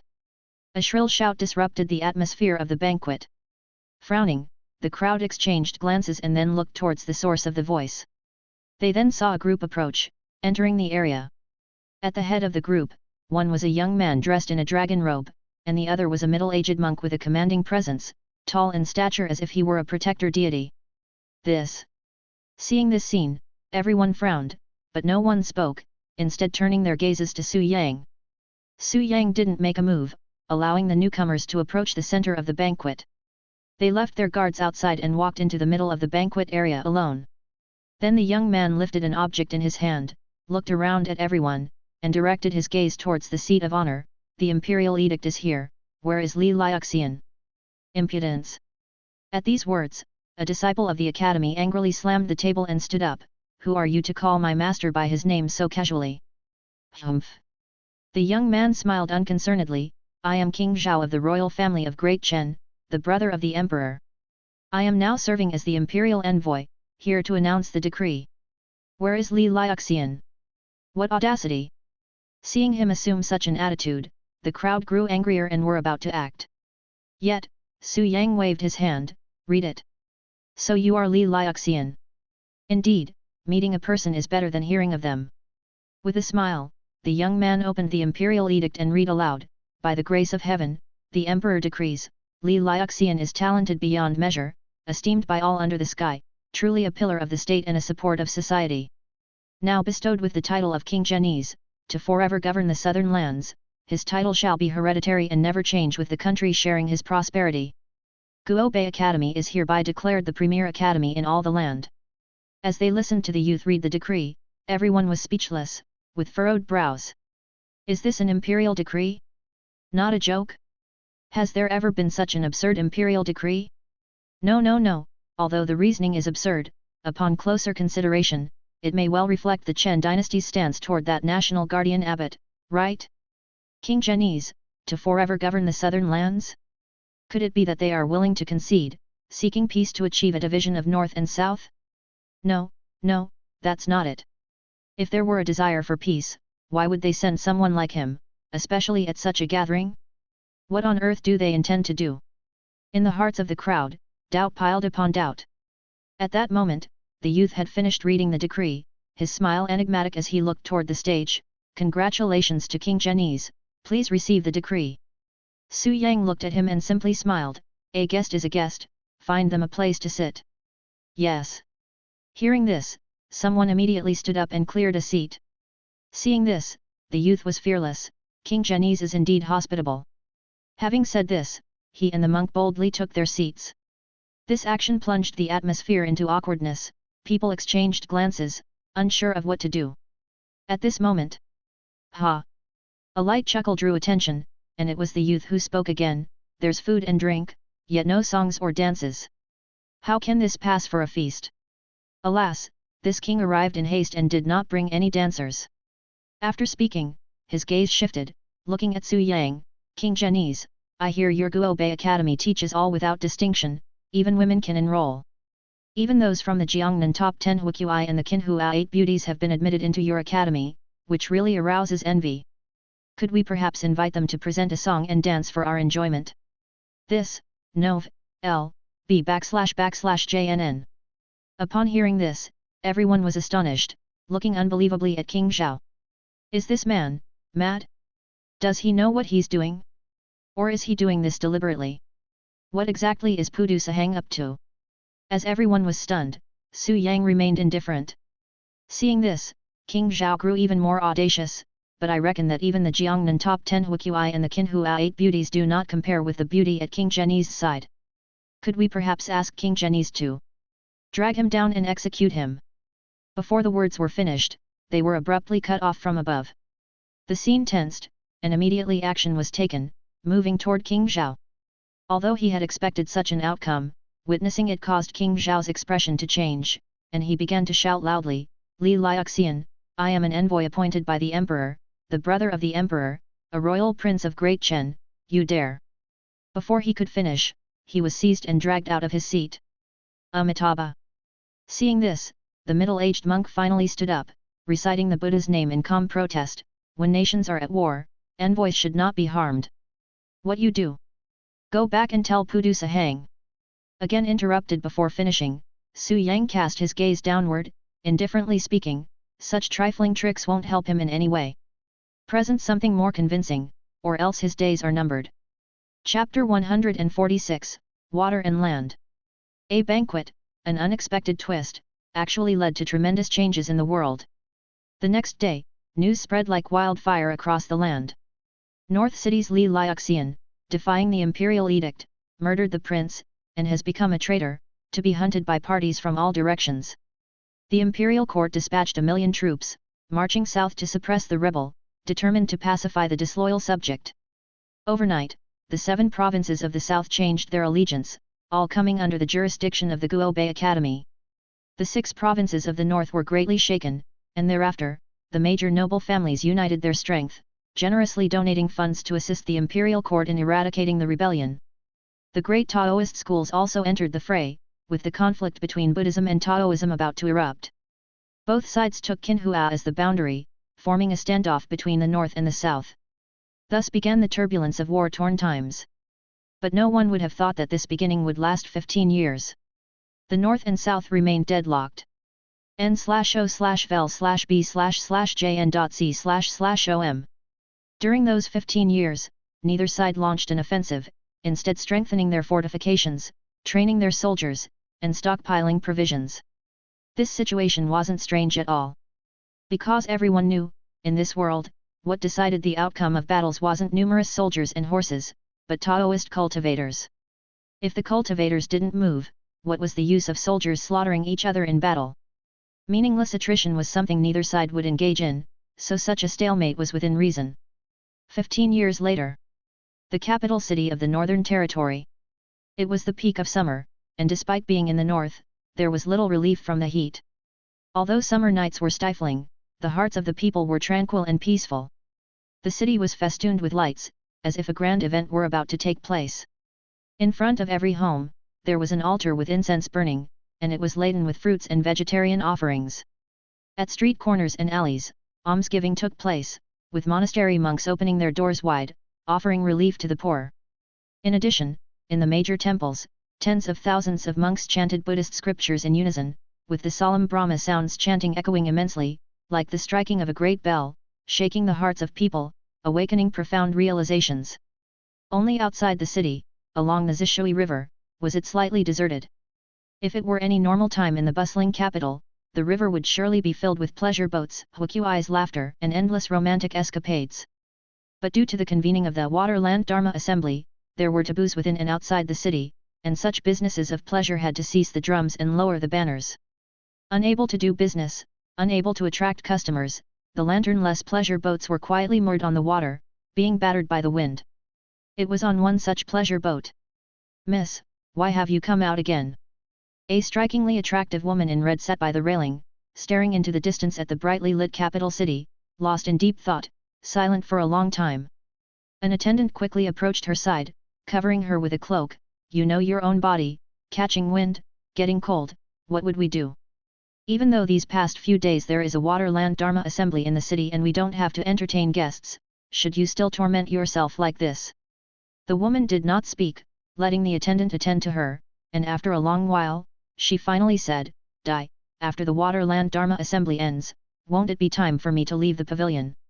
Seeing her despondent, like a walking corpse, the attendant realized and sighed deeply, speaking sorrowfully, "Miss, rest assured, mother said she would find you a good place." A good place? Upon hearing this, the woman let out a bitter laugh. What good place? After she has made a fortune out of me, surely the courtesan manager will be replaced by the brothel keeper. Do you really think I am a 3-year-old child? Miss, you mustn't talk nonsense. The attendant's face changed, quickly covering her mouth. If someone were to hear this, it would be terrible. Gazing at the attendant and then back at that brightly lit capital with its faint Buddha's light and constant flow of Brahma's sound, the woman murmured, "The Buddha is compassionate, saving all beings, why won't he spare a glance at me?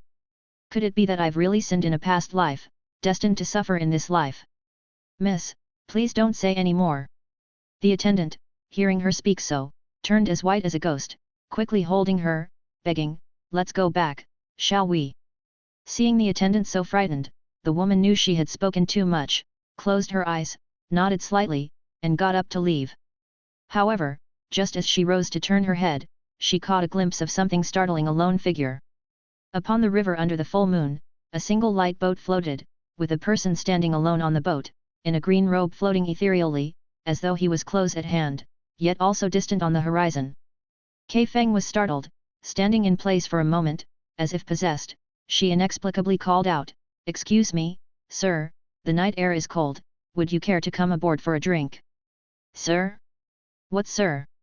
The attendant, not comprehending, followed her gaze and then saw the figure, equally astonished. The man turned his head, looking at the two on the boat, and smiled, stepping toward them. With one step, he traversed space as if it were nothing, appearing instantly beside them. This kind of skill made Kei Feng's heart skip a beat, and she hastily bowed, saying, "My name is Kei Feng, I have the honor of meeting you, sir. May I inquire of your name?" Li Liuxian smiled and said, "My surname is Li, named Liuxian." Li Liuxian. This. Kei Feng was shocked, her face full of astonishment, but she quickly regained her composure, sizing up the man before her, then bowing again, "So you are Master Li. Today, the pleasure boat is not receiving guests, but it can entertain friends. If Master Li doesn't mind, would you like to come inside for a chat?" Clearly, she did not recognize him as the infamous Li Jiwen, mistaking him for someone with the same name by coincidence. Li Liuxian, seeing her, responded with a light smile, "That would be nice. Dai, go to the kitchen quickly and prepare some food and drinks." Kei Feng exclaimed with joy, ordering the attendant, then turning to say, "Sir, please come in." Su Yang smiled and went with her. Upon arriving in the room, Kei Feng habitually said, "I have some knowledge of music, so how about I play a piece on the zither to entertain the young master?" Su Yang shook his head, "I came to inquire about something from the lady." "Oh." Kei Feng glanced at him, "Please feel free to ask, young master." Su Yang smiled and said, "Is there a Waterland Dharma assembly being held in the city?" "Indeed." Kei Feng nodded her head and elaborated, "I heard that the emperor's new policies are showing great effectiveness, the nation is peaceful and the people secure, the rivers clear and the seas calm. Therefore, His Majesty issued a decree to invite the national guardian abbot to conduct a Waterland Dharma assembly, to dispel disasters, pray for blessings, protect the populace, and to aid in the suppression of southern rebellions." As she spoke, she suddenly stopped, gazing fixedly at Su Yang. Su Yang looked back at her and smiled, "Does the lady have something to say?" "I." Kei Feng's speech halted, a glimmer of hope flashed in her eyes, but it was quickly extinguished like a snuffed-out flame. "It is already a great fortune for me to meet the young master, I dare not yearn for more." Su Yang smiled and abruptly asked, "Do you want me to save you?" Kei Feng stared at him, taken aback by his directness, and it took her a while to gather her wits before hurriedly saying, "Kei Feng knows, the young master is extraordinary, surely a spell cultivator, but Kei Feng is trapped in the bitter sea of the mortal world and does not wish to implicate the young master." Her words were filled with tears, half true, half false, and even she could not clearly discern if she was trying to use modesty to elicit sympathy or if she genuinely did not want to burden him by getting involved in this matter. It must be the former, right? Otherwise, why would she have suddenly taken the initiative to invite him aboard her boat? But could he really save her from this sea of suffering? The owner of this Phoenix Perch building was that person. Even a cultivator might not dare to provoke him, right? Perhaps it was better not to involve others. Her thoughts were in disarray, tangled and hard to unravel. Seeing this, Su Yang also remained silent. As the atmosphere grew more intense. Bang! The door burst open, and a maid rushed in, panic-stricken, exclaiming, "Miss, it's terrible, your mother has returned, and she's heading this way." That person? She scanned the room, her gaze wandering in search of someone, but there was no trace of anyone's presence, as if no one had been there at all. Witnessing this, Kai Feng, too, was startled, her complexion turning pale. Just then, footsteps sounded, and another group of people entered the room, led by a flamboyantly dressed madam and several brawny guards. "Phoebe, I heard you had a guest. Where are they? Let Mama have a look, to make sure you haven't been deceived by some stranger." The madam walked into the room, searching around. Kai Feng quickly snapped out of it and hurriedly said, "There's nobody here, Mama, you're just being paranoid." "Is that so?" The madam looked at her suspiciously, searched the room once more to ensure there was nobody else there and then spoke, "Good, there's nobody. Some distinguished guests have arrived and need your company. Go and freshen up." Distinguished guests? Kai Feng was startled and slightly panicked. "I thought that during the Waterland Dharma Assembly. If you don't speak of it, and I don't speak of it, who will know?" The madam glared at her. "Enough, get ready. I'll go and invite the guests over." Without waiting for her response, she turned and left. Kai Feng fell silent for a moment, then quietly began to apply her makeup.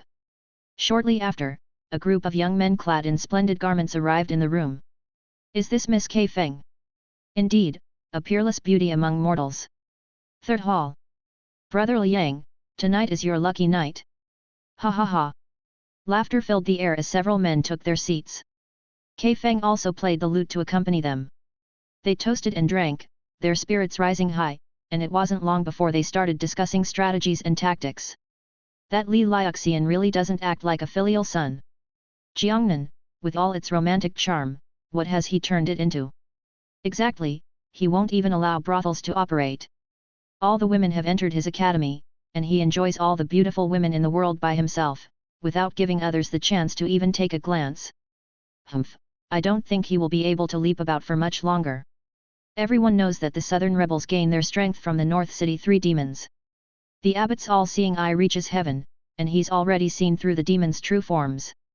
They pretend to be three, but in reality, they are one devil, deceiving the world and stealing honor while being hollow inside. In the past, the abbot schemed to provoke their rebellion. That North City old demon, not recognizing his fate, openly defied the imperial decree, murdered a prince, and even raised a rebel banner, declaring himself emperor. He is indeed courting death. Emperors are revered, connected to all the people. That North City old demon self-proclaimed as king will surely be shackled by the karma of millions. It would be good enough if his cultivation does not regress, yet he dreams of further progress. This time, the emperor has exhausted the nation's resources, and all sides have generously donated to support the abbot in holding the Waterland Dharma Assembly. With the vast Buddhist law's blessings, we will move south to clean up the rebels and surely slay that North City old demon. The men continued to toast and drink merrily. But Kai Feng seemed somewhat distracted and, in a lapse of attention, snapped a string of her lute and cut her finger. Miss! As the lute's music crashed, fresh blood spilled. The maid Sayada's face changed, and she hurriedly took out a handkerchief to bandage her up. The banqueting men also noticed the commotion and, seeing Kai Feng's delicate demeanor, their eyes lit up. They all turned their attention to the central figure and said teasingly, "Brother Liang, Kai Feng is still a brothel girl who must wait until the end of the Dharma Assembly before leaving the Phoenix Perch building. We can't break the rules, so why not forget about tonight?" Although the words seemed to advise, they were, in fact, veiled with sharp criticism and insinuation. Humph! As expected, upon hearing this, the finely dressed young master sneered, "What rules? They are just set by my second brother. I'll talk to him tomorrow, and that will settle it." Tonight, I have invited everyone here, so the rest of you may leave. With that, he stood up and staggered toward Kai Feng. This. Young master, you mustn't. Kai Feng's face changed, and she quickly propped herself up, trying to flee with Ziade's help. You, why are you running? The young master, his face flushed with drunkenness, was seized by anger when his grab fell short. He immediately kicked over the loot stand in a furious outburst. Kai Feng backed away in terror, only to bump into someone. Someone who hadn't been seen earlier. Young master. Seeing the person reappearing before her, Kai Feng was lost in shock, uncertain if it was real or a fantasy.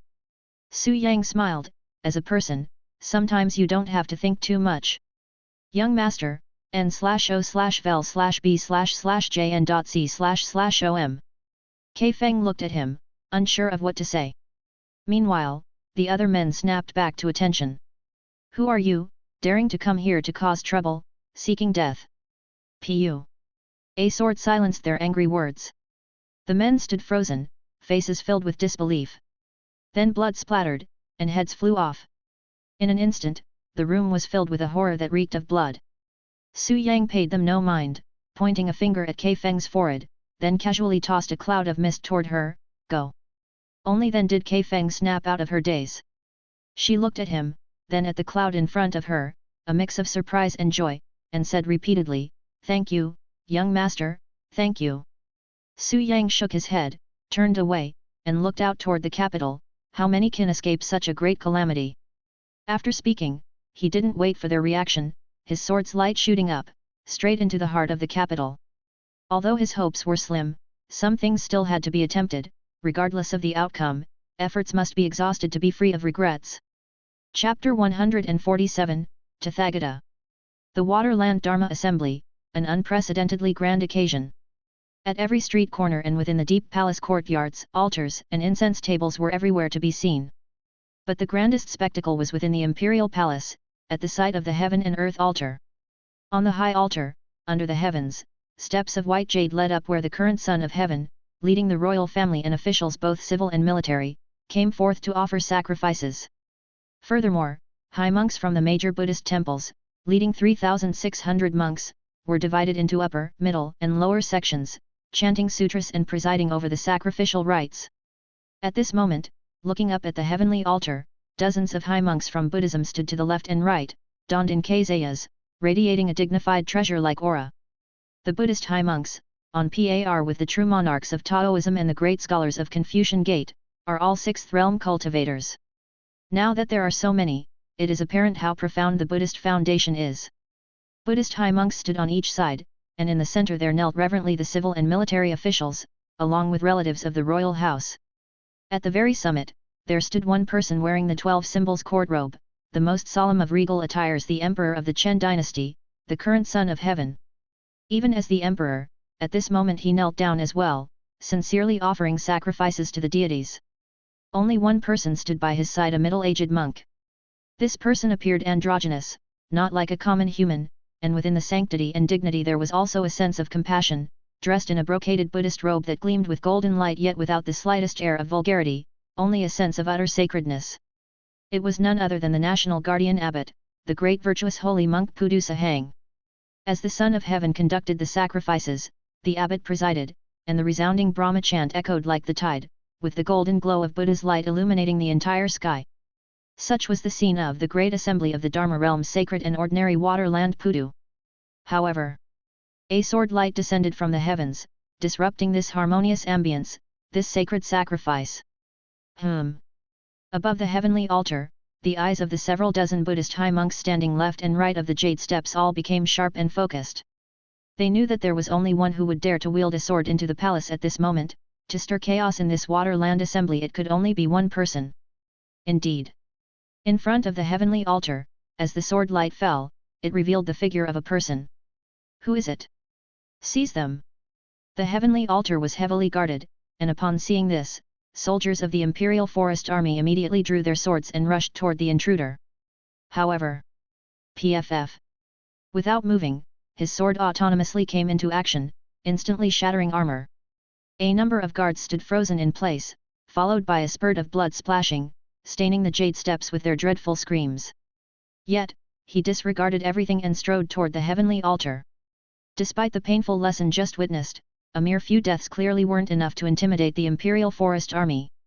Suddenly, 2 phalanxes of soldiers, fearless in the face of death, came charging like dragons to apprehend him. However, Amitabha Buddha. Above the white jade steps, the chant of Buddha resonated as a high monk swept out 2 streams of Buddha's light with his sleeves, stopping the death-bound Imperial Forest Army. On the other side, more than 10 Daoist true monarchs who had come to observe the ceremony shook their heads and sighed as they watched the person ascend the jade steps, heading straight for the heavenly altar. Sword Minister Daoist, to act like this is really. Their words were filled with helplessness. The congregation of Buddhist monks was even more indignant. They knew who the intruder was, and for that reason, they were all the more resentful. Although we are opponents, even enemies, there is still some dignity to be maintained, isn't there? Over the years, when you've held the Lushan Dajiao in North City several times, have we ever intervened and caused chaos? Now that our Buddhist sect has finally managed to hold a water-land assembly, you come directly with a sword to our doorstep? You're a leader in your own right, don't you have any sense of shame or understanding of reciprocal propriety? While the Buddhist monks felt indignant, the Daoist true monarchs felt their faces losing luster too. Such behavior was indeed very low. Low or not, it was of no use. Even if he was as rumored the one person behind the 3 cultivations of North City, he was still merely a Daoist celestial master in terms of cultivation. In this forbidden palace of the capital city, on top of the Waterland Assembly, in the face of Pudu Sahang, a fellow 7th realm Buddhist monk, what kind of advantage could he possibly gain? Wouldn't being driven back simply be bringing humiliation upon himself? Why put himself through such trouble? Everyone truly could not understand. But whether they understood or not had nothing to do with Su Yang. The Imperial Forest Army had been blocked by Buddha's light. The Buddhist monks, too, had made no rash moves. With no one to stop him, he stepped upon the jade stairs and finally arrived at the peak of the heavenly altar. Atop the heavenly altar, the son of heaven of the Chen dynasty knelt on the ground, watching him approach step by step with a measure of panic, not knowing what to do. Su Yang, however, paid him no heed, directing his gaze instead to the person beside him, the holy Buddhist monk with calm and untroubled eyes. Pudu Sahang. This national guardian abbot remained calm with an unwavering presence, seemingly having anticipated this, and looking at Su Yang who now stood before him, he even smiled gently, his voice soft and composed as he asked, "You have come?" Su Yang nodded, equally serene, "I have." The monk smiled, the picture of tranquility, "How confident are you?" "I do not know." Su Yang shook his head, his gaze cold, "What about you?" Pudu Sahang smiled, his bearing still unperturbed, "I also do not know." "Is that so?" Su Yang looked at him, then glanced around, and looking back, he remarked, "The arrangements seem a bit rushed." Sahang Pudu's expression remained unchanged, "Sincerity is what matters." "I fear your sincerity is lacking." Su Yang shook his head, speaking calmly, "I will only strike once." "Very well." Pudu Sahang nodded his head, "Please. Come." Su Yang did not waste words, leaping up, and in an instant, a sword appeared horizontally in the sky. For the past 15 years, Guo Bei Academy had expanded on 3 fronts, governing 7 provinces and extending the Guo Bei system across the entire south, strengthening the populace and enhancing production.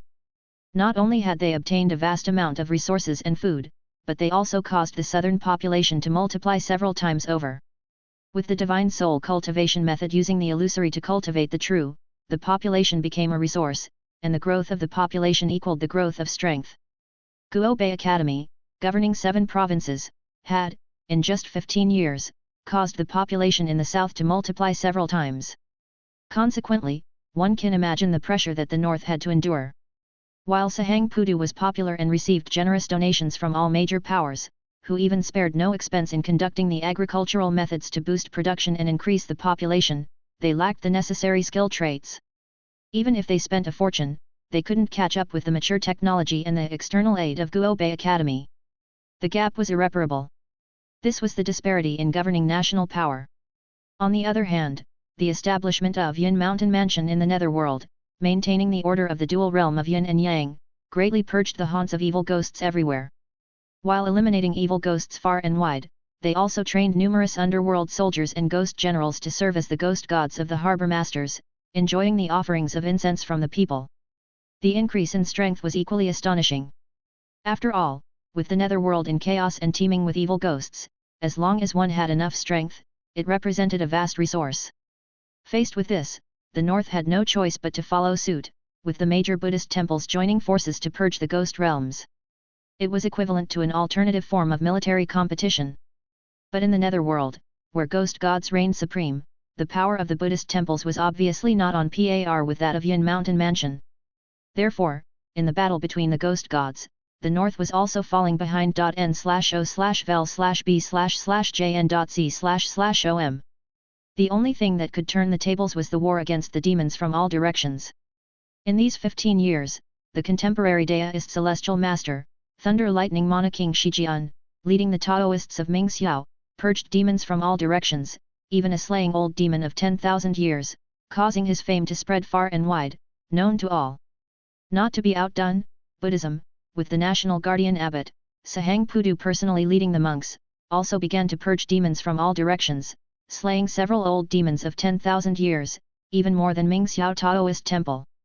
But this superiority did not exceed by much. After all, everything had to be reasonable.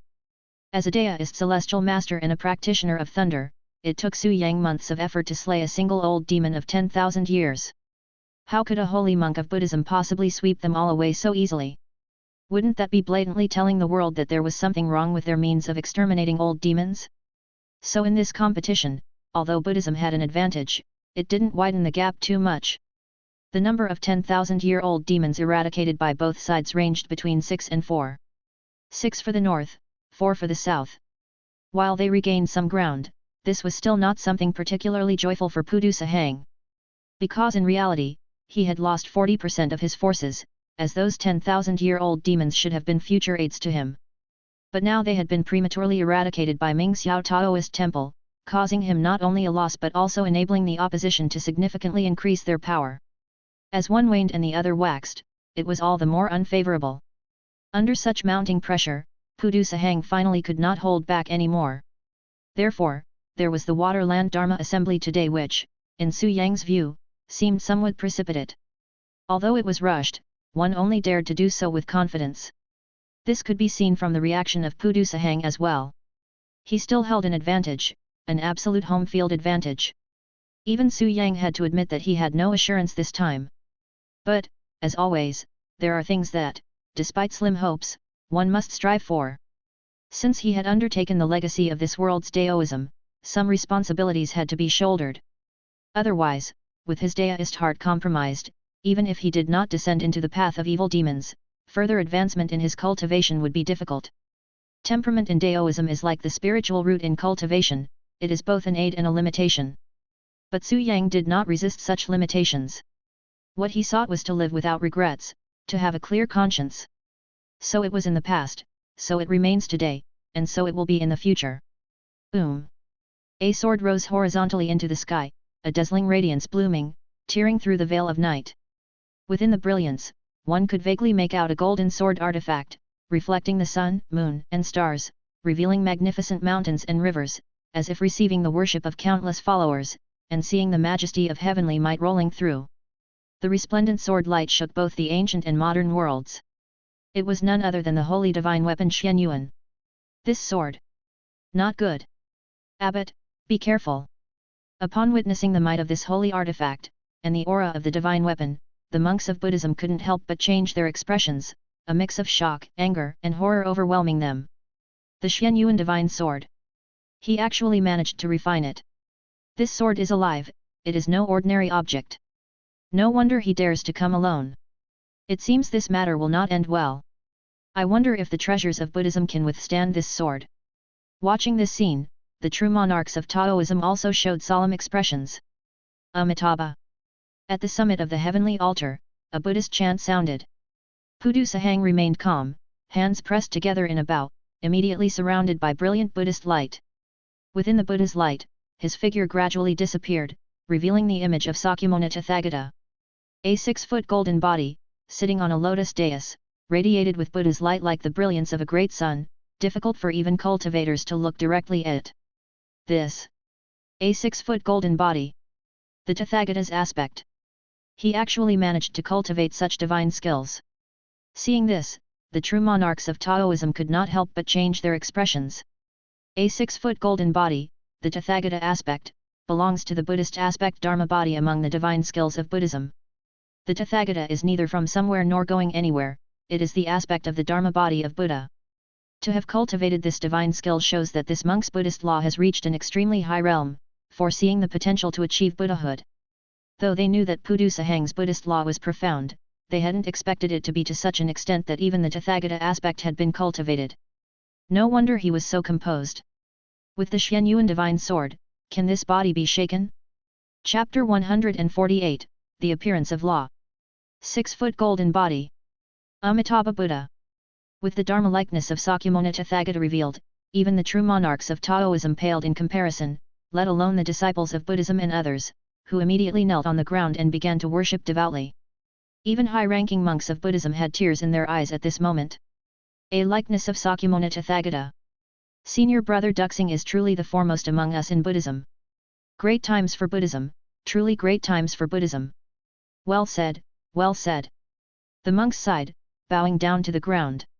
Above the heavenly altar, within the void, the Dharma likeness of Sakyamuni Tathagata emerged, his 6-foot golden body seated upon the lotus dais, sacred and authoritative, inviolably majestic. Yet, across the sky dashed the Xuanyuan sword, its rage pouring forth as luminous sword light that tore through the night and shattered the Buddhist radiance, slashing directly towards Tathagata, intent on making the Buddha weep bloody tears. Boom! A roar sounded, and where the two forces met, the sword light and the Buddha light reflected each other, causing a chaotic collision that immediately became one, swallowing the sight of all who watched. Even the true monarchs, at this moment, could not discern the situation in the field, unable to even directly gaze upon the conflict. Fearsome power surged, distorting the void, breaking and annihilating it, revealing the chaotic nothingness at the edge of space and time. Broken void. In this world, 7th realm cultivators could shatter the void and ascend to the realm of the immortal spirits. Now, as both combatants were of the 7th realm, the space itself could barely withstand their extreme confrontation. If space could barely endure, there was no need to mention the rest. Beholding the dazzling brilliance that carried the ultimate force sweeping towards them, everyone finally awoke from their shock and hurriedly tried to flee. But at that moment, where could they possibly escape to? In this moment of despair, Amitabha Buddha. A Buddhist chant began, ushering in a boundless torrent. The mighty Buddhist law shielded all directions, while also connecting with the lotus dais, sustaining the Dharma likeness golden body. It was the power of the Waterland Dharma Assembly, the advantage of the home field. Time passed in such a manner, no one knowing for how long. Crash! A crisp sound rang out, as something broke apart. Immediately afterwards, the Buddha light ebbed like a tide, grandly receding. The majestic divine weapon, the valiant sword with dragon-like spirit, vanished without a trace, its whereabouts unknown. The 6-foot golden body, the Dharma likeness of Sakyamuni, also dissipated into smoke and cloud. In the end, only one person remained, standing in the midst of the void, with his palms together in salute. It was Pudu Sahang. There he stood with his palms joined, amidst the void, still dignified and seemingly unscathed. However, pft! A muffled sound, and crimson blood spurted from his chest, carving out a sword wound. Though the sword wound was small, the blood poured forth prominently, its scarlet hue startling to behold. Abbot! Holy monk! State preceptor! Seeing this scene, the Buddhist monks, the emperor of the Chen dynasty, as well as the civil and military officials, were all shocked and dismayed. Amitabha Buddha. Only Pudu Sahang remained composed, chanting the Buddha's name, his hand alight with golden brilliance and the Buddha seal forming in his palm, pressing to his chest. The sword chi dissolved instantly, the bloody wound closed in a moment, restored as before. The onlookers finally relaxed upon seeing this scene. The observing true monarchs of Taoism also heaved a silent sigh of relief. In the end, it was all a fruitless effort. 6-foot golden body, the Dharma likeness of Tathagata, Buddhist divine powers can withstand the ancient sword technique. All the treasures of Buddhism are also within him, although the Xuanyuan sword is extraordinary, it can only manage to draw even at best. Equal cultivation, equal Taoist cultivation, equal divine powers, and equal magical treasures. Thus, the key to victory lies above in the sacrificial ceremonies. It's not that our deist Lushan Dejiao is inferior to their Buddhist Waterland Dharma assembly, nor is the accumulation of the south lesser than the potential of the north, but that distant mountains and rivers cannot be reached by whipping the horses. Having the home ground naturally comes with advantages. This time, Buddhism has won. Though they did not choose sides, their stance remaining neutral, upon seeing Buddhist law surpassing the Taoist law, Asai could not help but inwardly escape the true monarchs of Taoism. The external demons have departed, the Dharma assembly is undisturbed. Pudu Sahang descended, facing the Buddhist monks, the emperor and ministers of the Chen dynasty, and the watching true monarchs of Taoism. This humble monk will now preach, spreading the great vows of the Buddha. Those with affinity, the faithful, all are welcome to listen. Amitabha Buddha. The abbot is merciful. Pudu Sahang's merit is boundless in saving all beings. Upon hearing this, everyone could not help but kneel down in worship. Pudu Sahang said no more, his hands joined together as he manifested the Dharma likeness once again, Buddha seated upon the lotus dais, Sakyamuni preaching the Dharma. Suddenly, the profound Brahma sound swept out like a tide, spreading throughout the capital, inside and out. This transformed the land of the capital region into a Buddha kingdom, a Buddha realm. Countless commoners, numerous cultivators and disciples of the three teaching sect were immersed in the Buddhist law, intoxicated and obsessed. Even the true monarchs of Taoism were listening intently, deep in thought. Buddhism was originally Taoism, different paths leading to the same destination. Pudu Sahang, who had even mastered the 6-foot golden body and the Tathagata's divine form, revealed the profound depths of his Buddhist law. Even though they were true monarchs of Taoism, listening to his teachings would be greatly beneficial. On the other side, in North City County, on Mount Jiliai, at Mingxiao Taoist Temple, a 9-ceremony high altar had been erected, and the Lushan Dejiao rites were being performed.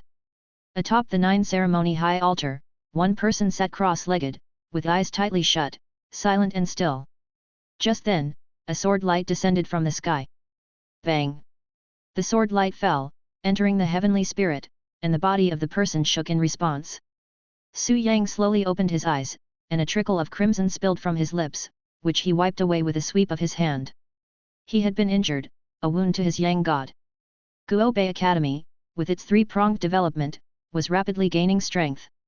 If things continued this way, in just a few years, the strength of the southern 7 provinces would completely surpass that of the north. By then, Su Yang wouldn't even need to take action himself, just by continuously holding Lushan Dejiao, he could mass-produce deist celestial masters and 7th realm cultivators.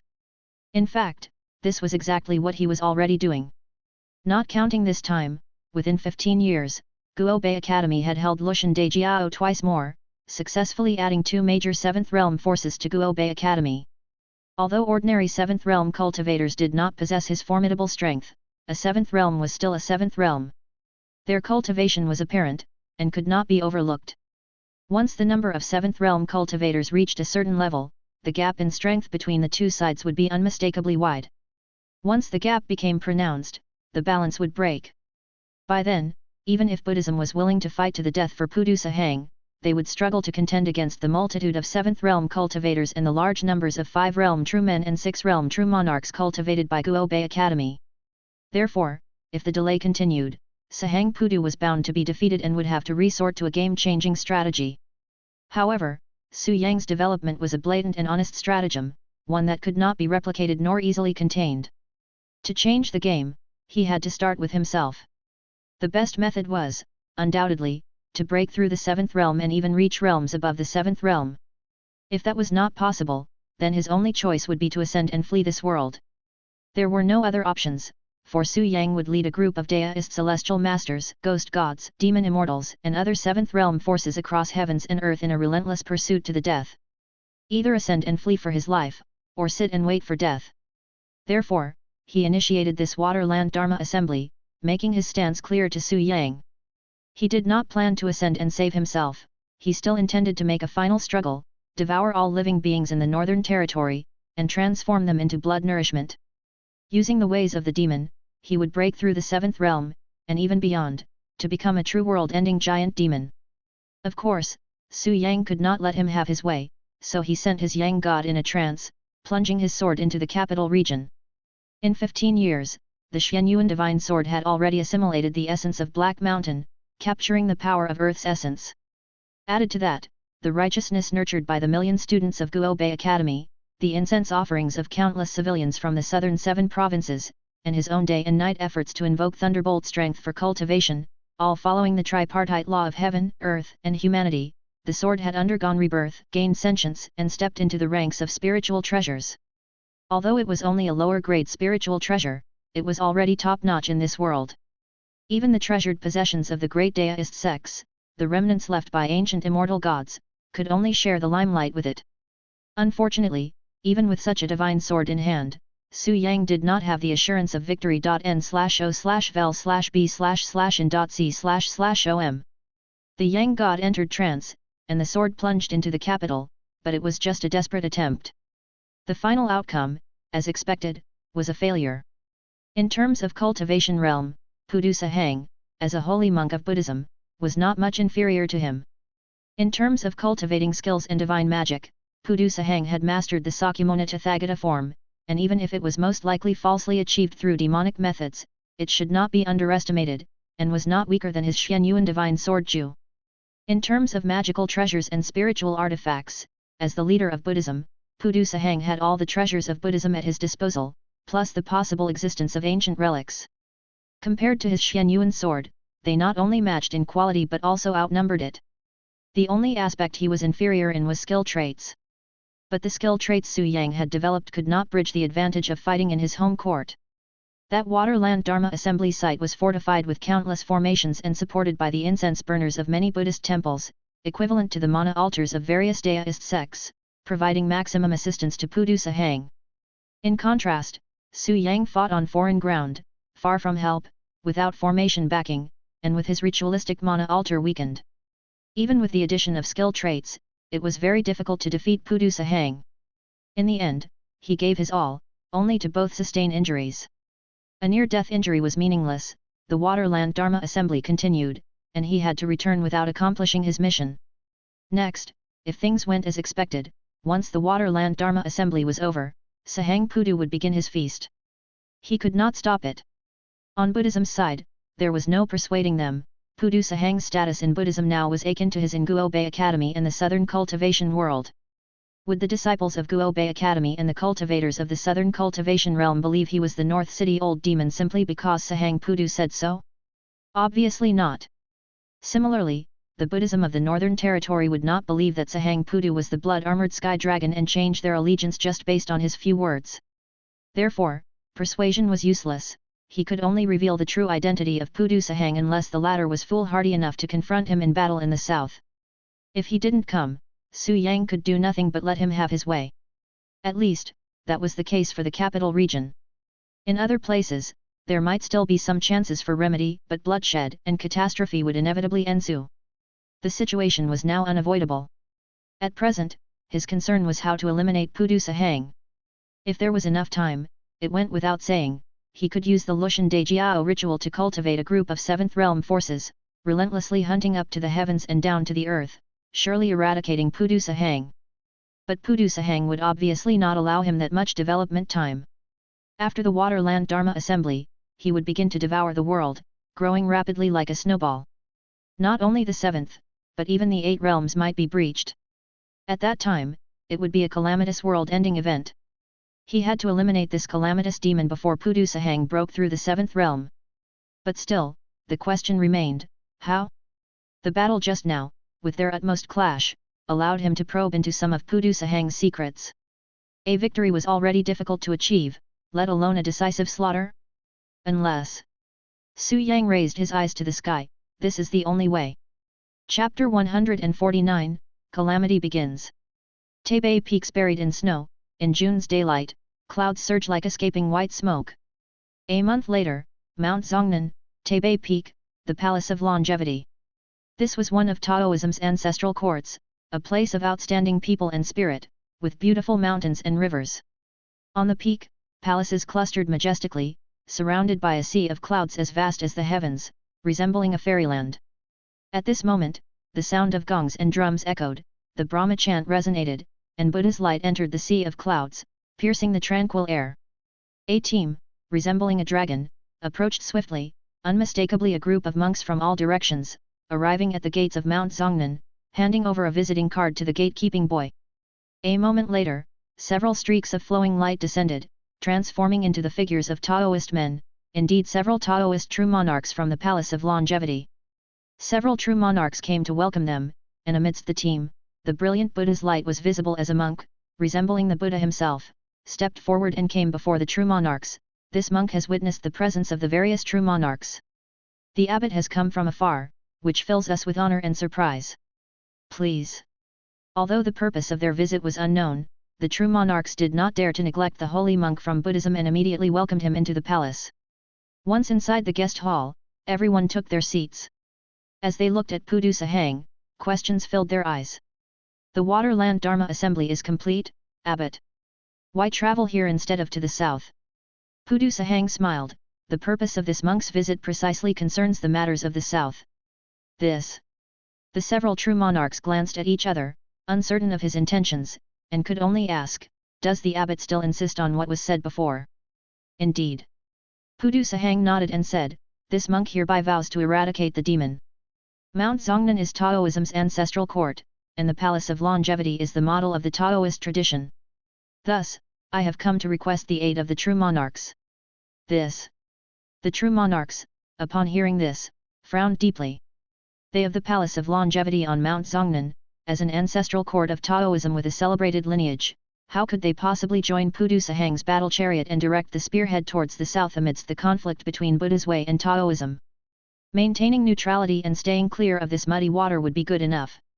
As a holy monk of Buddhism, Pudu Sahang should understand this principle, why then would he come to invite disdain? The true monarchs looked troubled. Pudu Sahang, unaffected, said, this matter is not a conflict between Buddha and Taoism, but a matter of life and death for all beings. Hence, this monk took the liberty to visit and trouble you all to invite true monarch Daniang. I will explain everything to him.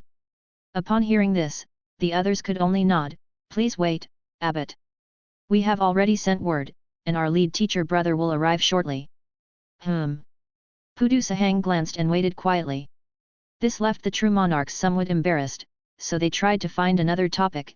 Abbot, with the Waterland Dharma Assembly concluded, Brother Bao Hung went to attend but has yet to return. Could it be something has delayed him? Pudu Sahang smiled. True monarch Bao Hung remains in the capital, discussing the Dharma and debating Tao with several fellow practitioners, perhaps momentarily forgetting himself and missing his journey back. I see. The others nodded, harboring no further suspicions. A moment later, a middle-aged Taoist man dressed in Taoist robes, with an impressive demeanor, walked into the hall. It was indeed the lead teacher of the Palace of Longevity, True Monarch Daniang. Lead teacher brother. True Monarch Daniang.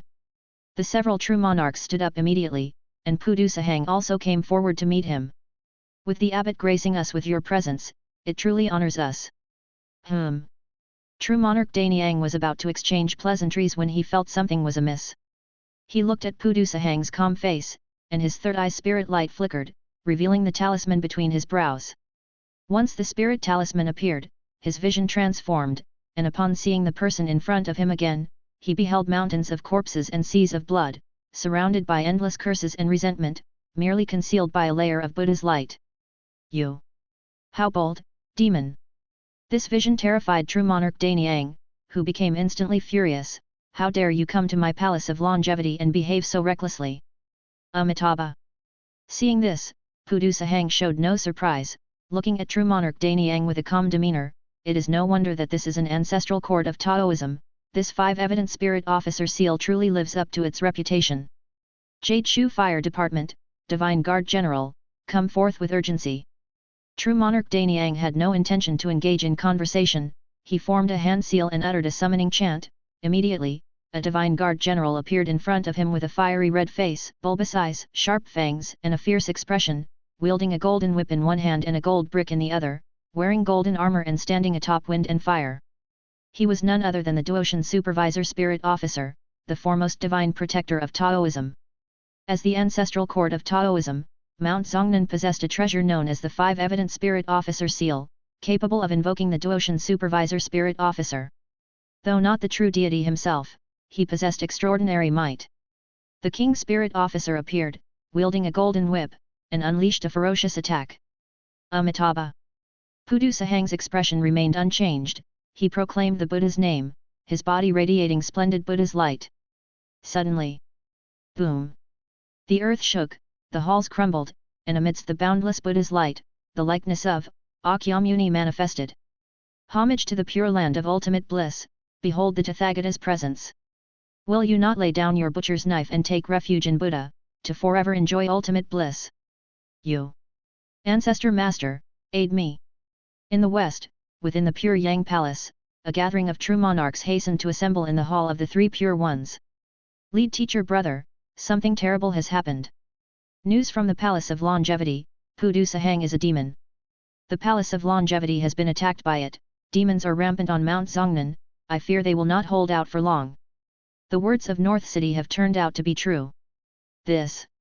Quickly, dispatch this news throughout the land to inform all paths, as well as the Buddhist temples, and also to North City, to call for Taoist Master Ming Xiao.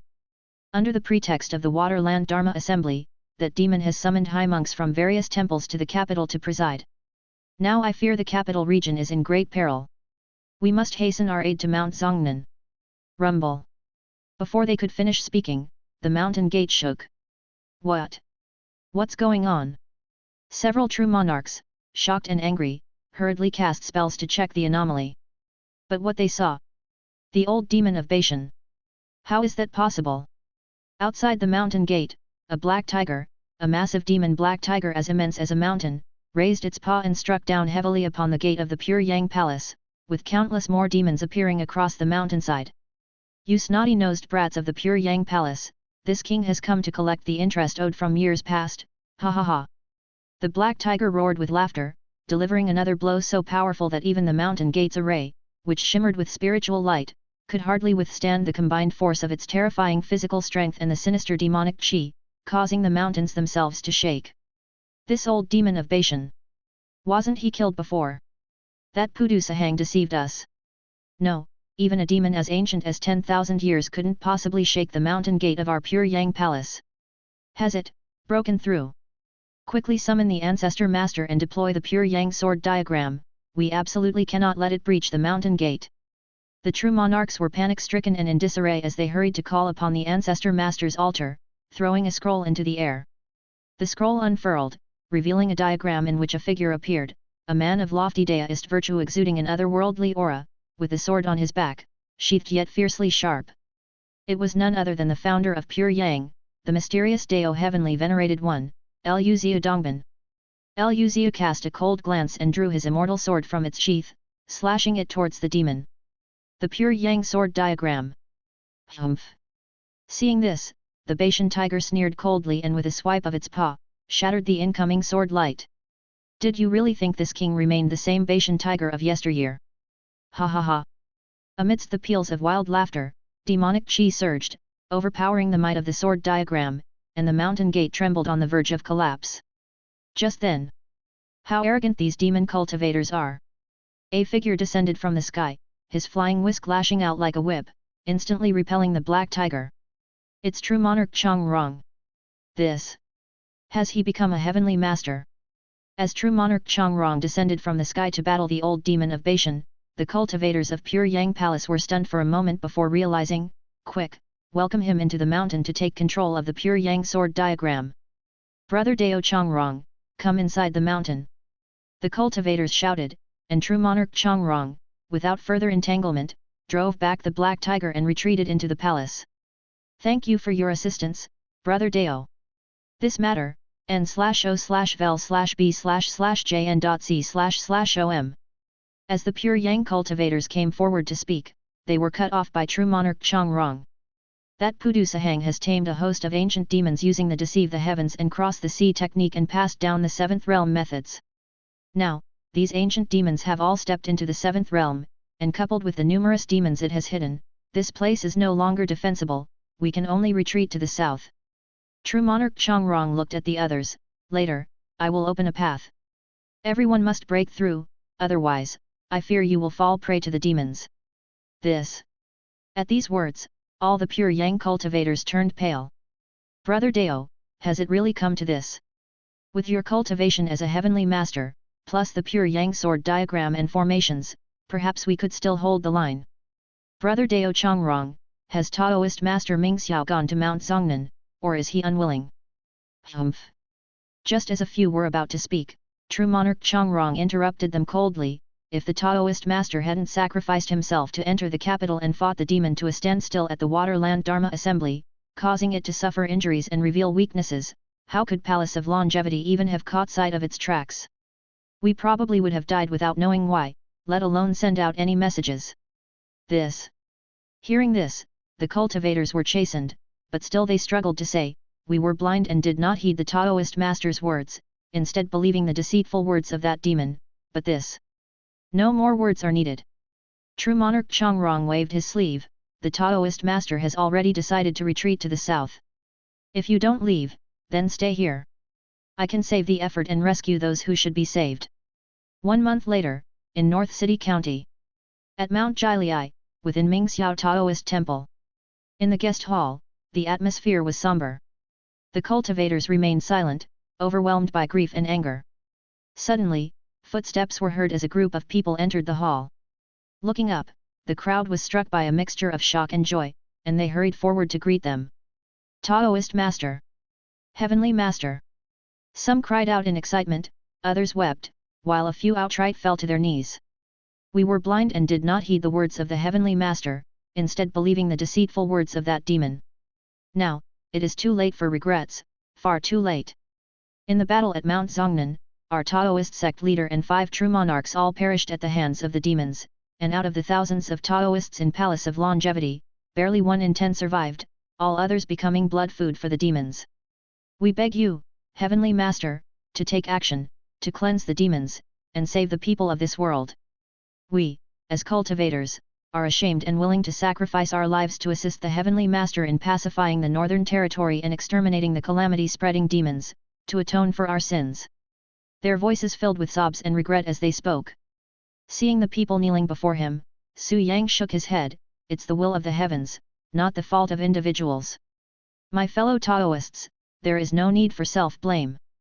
With a wave of his hand, he helped everyone to their feet and then turned to True Monarch Chongrong, what's the situation now?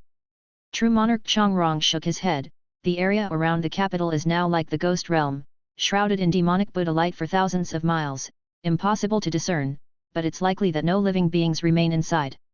Under the name of the Waterland Dharma Assembly, the demon beckoned senior monks from various Buddhist temples to the capital, including the San Luan sect, Faxiang sect, Tiantai sect, Huayan sect, Pure Land sect, Chan sect, Vinaya sect, Esoteric Buddhism and the major temples Great Compassion Temple, Grass Hall Temple, Huayan Temple, Fragrance Accumulation Temple, and Promoting Goodness Temple. The high monks of all these temples have disappeared into the capital, and the remaining monks could not withstand the demons, perishing one and all. The Buddhist lineage has been nearly decimated to 1 in 10. Taoism has also suffered tremendous losses. With the ruination of Mount Zongnan and the annihilation of Palace of Longevity, even Pure Yang Palace couldn't escape. Furthermore, Misty Cave, Mount Taibei, Mount Mang. The northern Taoist sects have all been broken, with demons rampaging through 6 provinces, causing unbearable suffering for all living creatures. We did our utmost in the rescue efforts but only managed to relocate a portion, still, tens of millions of civilians have become prey to the demons. The demon has passed down the 7th realm methods, and now under its command are 4 grand demon gods, all ancient demons who have broken through. Besides, there's a host of demon emperors and demon kings, and the paths between the dual realms of yin and yang have also been opened, allowing countless evil ghosts to stream into the human world. Along with the demon army, they are now pressing towards the south. Chapter 150, The Nailhead. The northern lands have already become a demon realm. The people of all 6 provinces have fallen into the clutches of demons. We in the south are in grave danger as well. Once the demon conquered Zongnan, it returned to the capital and entrenched itself without leaving. Yet it still has numerous minions that plunder souls to continuously transport into the capital. That demon, after destroying Mount Zongnan and consuming the Taoists of the Palace of Longevity, along with the people of the capital region, the emperor of the Chen dynasty, the civil and military officials, as well as the Buddhist monks who attended the Waterland Dharma Assembly. With such a blood feast as its nourishment, it's only natural that it would break through the 7th realm, and even the 8th realm is in sight. Now that it's entrenched in the capital, firmly guarding the demon realm, it is certainly looking to consume the blood feast and break through to the 8th realm. Once it successfully breaks through, I fear no one in this world will be able to withstand it. An unprecedented calamity, a world-ending giant demon. True monarch Cheng Grong's expression was solemn, and everyone within the hall was even more panicked. The Pudu Sahang possesses ancient relics and monopoint heritages. The ancient relics are manageable, and as it currently appears, they're only able to conceal fates and shield Su Yang's admiring eye of heaven from surveilling. Despite their high tier, they are not breaking any limits and cannot decisively determine the outcome of the battle. The trouble lies in that monopoint heritage. In this world, the 6th realm is the end of the Dao veins, and to ascend to the 7th realm, one must rely on the power of rituals, and only righteous Daoist cultivators and kind spirit monsters can receive the blessing. Evil cultivators and demons not only gain no benefit, but it is also detrimental to them. Therefore, since ancient times, for 10,000 years in this world, not a single demon of the 7th realm has emerged, at most only centenarian-old demons of the 6th realm. But the emergence of Pudu Sahang has changed this situation. It holds the monopoint heritage in its hands, whether complete or incomplete, but at least there is no problem in breaking through to the 7th realm. It has passed on these monopoints to various great demons, allowing those old demons who have cultivated for 10,000, even tens of thousands of years, with already sufficient accumulation, to rapidly break through the 7th realm and become demon gods comparable to Daoist celestial masters. And it itself has the potential for the 8th realm or even the 9th realm, becoming a true world-ending giant demon. No wonder it does not wish to ascend. Such nourishment is hardly obtainable even in the upper realm, not to mention the various Taoist heritages left in the mortal world by the ancient immortal gods, various inheritances, divine skills, and magical treasures of great value. How can it be overlooked? It seeks to completely devour this world. And we cannot sit idly by and wait for death. If we delay any further, defeat is certain. Once the demon breaks through, no one in the world will be able to subdue it. Taoist Master. Heavenly Master. Though they felt guilty, at this point, everyone had no choice but to turn their gaze towards Su Yang. Seeing this, true monarch Chongrong sighed as well, looking at Su Yang like everyone else. Taoist Master, do you have a way to subdue that demon? In the words, there was nothing but helplessness. At this point, time and initiative were no longer on their side. A further delay meant certain defeat. But going on the offensive also held little chance of victory. On the side of the demons, apart from Pudu Sahang, the calamitous giant demon, there were also 4 great demon gods, with the power of the 7th realm.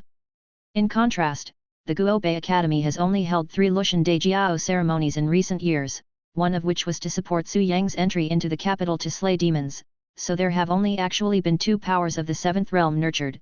One is true monarch Chongrong himself, and the other is the Qingluan demon immortal from Phoenix Song Mountain. Even with the addition of the Yin Mountain Mansion allowing those who increase life and damage fate to unite as one, there were at most 3 figures of the 7th realm against 4 great demon gods, with the odds of victory being an even match. And this was currently the situation. With further delays, the subordinates of Pudu Sahang would likely number more than just 4 great demon gods. And on the Guobei Academy's side, at most 1 more Lushan Dejiao ceremony could be held. The Lushan Dejiao ceremony requires vast resources. Although Guobei Academy now controls the rich 7 provinces of the south, able to mobilize massive human and material resources, the Lushan Dejiao consumes more than just human and material resources, but also the divine soul force of the myriad common people. The so-called offerings of incense, plainly speaking, is the harvesting of the divine soul force of millions of common people. This kind of harvesting cannot be too frequent, otherwise the righteous path becomes the evil path, doing more harm than good. Like the Guobei Academy performing sacrifices once every 5 years, that's the limit, any more would harm the foundation. Therefore, even now, at this moment of life and death, they can only hold 1 more Lushan Dejiao, which is still a desperate measure, squeezing every last bit out of an already burdened populace. What can be done? True monarch Chongrong didn't know either and could only look to Su Yang, placing the last hope in him. In the face of the tense gaze of the crowd, Su Yang's expression remained calm, showing no signs of perturbation. At this point, the only thing left to do is, hey.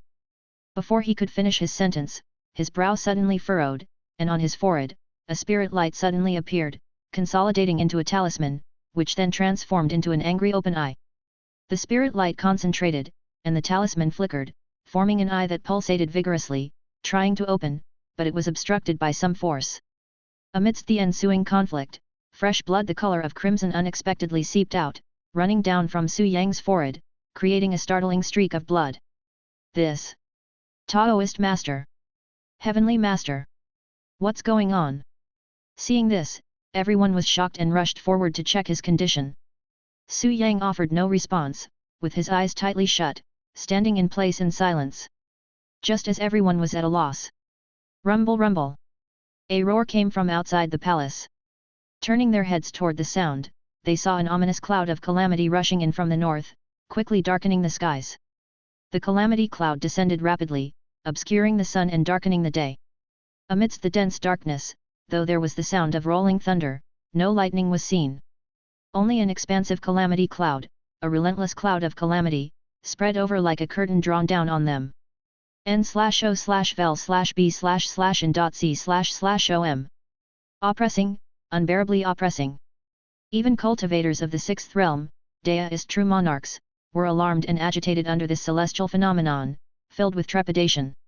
What is this? What's happening? The strange celestial signs must be the work of a monstrous fiend. From the north. Is it that demon? It's using dark magic against the Taoist master. No good, quickly protect the Taoist master with a spell. Those present were either true inheritors of the Dao or possessed genuine cultivation, and at a glance, they recognized the crux of the matter. True monarch Chongrong swept his dust whisk and immediately drew a circle around Su Yang, while also employing a spell and chanting mantras. On the South Sea shore, a single fir, evergreen both day and night, it remains annulled, the Queen Mother's peaches offer retreat, and all sorts of demonic and evil skills are dissolved. The first unraveling clears the yellow garb, the second neutralizes the Nanli method, the third dispels the 100 arts law, the fourth releases from the 3 masters law, the fifth breaks the blacksmith's law, the sixth undoes the painter's law, the seventh lifts the tiling law, the eighth eradicates the stonemason's law, the ninth dispels the carpenter's law, the 10th resolves the repair and amendment law. Heaven and earth are unbound, years and months freed, day and hour released, all the ancestor masters' manifold bindings are undone. Respectfully summoning the 6 stars of the Southern Dipper, the 7 stars of the Big Dipper, I command in the name of the Supreme Elder Lord, hasten, hasten as the decree. It was precisely the 100 unraveling demonic skills spell. Curse spells are a mainstream method of combat in this world, and there are spells for cursing as well as for dispelling them. Now, true monarch Chongrong was casting the Taoist righteous sect's 100 unraveling demonic skills spell, capable of neutralizing the vast majority of demonic curse techniques. However, bang! A loud explosion sounded, the light circle shattered, and true monarch Chongrong staggered back several steps, his mouth dripping with fresh blood. Brother Dao! This! The cultivators' complexions changed, and they hurriedly steadied him. True monarch Chongrong steadied himself, looking at Su Yang who stood unflinchingly with his eyes tightly closed, his face a ghastly shade of iron, a mix of shock and fury. With his cultivation as a Daoist celestial master, he had been unable to break the spell. Not only that, but he had even suffered a backlash. What kind of curse had that demon cast to be so formidable? Could it be? The cultivators were frantic, at a loss for what to do. Turning to Su Yang, his divine soul was undergoing a drastic shift as well. Rumble! All around, the world thundered ominously, mountains from all directions uprooted and moved towards him, pressuring him from every side. Su Yang sat in the void, his body shimmering with golden light, one for pure Yang creation, and one for. Amidst the profound mysteries of heaven and earth, the primary Qi is the root of all. By cultivating the great calamity of the mind, one verifies their divine skills. Within the 3 realms, only the way is revered supreme. The body has a golden light, which reflects upon my being, invisible to sight, inaudible to sound, encompassing heaven and earth, nurturing all beings. Chant the verses 10,000 times, and a light will be within the body. The 3 realms await guard, and the Emperor himself welcomes. All gods come to worship, marshalling the court of thunder. Demons and ghosts lose their courage, while spirit monsters go their way. Within there is a thunderclap. The thunder god appears and hides, piercing through and thoroughly connecting. The 5 Qi rise vigorously, the golden light manifests swiftly, covering and guarding the truth. Hasten, hasten as the decree commands. It was one of the 8 great Dharma protection mantras of Taoism, the golden light spell. Su Yang silently recited the divine spell as golden light enveloped and protected his Yang god. Yet, the mountains from all directions were unrelenting, thunderously closing in on him, encasing his body entirely and leaving only his head exposed. How can flesh and blood withstand the weight of mountains beyond measure? Had it not been for the golden light enfolding him and the divine spell's protection, he would have likely been crushed into a pulp. Even so, confined as he was, it was difficult to move. Having just his head sticking out made him as vulnerable as a target. Just then, moo! A cow's bellow shook the heavens and the earth. Looking in the direction of the sound, they saw storms parting in the sky, lightning flashing, and thunder roaring. A green bull, no ordinary bull but an ancient green bull, thundered toward him. Upon its back was a heavenly plough, with the sky as its handle, the winds as its moldboard, and the calamitous clouds as its grips. It was indeed a heavenly plough. The green bull, pulling the heavenly plough, thundered forward, aiming directly for Su Yang's head. The punishment of the plough-head. Su Yang's expression unchanged, seated amidst the mountains, allowed the green bull and its plough-head to advance, protected only by the golden light spell he silently recited. Moo! Rumble! The green bull bellowed, the heavenly plough angrily surged, striking hard upon the peak of the four mountains, furiously ploughing towards Su Yang's head. Its momentum was astounding, the force tremendous. However, bang! A colossal sound, the earth shook and the mountains quivered. It was as if the green bull had struck an iron wall, even the heavenly plough shattered on impact. All vanished like smoke, the only thing undiminished was the golden light. Su Yang opened his eyes to find everyone around him, their faces taut with tension. Taoist master. Seeing him awake, the cultivators were startled, with true monarch Changrong coming forward to ask, "How are you feeling?" "It's nothing." Su Yang shook his head, speaking faintly, "Though that demonic and evil skill is fierce, it cannot break my golden light spell for the moment." After speaking, he glanced outside and saw the tumultuous calamity clouds recede like the tide, the vast dark heavens once again clear for thousands of miles.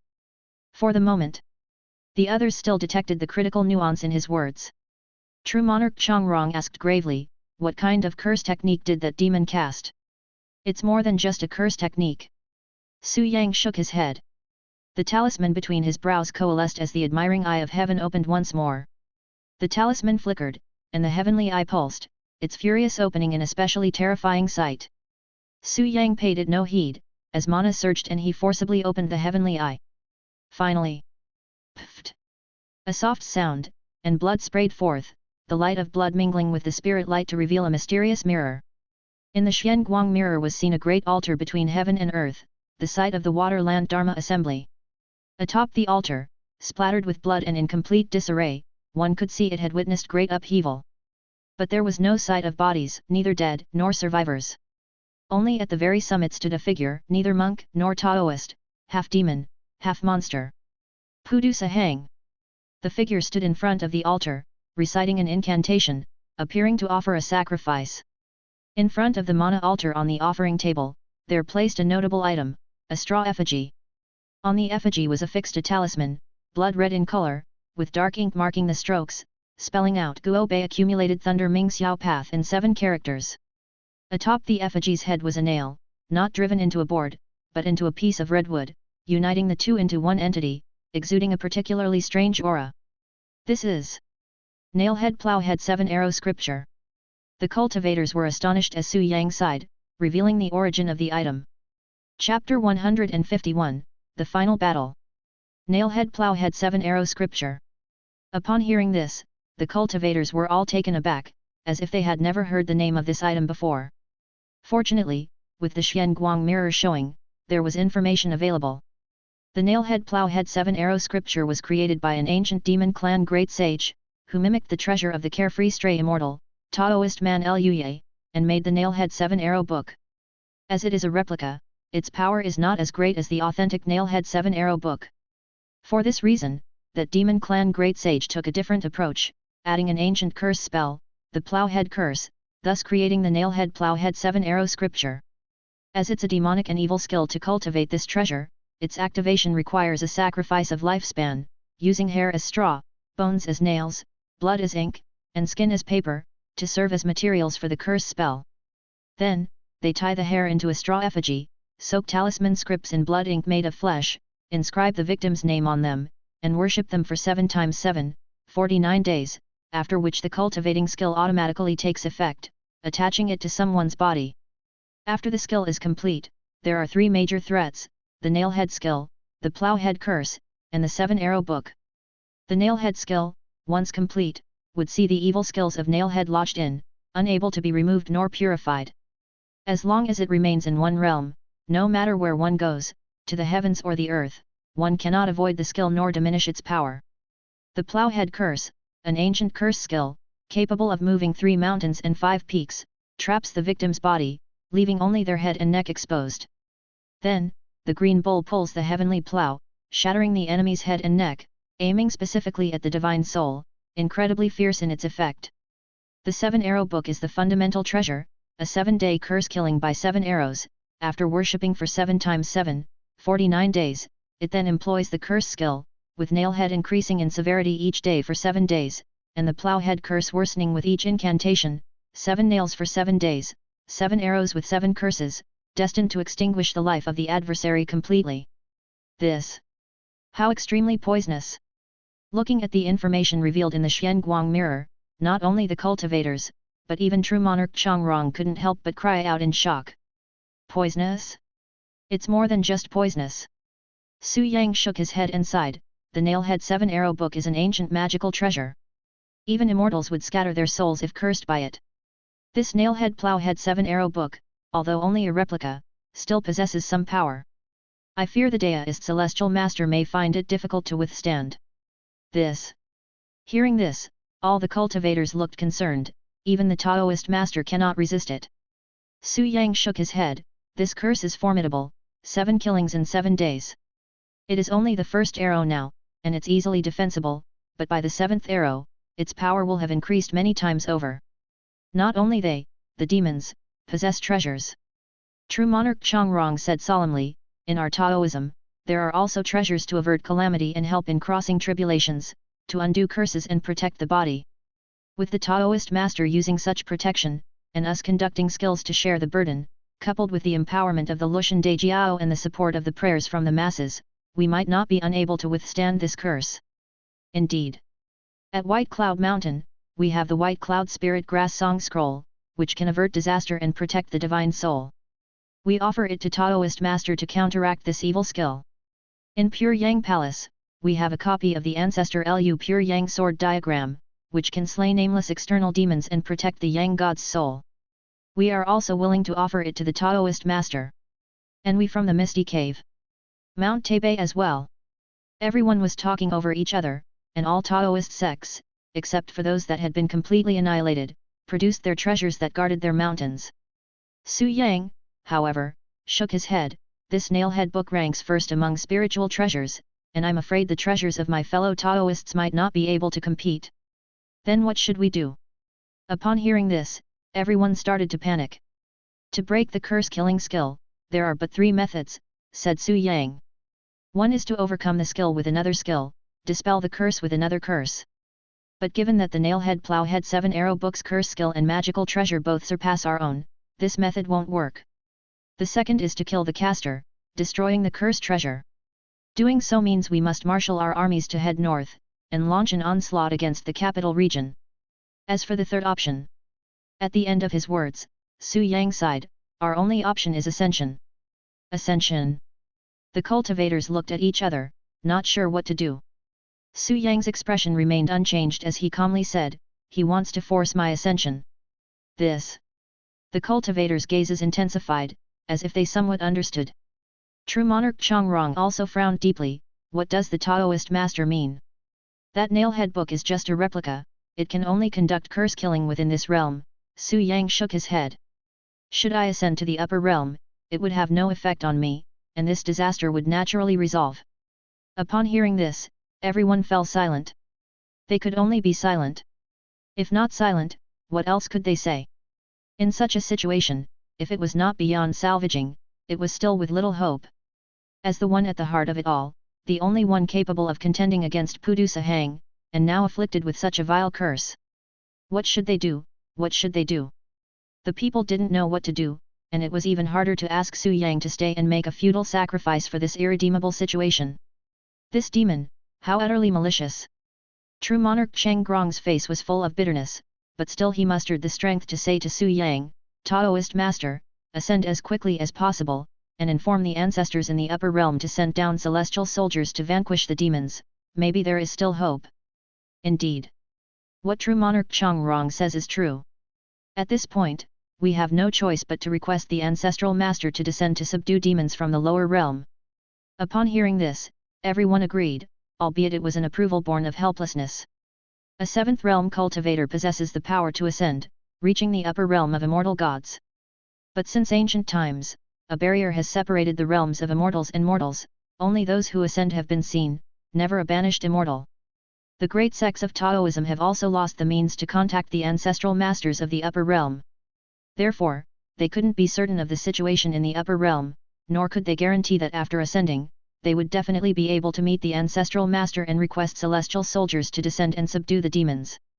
Even if they managed to request aid, whether they could arrive in time was another issue. It's possible that by the time the celestial soldiers arrive, this realm would have already been devoured by that demon. Thus, this method was the last, helpless choice they had.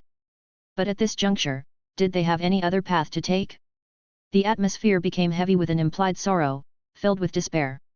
Seeing this, Su Yang simply smiled, if that demon wants to force me into ascension, how could I possibly make its wish come true? This Taoist master. The crowd looked at him in astonishment, at a loss for words. No need for further talk. Su Yang shook his head and spoke solemnly, currently, I have two strategies. The first is to hold our ground, to see if I can resist that nailhead 7-arrow scripture, while Brother Dao Chongrong ascends to report the matter to the ancestral masters of the upper realm. As long as we can request celestial soldiers to subdue the demon before it breaks through to the 8 realms, this catastrophe can be resolved. Taoist master. As soon as these words were spoken, true monarch Cheng Grong's expression changed immediately. He was well aware of the current situation. In the Guo Bei Academy, including himself, there were only 4 major 7th realm forces. And now, with Su Yang struck by the nailhead 7-arrow scripture, his life was in grave danger, uncertain even from morning to evening. If he were to ascend at this moment, with one less major combat power in the Guo Bei Academy, facing the incoming demons from the northern territory, collapse was likely imminent. True monarch Chongrong wanted to speak, but Su Yang gestured him to silence.n/o/vel/b/in.c//om. There's another strategy as well, which is to launch an offensive. Su Yang continued with a serious tone, that demon feeds on living beings, shrouded in curses and abhorrent to the world. When it attempts to break through to the 8 realms, it will surely incur the wrath of gods and humans alike, who will cast down thunderous tribulation. If I seize the opportunity to strike, there's a chance to annihilate it. This. Upon hearing this, the faces of all present lit up with renewed hope, this plan might just work. Yet, true monarch Chongrong was still anxious, but Taoist master, with the nailhead curse in your body, can you last until the demon's tribulation comes? That's why we have a 7-day deadline. Su Yang said gravely, he wants to force my ascension, I intend to force his tribulation. Force his tribulation. True monarch Chongrong muttered to himself, then suddenly realized what was meant, Taoist master means. We move our armies northward immediately, at all costs, launching a direct assault on the capital region. I want to decide life and death with him before the 7-day curse strikes. Su Yang declared with determination, now that he is devouring living beings of the northern territory, without the power of the Waterland Dharma assembly rituals to aid him, in terms of cultivation, he is but a 7th realm demon. As long as our army can break into the capital region, destroy his Daoist arena, and ruin his formations, I am confident I can kill him.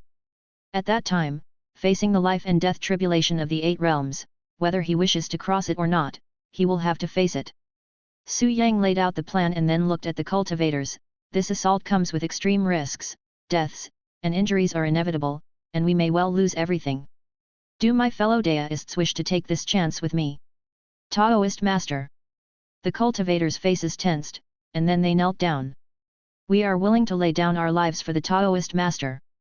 Our bodies bear heavy sins, and we ought to atone with our lives. A general dies on the battlefield, a cultivator dies for the Dao. To sacrifice one's life for righteousness is our duty. The cultivators were not afraid, expressing their resolve. Good. Seeing this, Su Yang did not say more. Issue my command, deploy our forces in one direction, straight toward the capital region. Having said that, he turned his gaze to true monarch Chongrong. Brother Dao Chongrong, you and Fairy Qingluan lead the forces. I will also request the assistance of the Increase and Decrease 2 generals, along with the ghost gods from Yun Mountain Mansion to accompany you. Though the enemy has 4 great demon gods, no demonic and evil skills can stand against the Taoist gate righteous skill. Coupled with the treasures of Taoism, breaking through the capital region should not pose a problem. I will stay in Guo Bay, resisting the curse-killing skill, and also keep watch over Pudu Sahang. If it makes a move, I will strike to intercept. However, this also means I cannot assist you any further. Life and death will be determined by destiny. Su Yang looked at true monarch Chongrong, then at the cultivators gathered in the hall, and spoke with gravity, brothers, take care. Upon hearing this, the cultivators simply smiled. Rest assured, Taoist master. We pledge to fulfill your command. With a 7-day deadline, time was of the essence. The order was immediately issued. Guo Bay Academy, along with the 7 provinces of the south, sprung into action like a war machine thundering to life. The main forces of the 9 courtyards disciples, joined by the great sects from north to south, along with the underworld soldiers and ghost generals from the Yin Mountain Mansion, formed an army, an immense force marching straight toward the capital region. The remaining people of the 7 provinces, hundreds of millions of civilians, once again offered sacrifices, commencing an unprecedented Lushan Dejiao ritual since ancient times. With the power of the rituals supporting them, the cultivators set forth with their weapons drawn. Su Yang sat in Guo Bay, waiting for the curse spell to strike him, and for the tribulation destined by heaven to arise. The final battle was about to begin. Chapter 152, The Nest is Overturned. But speaking of the past few days, all the cultivators had received their orders and departed. Even true monarch Chongrong had returned to White Cloud Taoist Temple, leading an assembly of real man magicians from within the sect, including 2 newly promoted true monarchs, to head together to the grand encampment at the Qinhui River, preparing for battle. 15 years ago, the north and the south had established their boundaries by the Qinhui River, building cities and training armies, each facing off against the other. Today, the northern territory had fallen into the demon realm. The Chen dynasty's forces north of the Qinhui River either defected to the south or returned north to meet their deaths. In contrast, to the south of the Qinhui River, fortifications were high and sturdy, defenses were on full alert, and there was a rapid mobilization of 7 provinces' forces. Cultivators acted swiftly, and at the latest within 1 day, the vanguard of the army could set off. Su Yang bid farewell to everyone and turned to enter the temple. Master! A group of disciples came forward to greet him, all with the cultivation of a 5-realm true man. Over the years, all 3 parties had developed significantly. The disciples of Mingxiao Taoist Temple were among the earliest to be taken in and received the most resources. With several decades of accumulation, there were now 100,000 disciples, surpassing even the Palace of Longevity and Pure Yang Palace in the number of Taoists.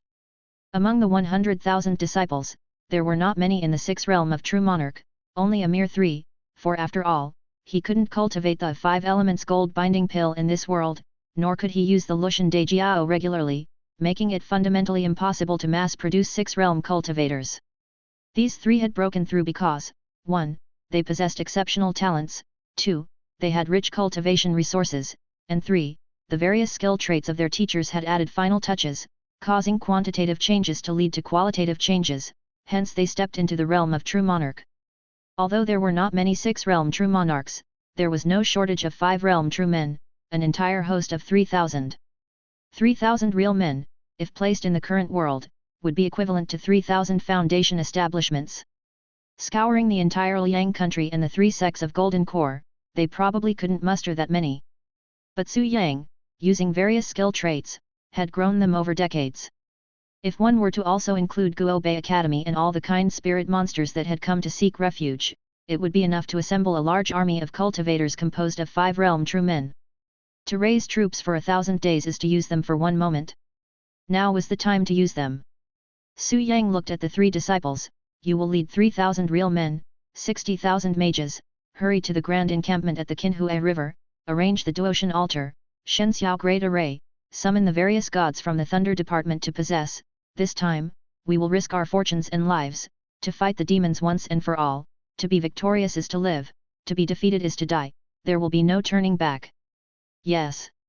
The three understood the gravity of the situation and dared not delay, immediately accepting the command and departing. Su Yang then turned and ascended the 9 rights high platform, crossed his legs and closed his eyes, and his Yang god exited his body. Once the Yang god emerged, it traversed through Yin and Yang, entering directly into the netherworld. In ancient times, Black Mountain, the city of wrongful deaths, had already been transformed into a sector of the governors of the netherworld. With the descent of the Yang god, it landed in the governor's office, arriving at the drill ground, at the muster stage. This muster stage was also a mana altar, surrounded by command flags unfurled in all 8 directions, and command tablets hung high on all 10 sides. Heaven is clear, earth is spiritual, soldiers follow the seal's turn, generals obey orders, and heed my command and deployment. With Su Yang's figure manifesting, he stood on top of the muster stage, with a wave of the command flag and a chant of the magic incantation. Ghost soldiers from all 10 directions approached. The troops divided into 10 directions, forming 5 forces: the eastern Zhuyi soldiers, the southern Baman soldiers, the western Rong soldiers, the northern De soldiers, and the central Qin soldiers. The 5 forces of soldiers were distinct from one another, including lively and active 5 chaotic generals and soldiers, unkempt and disheveled 5 chaotic generals and soldiers, roaming and hunting 5 chaotic generals and soldiers, soul collecting and restricting 5 chaotic generals and soldiers, South Mountain binding 5 chaotic generals and soldiers, chicken slaughtering and blood offering 5 chaotic generals and soldiers, chicken disturbing and shouting 5 chaotic generals and soldiers, self-shouting and responding 5 chaotic generals and soldiers, flag waving and shouting 5 chaotic generals and soldiers, finger biting and blood dropping 5 chaotic generals and soldiers, moving the cool and relieving pain 5 chaotic generals and soldiers, knife opening and bloodletting 5 chaotic generals and soldiers, knife sealing and bone connecting 5 chaotic generals and soldiers. All 100,000 ghost soldiers were fully present. Then, 5 gusts of cold yin wind rolled in, kneeling before the muster stage ready to take orders. These were the 5 ghost emperor generals. Central Ghost Marshal Yao Baisong. Northern Ghost Marshal Lin Jingzhong. Western Ghost Marshal Cai Ziliang. Southern Ghost Marshal Zhang Zigi. Eastern Ghost Marshal Chen Gaixian. Greetings to the Mansion Lord. The marshals of the 5 directions appeared in response to the summons. Su Yang waved the command flag once more. Where are the 2 generals of increase life and damage fate? Rumble. Before the words fall, the netherworld was struck by flashes of lightning and thunderclaps, startling all spirits into wailing and terrifying both gods and ghosts. 2 figures descended with the thunder, one in azure, one in crimson, both towering more than 20 feet tall, with ferocious faces and angry eyes, their mien like Vajra's and their spirit more fierce than Asura's, causing even the ghost gods to weep at night and demons to cry out in fear. Upon seeing this, Su Yang uttered not another word. With a shake of both hands holding the command flags, he summoned lightning from all 10 directions.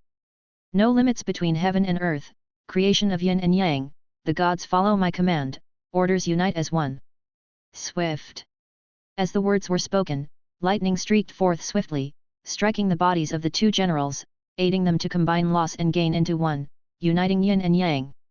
After a moment, lightning exploded and, amidst dazzling divine light, a general with immense anger emerged with 3 heads and 6 arms, each wielding a divine weapon, while an eye in the middle of his forehead emitted lightning and divine light. Indeed. Heaven complies and mankind consents. I hereby decree to appoint you as Yin Mountain Mansion's great protector, the Grand Marshal of the 5 chaotic generals and soldiers, and the vanguard of wind, fire, lightning, and thunder. Lead the troops to open the path, connecting yin and yang, eliminating demons and ghosts, slaying evil spirits and monsters, vanquishing wickedness and eradicating evil. Go! Along with the shout, Su Yang slammed the desk, and command flags from all 8 directions and command tablets from all 10 sides flew out, falling amidst the ranks of the 5 forces of soldiers. Orders received. With all the ghosts thunderously obeying the command, the great increment-decrement marshal roared out. Immediately, winds and fires howled, sand and stones flew, accompanied by lightning and thunder piercing through the dual realm of yin and yang, creating a thoroughfare through the netherworld. Roar! Roar! Roar! The myriad ghosts roared as they followed suit, rushing towards the mortal realm. In the mortal realm, it was broad daylight, and all was serene under the heaven and earth. At the boundary of the Kinhui River, one side was deserted while the other was tightly guarded, a somewhat strange contrast. At this moment, within the northern bounds of the Kinhui River, a group was fleeing in panic. Hurry, hurry, hurry! The Kinhui River is just ahead. Once we cross the Kinhui River, we'll be in the south. These evil ghosts dare not pursue. Quickly! A group of people fled in panic, including monks and Taoists, scholars and warriors, some riding auspicious clouds and others on magic artifacts. Behind them, a chilling wind whistled like an overwhelming tide, threatening to chase them down and engulf them completely. A piece of monk's robe fluttered hurriedly through the air as an elderly monk with white eyebrows maneuvered a magic artifact, with the terrified young monk standing behind him. The young monk looked back and saw the surging tide of yin qi, within which malevolent spirits with hideous faces appeared, causing his own complexion to turn pale with fear. They were Buddhist monks from the north, remote and isolated due to their small temple, which had spared them from attending the deadly Waterland Dharma assembly in the capital city and allowed them to escape this catastrophe. But having escaped this catastrophe, there was another waiting. The Northern Territory had become a demon realm where demons and evil ghosts ran rampant. After enduring countless hardships, with most of their temple fellows either dead or injured, only the two of them, an old monk and a young one, had managed to escape to this place. The path to life was right before them, but death pursued them closely from behind. Seeing the old monk looking gaunt and his mana nearly depleted, the young monk's eyes filled with despair. Bayun, your master can't go on. Hold tightly to the staff, I will send you on your way. Remember, you must bring the golden Buddha to Mingxiao Taoist temple and give it to Heavenly Master Shi. Only then can our Buddhism's great sin be slightly reduced. Go. After speaking, the old monk grabbed the young monk, stuffed a bundle into his embrace, and infused the last of his mana into the staff, ready to make the ultimate sacrifice to send him off. But unexpectedly. Boom! Boom! Boom! A thunderous rumble ensued, and the sky darkened abruptly as if ominous clouds were descending. Suddenly, the howling wind and the surge of ghostly chi twisted the space in front of them, revealing a gloomy netherworld. Stamp! Stamp! Stamp! Charging! Charging! Charging! Flutter! Flutter! Flutter! From within the gloom, the sounds of troops and horses could be heard, and the black mist converged into a substantial yin qi. Then, the ground thundered with the sounds of hooves like thunder, and within the black tide, shadowy figures could barely be seen as if an army of thousands was galloping towards them, blocking the way forward. This! Even the old monk couldn't help but change his expression at this sight. It was broad daylight, and the heavens were clear, yet were these the ghosts, the underworld soldiers, marching into the world of the living? Such power was 1,000 times, no, 10,000 times stronger than the tide of 100 ghosts furiously chasing them from behind. Was the demon's influence so extensive already? In a moment of shock, the army of thousands was already upon them. Amitabha! Heaven's will! Fate! The old monk, left with no other choice, could only close his eyes and brace for the inevitable. But unexpectedly. Boom! Boom! Boom! The whistling wind passed by, the dead not touching the living, and the army of thousands charged and collided, crushing the hundreds of pursuing evil ghosts who could not avoid them in time, reducing them to dust within the black tide. Huff! Huff! Huff! The gusts of chilling wind made their bodies tremble, but after waiting for a while, there was no pain, no feeling of a soul being devoured. The young monk couldn't help but open his eyes and tugged at the old monk's sleeve. Master, master. The old monk was also confused, opening his eyes and looking forward. Then he saw a towering ghost god, a three-headed, six-armed being, as formidable as a Vajra and as fierce as an Asura, stepping out from the netherworld with 100 yards in each stride, followed by orderly troops from the 5 directions. Those ghosts from before were merely the advance scouts. The main corps now approaching was the elite of the Yin government. This. The Great Increment-Decrement Marshal. It's the Yin Mountain Mansion. The old monk also realized what was happening and quickly picked up the young monk to stand aside and avoid the Yin government's troops. Boom! Boom! Boom! No one paid them any mind as the Great Increment-Decrement Marshal commanded the 5 ghost generals and 1,000,000 underworld soldiers as the vanguard of a grand army that charged mightily toward the north, grinding any encountered demons to dust. The underworld soldiers borrowed the way, with the vanguard clearing the path. And then, boom, boom, boom. More rumbling could be heard in the skies afar. The old monk looked up, following the noise, his face filled with shock. He saw that to the south of Kinhuat, the skies were completely dark, covered by an approaching mass of black clouds. The uninterrupted expanse of black clouds eclipsed the sun, and atop the clouds, indistinct figures of Taoists and mages could be seen, among the sounds of thunder drums and flashing lightning resembling dragons, as if celestial soldiers had descended into the human realm. In fact, Mingxiao Taoist Temple. It's the Taoists of Mingxiao. Before the old monk could recover from his astonishment, he heard Taoist survivors exclaiming nearby. It is said that under King Shifa of Mount Jiliai's Mingxiao Taoist Temple, 3,000 true men and 100,000 Taoists, all versed in Thunder series magic and served by various gods of thunder, create encompassing storm clouds and lightning veils the sun as they emerge, striking like celestial soldiers. Indeed, their reputation is well deserved. n/o/vel/b//in.c//om. In the years past, when King Shifa purged the world of demons, the Taoists of Mingxiao followed, setting up the Duotian altar and the Shenxiao Great Array.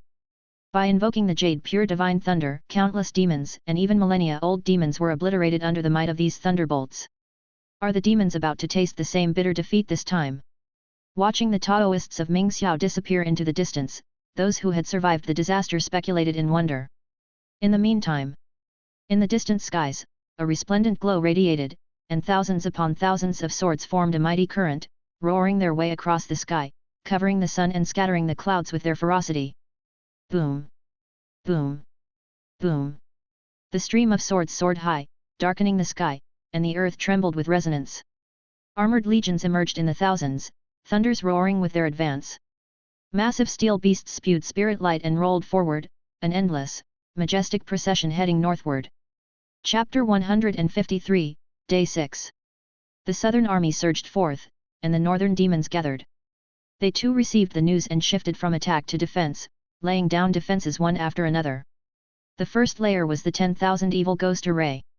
For 15 years, both sides developed separately yet in direct confrontation. Su Yang entered the underworld establishing the Yin Mountain Mansion, while Sahang also had arrangements in the netherworld. Now, as strategies were exhausted and blades revealed, a sudden uprising opened the channel between the dual realm of Yin and Yang, summoning a million evil ghosts from the netherworld as minions, and even an old demon like Black Mountain, stepping into the ranks of the seven realm ghost gods. The force of evil ghosts was massive, and death was of little consequence. Their yin qi was fierce, solidifying into a toxic miasma. If any living being were to come into contact with it, even if they didn't die, they couldn't avoid being tainted by the toxic yin, which would reduce their mana and wear down their Taoist cultivation, making it perfectly suited as the first line of defense. But Su Yang had ghosts of his own. Roar! Roar! Roar! From the Yin Mountain Mansion, an immense army charged forth. Even more formidable than the 10,000 evil ghost array. Leading them was the great increment-decrement marshal, striding through the wind and fire, wrapped in thunder and lightning, wielding fierce weapons, eyes shining with divine light, 6 arms and 3 heads, 100 jong tall like a demon god descending upon the world, taking the vanguard into the formation and sweeping away 10,000 ghosts. Decades earlier, after Su Yang's expertise in Taoism developed the Thunder Lightning Mana King trait, his mastery of the Thunder series reached the pinnacle of this world, understanding the creation powers of thunder bringing life or death, being both yin and yang. The ultimate state of Thunder series had the power to split the heavens and pierce the earth, shattering the endless chaos and creating a new world. While Su Yang's mastery of the Thunder series hadn't reached such a state, it still had the power to create and transform yin and yang. Therefore, combining many refined Taoist methods, he created the Thunder Training Ghost skill. With this skill, he trained underworld soldiers and ghost generals who not only combined yin and yang but also possessed the creation power of thunder, able to manipulate the forces of wind, fire, thunder, and lightning. Unafraid of scorching sunlight or raging winds and even unscared by thunderous explosives, they could walk the netherworld and the world of the living under the clear blue sky and the bright daylight, appearing before the eyes of mortals. This great increment-decrement marshal was indeed his proud creation. Such a thunderous ghost, coupled with the deities of incense worship and embodied as a ghost god, would not only be formidable today but could also potentially attain a position among the deities of the netherworld even in ancient times. Now, Su Yang commanded it to take the lead, and it did not disappoint him. Wind, fire, thunder, and lightning it charged directly into the formation. Although the 10,000 evil ghost array was terrifying, it paled in comparison to the netherworld ghost god, the increment-decrement martial. Boom! Boom! Boom! The earth trembled, an abyss cracked open, and a massive mountain rose from within, reaching tens of thousands of feet in height. The Dry Mountain Old Demon. No, it should be called the Dry Mountain Demon God. One could see the seven-realm demon god revealed its true form, the 10,000-foot dry mountain blocking the path of the ferocious increment-decrement martial. Incensed, the martial waved its 6 arms, and the 6 divine weapons struck the opponent repeatedly, yet the mountain rocks, firmer than metal, sent sparks flying without breaking. Such an immense mountain was difficult to shake. This old demon was no longer a mere ghost but embodied half demon, half devil, half ghost, half god. The increased life martial, capable of defeating 10,000 ghosts, had little advantage over such an old demon. Just like the Black Mountain Old Demon of old, even a deist celestial master who was a whole realm higher still struggled to slay it. Now, as a demon god, even stronger than the former Black Mountain, who could contend with it in the 7th realm. Dong! Dong! Dong! Just as the imposing dry mountain stood unmovable, blocking the pass. From the sky above, the sound of drums suddenly echoed. Looking up, one saw dense clouds converging, a great darkened sky. Cumulated thunderclouds, Mingxiao Taoist Temple. 10,000 standard magic artifacts. In such a case, it was as if the skies and sun were obscured, as if the thunder department itself had descended to the mortal realm. Atop the cumulus clouds, vague figures could be glimpsed, comprised of real man-magicians and true monarchs leading the way. The many cultivators, some dressed in neat robes, others with disheveled hair, and still more strong men with bare chests, forcefully beat the thunder drums with great intensity. The thunder drums themselves were magic artifacts. Every 10 clouds held a small drum, every 100 a medium drum, and every 1,000 a large drum. Strong men beating the thunder drums in harmony with the cumulus thunderclouds created a fury as if the heavens and earth roared with thunderous sound. Beyond the thunder drums, there were also the electric realms. Placed upon clouds, with every 10 hosting a small, every 100 a medium, and every 1,000 a large one. As the electricity danced like dragons between the clouds, casting light throughout the sky. The Duotian Altar. The Shenxiao Great Array. In this world, when the Supreme Elder Lord opened the heavens, the 3 pure ones differentiated, but the mysterious gate did not divide into the 3 teaching sects, and there was no struggle for life and death as in the myth of the deity's conferral. The progenitor of the thunder department, 9 heavens responsive thunder sound universal transformation heavenly venerable, was not the instructor Wen Zhong from the myth of deity's conferral but an incarnation of the primeval heavenly king of eternal life, a child of the primeval heavenly king of jade pure lineage, and known as the jade pure true king. Thus, the thunder department of this world inherits the jade pure Taoist lineage, tracing back to the Duotian as the origin, to the Shenxiao as the tradition. Jade pure laws dominate thunder, hence the title 9 heavens responsive mansion, the supreme jade pure king. The Duotian altar and the Shenxiao Great Array are genuine teachings of the Jade Pure School. Although they consist only of the golden core section, the array formations technique, when combined with collective strength and following the cosmic order, allows for battle beyond boundaries. It's not unusual for a golden core array to contend against a demon god. Boom! Boom! Boom! As the altar stood and the great array unfurled, the practitioners from all directions lent their strength. Above the clouds, a person stepped forward with crane-like hair and the visage of a youth, embodying the aura of an immortal. It was true monarch Chang Rong. He stood upon the clouds, commanding the formation, connecting with the Duotian altar and executing the divine might of Taoist spells. The heavens are boundless, the earth is boundless, O disciples, who set forth the 9 bowls creation skill once initiated, heaven and earth tremble, twice initiated, ghosts and gods are startled, thrice initiated, mountains crumble and boulders split, 4 times initiated, evil mages' heads shatter and their lives cease, not dragging 1,000 pounds of pressure. When the 9 bowls create once, both sides will split, respectfully inviting the 6 stars of the Southern Dipper, the 7 stars of the Big Dipper. I serve the Supreme Elder Lord with speed like the law. It was 9 bowls creation skill. Boom boom boom. Moo moo moo. The Taoist magic urged on, thunder roared, and 9 green bowls descended from the sky, with jade pure divine thunder bestowed upon their horns, transforming into 9 ancient thunder beasts, charging directly towards the Mount of 1,000 Zangs. All at once. Rumble rumble. The initiation made the heaven and earth tremble, startled ghosts and gods, crumbled mountains and split boulders. The heavenly master performed his magic, and with the creation of the 9 Bulls Mountain, assisted by both the Duotian altar and the Shenxiao Jade pure forces, even the Mount of 1,000 Zangs, transformed by the 7-realm demon god, could not withstand and was struck to pieces, with boulders rolling down. Within the mountain of 1,000 Zangs, even a face emerged, a twisted visage of agony, filled with cracks as the rocky body likewise began to shake, ready to retreat back into the earth and flee into the distance. Humph! Where do you think you're going? True monarch Chongrong snorted coldly and performed another Taoist spell. I serve the Elder Lord as the law commands. Today I have come to fish the mountain peak, with the golden hook I fish, with the silver hook I fish, fishing up the 4 corners of the mountain of 1,000 Zangs. If still it does not rise, let the 9 bulls lift it, the Yin 9 bulls, the Yang 9 bulls, with the heavenly and earth-shaking collision against the mountain gate. Rumble rumble. In the midst of the curse spell's sound, thunder reappeared, lightning like a dragon startled the heavens and fell, turning into myriad hooks and ropes, catching the 4 corners of the dry mountain, making it difficult to escape. Soon after, Yin and Yang moved together, as 18 thunder bulls thundered forth, heavily striking at the base of the mountain. Bang! A thunderous roar shocked heaven and earth, as the 1,000 Zang high mountain collapsed with a boom. It was shattered at its roots, the very foundation of its formation, by the joint thunder series of Yin and Yang 9 bulls.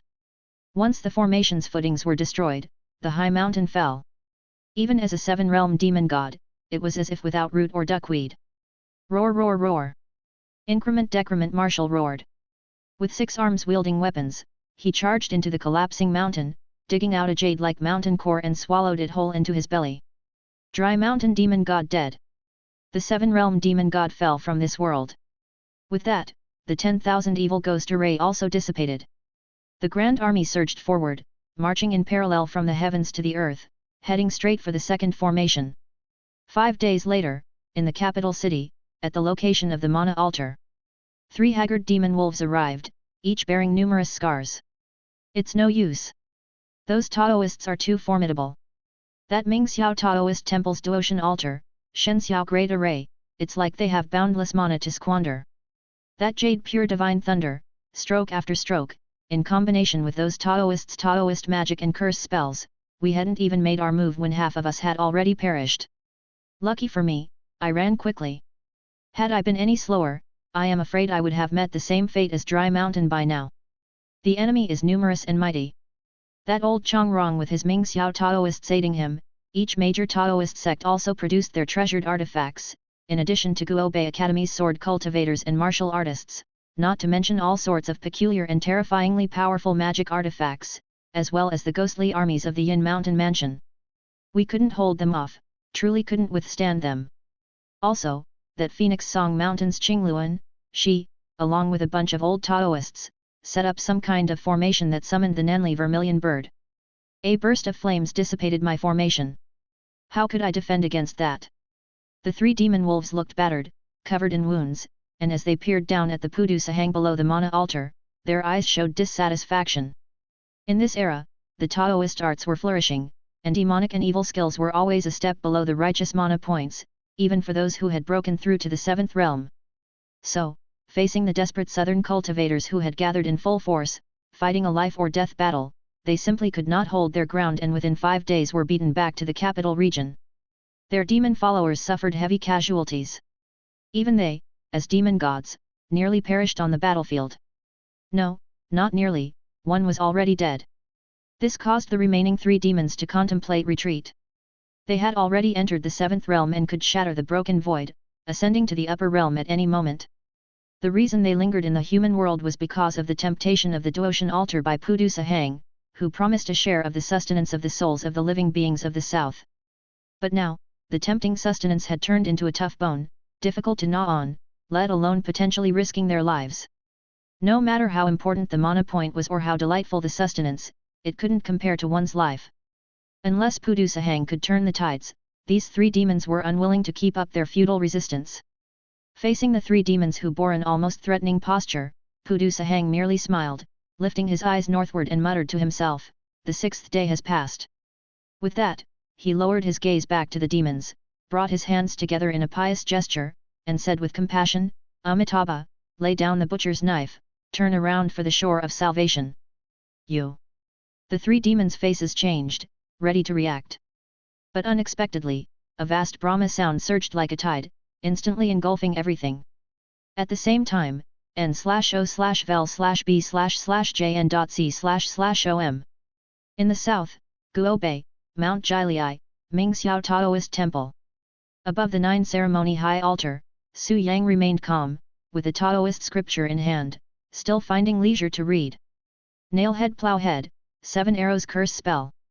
Now, on the 6th day. The 6th day, the 6th arrow, the 6th round of curse spell, was about to strike. Chapter 154, The Arrival of the Sword. The curse killing approached, yet Su Yang remained indifferent, still engrossed in the Taoist scriptures in his hands. Although he had unified the South for many years, hindered by the views of sectarian gatekeeping, he had still been unable to directly request the complete teachings of the major Taoist schools. Only now, in the face of the calamity befalling the populace, with no more talk of sects and schools, not only did the various southern Taoist lineages offer up their ancestral teachings, but even the surviving seeds of the north had given their fortunes and lives, along with their lineages' inheritances. In his possession now were not only the arts of combat and defense, protection of the Tao, and safeguarding of oneself from the various Taoist schools, but also secrets of cultivation that the ancient immortal gods of antiquity left in the world, utilizing the heavenly earth prime spirit. With these, current cultivation, breaking through the golden core, had no more barriers. As long as he accumulated enough, he could attempt the breakthrough. Alas, he lacked the technique he most desired, the one he had longed to obtain, the method of feigning the ordinary to cultivate the true. A slight regret. However, as long as this world did not perish, Su Yang believed that one day, he would obtain this technique. Therefore, boom rumble. Muffled thunder resounded, and the skies suddenly darkened. Su Yang looked up and saw the Yang Yun descending once again, a great dark sky approaching. Within the darkness, a blood light could be faintly seen, contorting into a horrifying visage, and howling ferociously as it bore down on him. Su Yang's expression was unchanged. He set down the Taoist scriptures in his hands and sat alone on the high altar, surrounded by yellow talismans that had long been affixed. Many magic artifacts arrayed around to shield the divine soul and dissolve curse skills, but many were already cracked, a frightening sight to behold. 6 days had passed with 5 rounds of curse killings, all blocked by him. But with the nailhead 7 arrow, each arrow stronger than the last, he had paid a heavy price. Countless talismans, elixirs, and magic artifacts had been consumed without measure. Now, the opposition had only 2 rounds of curse killings remaining, while his trump cards were also nearly spent. Who would be the first to fail? The facts would have to speak. Boom rumble. Just as Su Yang closed his eyes, his sea of consciousness twisted, and he was transported between mountains. The 3 rivers and 5 peaks shifted and converged from all sides, pressing heavily upon his body, exposing only his head. Nov, L, B//JNN. Su Yang remained motionless, seated in the void, with golden light shimmering around him, withstanding the crushing mountains. It was still the golden light spell. As one of the 8 great protective divine spells of Taoism, this spell was exquisite, with extraordinary might. The previous 5 rounds of nailhead plowhead curse killings had been unable to break through the protective golden light. Of course, no matter how strong the curse skill, it depends on one's cultivation. Without enough cultivation to support it, all Taoist techniques and divine skills are but castles in the air. Now, Su Yang devoted all his cultivation to sustaining this spell. One could say this golden light was his last line of defense. Once the golden light shattered, he would have no more defenses, and the curse skill would penetrate unimpeded, the nailhead plowhead would crush his divine soul. Therefore, the spell must not break, the light must not shatter. Otherwise, it would be the end of his Tao and his life. But the opposition also knew this well. The 3 mountains and 5 peaks, closing in from all sides, their power far greater than the first round, bore down upon the golden light, causing sparks to scatter and resounding with a metallic clatter, as if undergoing 1,000 refinings. Bang! Bang! Bang! In reality, atop the high altar, one magic artifact after another exploded into fragments, one spirit talisman after another turned to flying ash. Even the base of the 9 ceremony high altar shook as if struck by some terrifying force. The nailhead technique, its might doubled. Then look at the plowhead spell. Moo! Within the sea of consciousness, a bellow sounded as the ancient green bull pulled the heavenly plow with wind, clouds, thunder, and lightning rushing forward. Bang! A loud crash as the heavenly plow descended, colliding with Su Yang's head, all defended by the protective golden light. During the initial round of curse killings, this green bull could only pull the heavenly plow once before crumbling to dust. With each passing day, with each round of cursing, the number of times green bull could pull the heavenly plow increased by 1. Now, at the 6th round of curse killing, the green bull could continuously plow his head 6 times, each time stronger than the last. Boom rumble! The first plow, the golden light flickered. The second plow, the spirit talisman turned to ash. The third plow, the magic artifact shattered. The fourth plow, the high altar trembled. The fifth plow, the golden light cracked. After 5 strikes of the plow head, Su Yang's protective golden light was full of cracks and on the verge of collapse. Could it withstand the doubly increased might of the 6th plow? No one knew. The green bull, merciless, fiercely pulled the heavenly plow, thunderously charging toward him. At that moment, a streak of sword light descended from the sky, merging into the cultivator's heavenly spirit. The dazzling sword light seemed to possess tremendous power. Poured into the heavenly spirit, it instantly bolstered the golden light. The golden light surged, its cracks vanished, and in an instant, it stabilized as before, perhaps even stronger than before. Bang! A loud crash as the green bull collided but failed to shift the golden light, instead causing itself to shatter. The green bull crumbled, the heavenly plow broke apart, and the 6th round of curse killing dissipated into nothing. But no hint of joy appeared on Su Yang's face. In the end, he had been the first to play his final card. The Xian Yuan divine sword, his magical treasure through it, he had blocked the 6th round of curse killing. But tomorrow, when the 7th arrow arrives, would he be able to hold it off? The power of 7 arrows, its strength untold. This final round of curse killing, I fear, will surpass the previous 6 combined in terror. He might not be able to withstand it. Even if he could, it would leave him gravely wounded, greatly damaging his yuan qi. Then, should Pudu Sahang seize the opportunity to break through and ascend to the 8 realms, who could possibly resist? At this juncture, we are in a dire situation, only a desperate struggle may bring a slim chance of survival. Within the northern territory, beyond the capital region, atop the Duotian altar, true monarch Chongrong, looking visibly diminished, said to the assembly of cultivators, "Tomorrow is the 7th day, we must breach the capital and destroy the Taoist sanctuary before then. Only then can the Taoist master intervene and execute that demon. Otherwise, even if the Taoist master survives the 7-day curse killing, he will be greatly wounded, and no longer able to contend with that demon. Life or death, survival or extinction, all hang on this night. We have no choice but to stake everything on one last effort." In saying this, his gaze swept across the equally haggard figures before him, and true monarch Chongrong felt helpless in his heart. After 5 days of fierce assault, leading an army over 10,000 miles, and breaking through 4 strategic points, they had forced the demons into retreat step by step.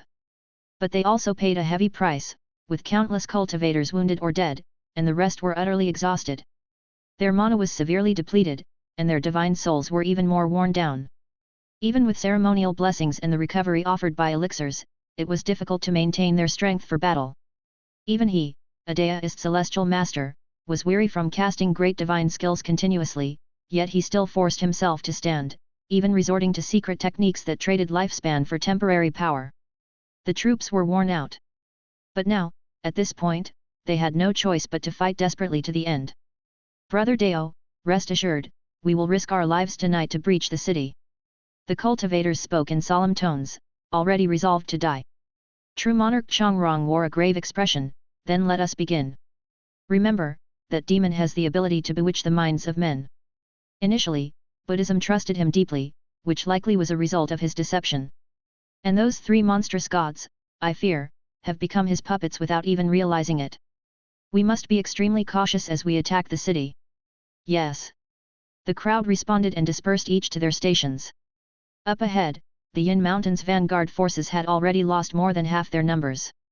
Of the 5 ghostly generals, only 2 remained, the troops under their command had suffered innumerable casualties, and even the increment-decrement marshal was covered in wounds, having exhausted much of his strength. Yet as the vanguard, they still bravely took the lead, directly marching towards the capital region. In the land of the capital region, the Buddha's light shone brilliantly, enveloping an area of over 1,000 miles. The cultivators charged into the battle array, only to hear the chanting of Brahma sound and sinister tunes that followed. Namo, Namo, Amitabha. Namo, Namo, Amitabha. Namo, Namo, Amitabha. What is this? Not good. Hearing the Brahma sound, everyone's expressions changed, and true monarch Changrong shouted urgently, those beneath the true man level, retreat from this place, everyone else, fight with all your might. As the order was issued, the army immediately split, and within the sea of Buddha's light, monstrous waves surged forth as countless demons swept in, with the three monstrous gods leading them. As the two sides clashed, the holy Buddha realm was soon awash with rivers of blood and covered with corpses. Meanwhile, inside the imperial city, within the Daoist temple, before the Mana altar, n/o/vel/b//in.c//om. A monk sat alone, gazing at the sky as the Buddha's light around him glittered, revealing a mysterious mirror. Within the mysterious mirror, the 9 ceremony high altar stood, with the Taoist man sitting atop, also displaying a serene countenance. You've lost. Pudu Sahang looked at Su Yang, saying, my tribulation has yet to come, but your life is nearing its end. Why not ascend to avoid this calamity and plan for another day? The words were earnest, and he advised sincerely, as if the one in front of him was not a bitter enemy, but a dear friend instead. Su Yang was unconcerned, preoccupied with his own perspective, using the Buddha to cast demons, using demons to imitate Buddha, to reduce sin and evade cause and effect is not the way meant for this world. True. Pudu Sahang nodded, I come from beyond this realm, an outer world demon, and this technique is also an outer world great skill. Su Yang smiled, unchanging in demeanor, though the skill is exquisite, it has its limits, it cannot erase all sins and karma. That is why you dare not devour all the Northern Territory demons, for you would surely face divine condemnation and be hunted by gods and men alike. True. Hearing this, Pudu Sahang still remained composed, the techniques of this world use falsehood to cultivate truth, and sentient beings possess power. If I were to devour all sentient beings of the Northern Territory, overwhelming resentment would envelop me, heaping sin upon sin and drawing thunderous tribulations, giving you the opportunity to prevail against me. Having said that, he looked again at Su Yang, now, as I firmly guard the imperial city, just one more day of delay and the 7-arrow curse will be unleashed. You wouldn't be able to stop me, even if you survive. Then, within and beyond the capital, regardless of good or evil, human or demon, they will all become my sustenance to break through the barrier. Upon hearing this, Su Yang simply smiled, not afraid of being condemned by heaven and earth. We cultivators naturally go against heaven's will. What is there to fear from heavenly condemnation and earthly extermination? Pudu Sahang, unfazed, remarked, without you in my way, what can the heavenly tribulation possibly do to me? Between the lines, he glanced outward, the cultivators of this world are indeed extraordinary, but unfortunately, destiny is on my side. After speaking, his gaze returned to Su Yang, we both are cultivators from beyond this domain. Why must we fight to the death over this? Upon hearing this, Su Yang simply smiled, do you think I wouldn't? This statement plunged Pudu Sahang into silence. All his words had but one purpose, to persuade Su Yang to ascend. The situation was now clear.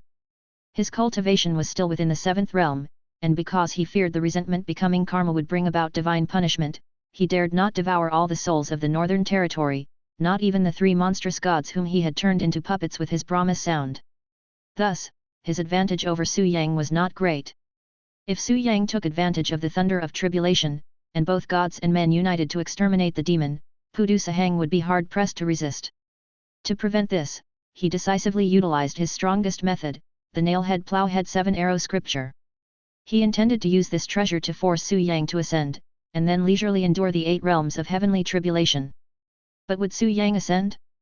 This question had troubled him for a long time. Initially, he believed that Su Yang would ascend. After all, this was a man of great ambition and schemes. Despite his years of fairly administering justice, praised as a pillar of the righteous path, Pudu Sahang didn't believe this to be Su Yang's original intention. If he were so pure-hearted, why would he disguise his identity and create the northern city 3 cultivations to intimidate various factions?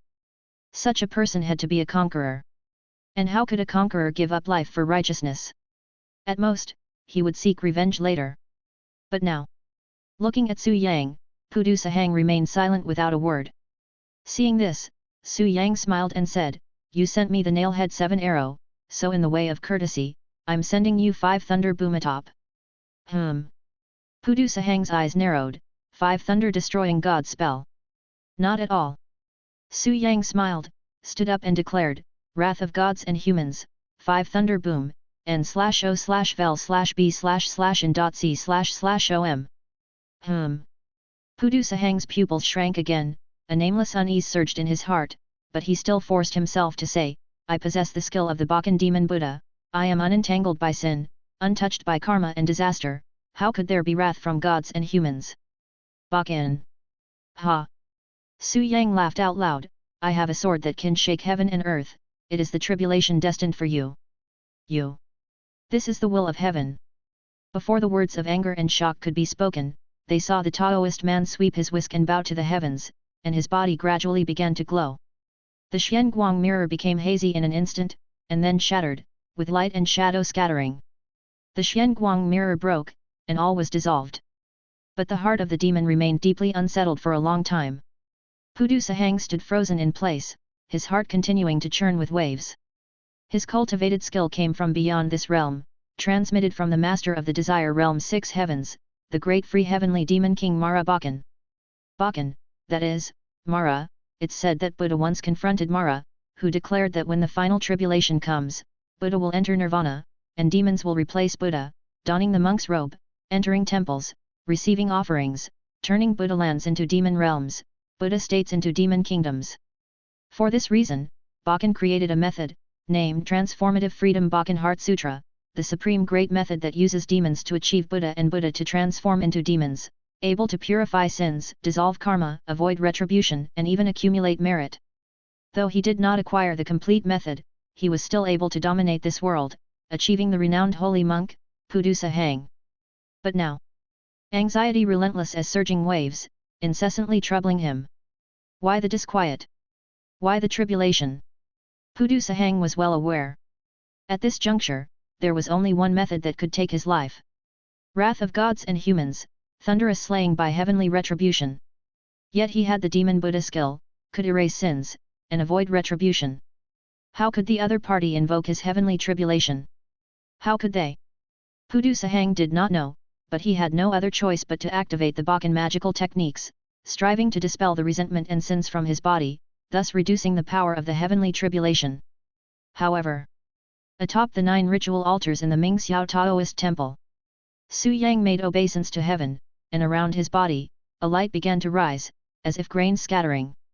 Inside Mingxiao Taoist temple, in Mount Jiliai, the disciples and Taoists who could not go to war due to insufficient cultivation felt something and looked up, gazing towards the high altar. But what they saw was the figure on the high altar gradually turning into light, and in an instant, shooting into the vast sky. In Guobei Academy's schoolhouse, sacrifices were still being made. Miss Xin Shizi stood beside an offering table, staring blankly towards the north, lost in a trance. Suddenly, amidst the dimness, she was struck by a frightening premonition.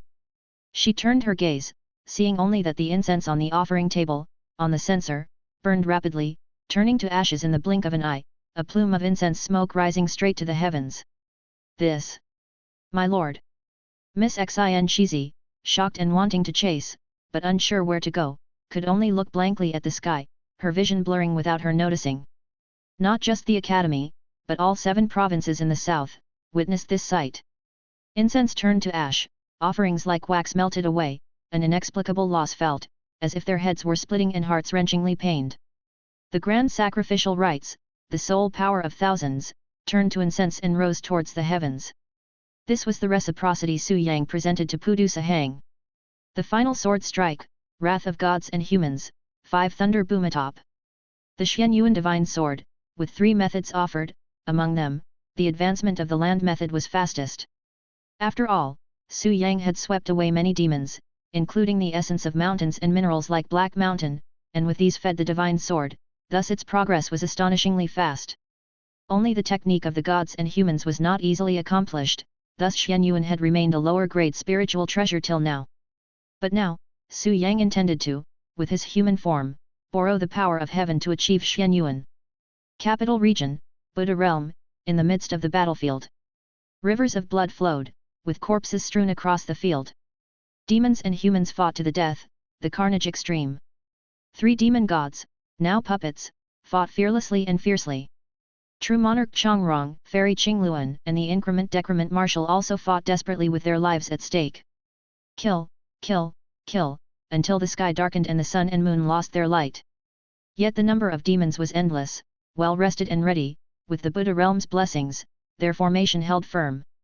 Even as the cultivators were fearless, the Taoists sacrificed themselves, and the armies charged bravely, still, they could not break through the enemy lines. Time slowly slipped away in this massive grind of flesh and blood, and before anyone realized it, night was fading and dawn was approaching. But the darkness receded not into light, but into endless despair. Bang! A flash of sword light, spattered with blood, fell to the ground, revealing a figure smeared with blood and riddled with wounds. It was Liang Xiao. After 20 years of arduous cultivation, his extraordinary talent had allowed him to step into the 5th realm of cultivators. As a student of the sword at the Shushan main school, he had also been roped into this battle.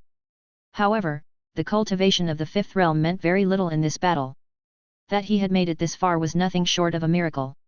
Is this the end? Looking at his broken flying sword, then at the depleted mana within his body, Liang Xiao let out a bitter smile, lay down on the ground, and his eyelids began to droop. He had done everything he could. Whether he lived or died was now up to fate. Just as his eyelids were about to close. Hum! The broken sword vibrated, resonating loudly. One sound arose, and 10,000 answered. Across the battlefield, all the soldiers howled in unison, their sword chi soaring to the sky. What is this? Taoist master. Headmaster. Master. Everyone's gaze sharpened, and even amidst the battle, they couldn't help being distracted and turned to look. With one glance to the south, they saw a bright sword light tearing through the dark sky. The sword came forth, gleaming brightly, instantly harmonizing with heaven and earth. Rumble.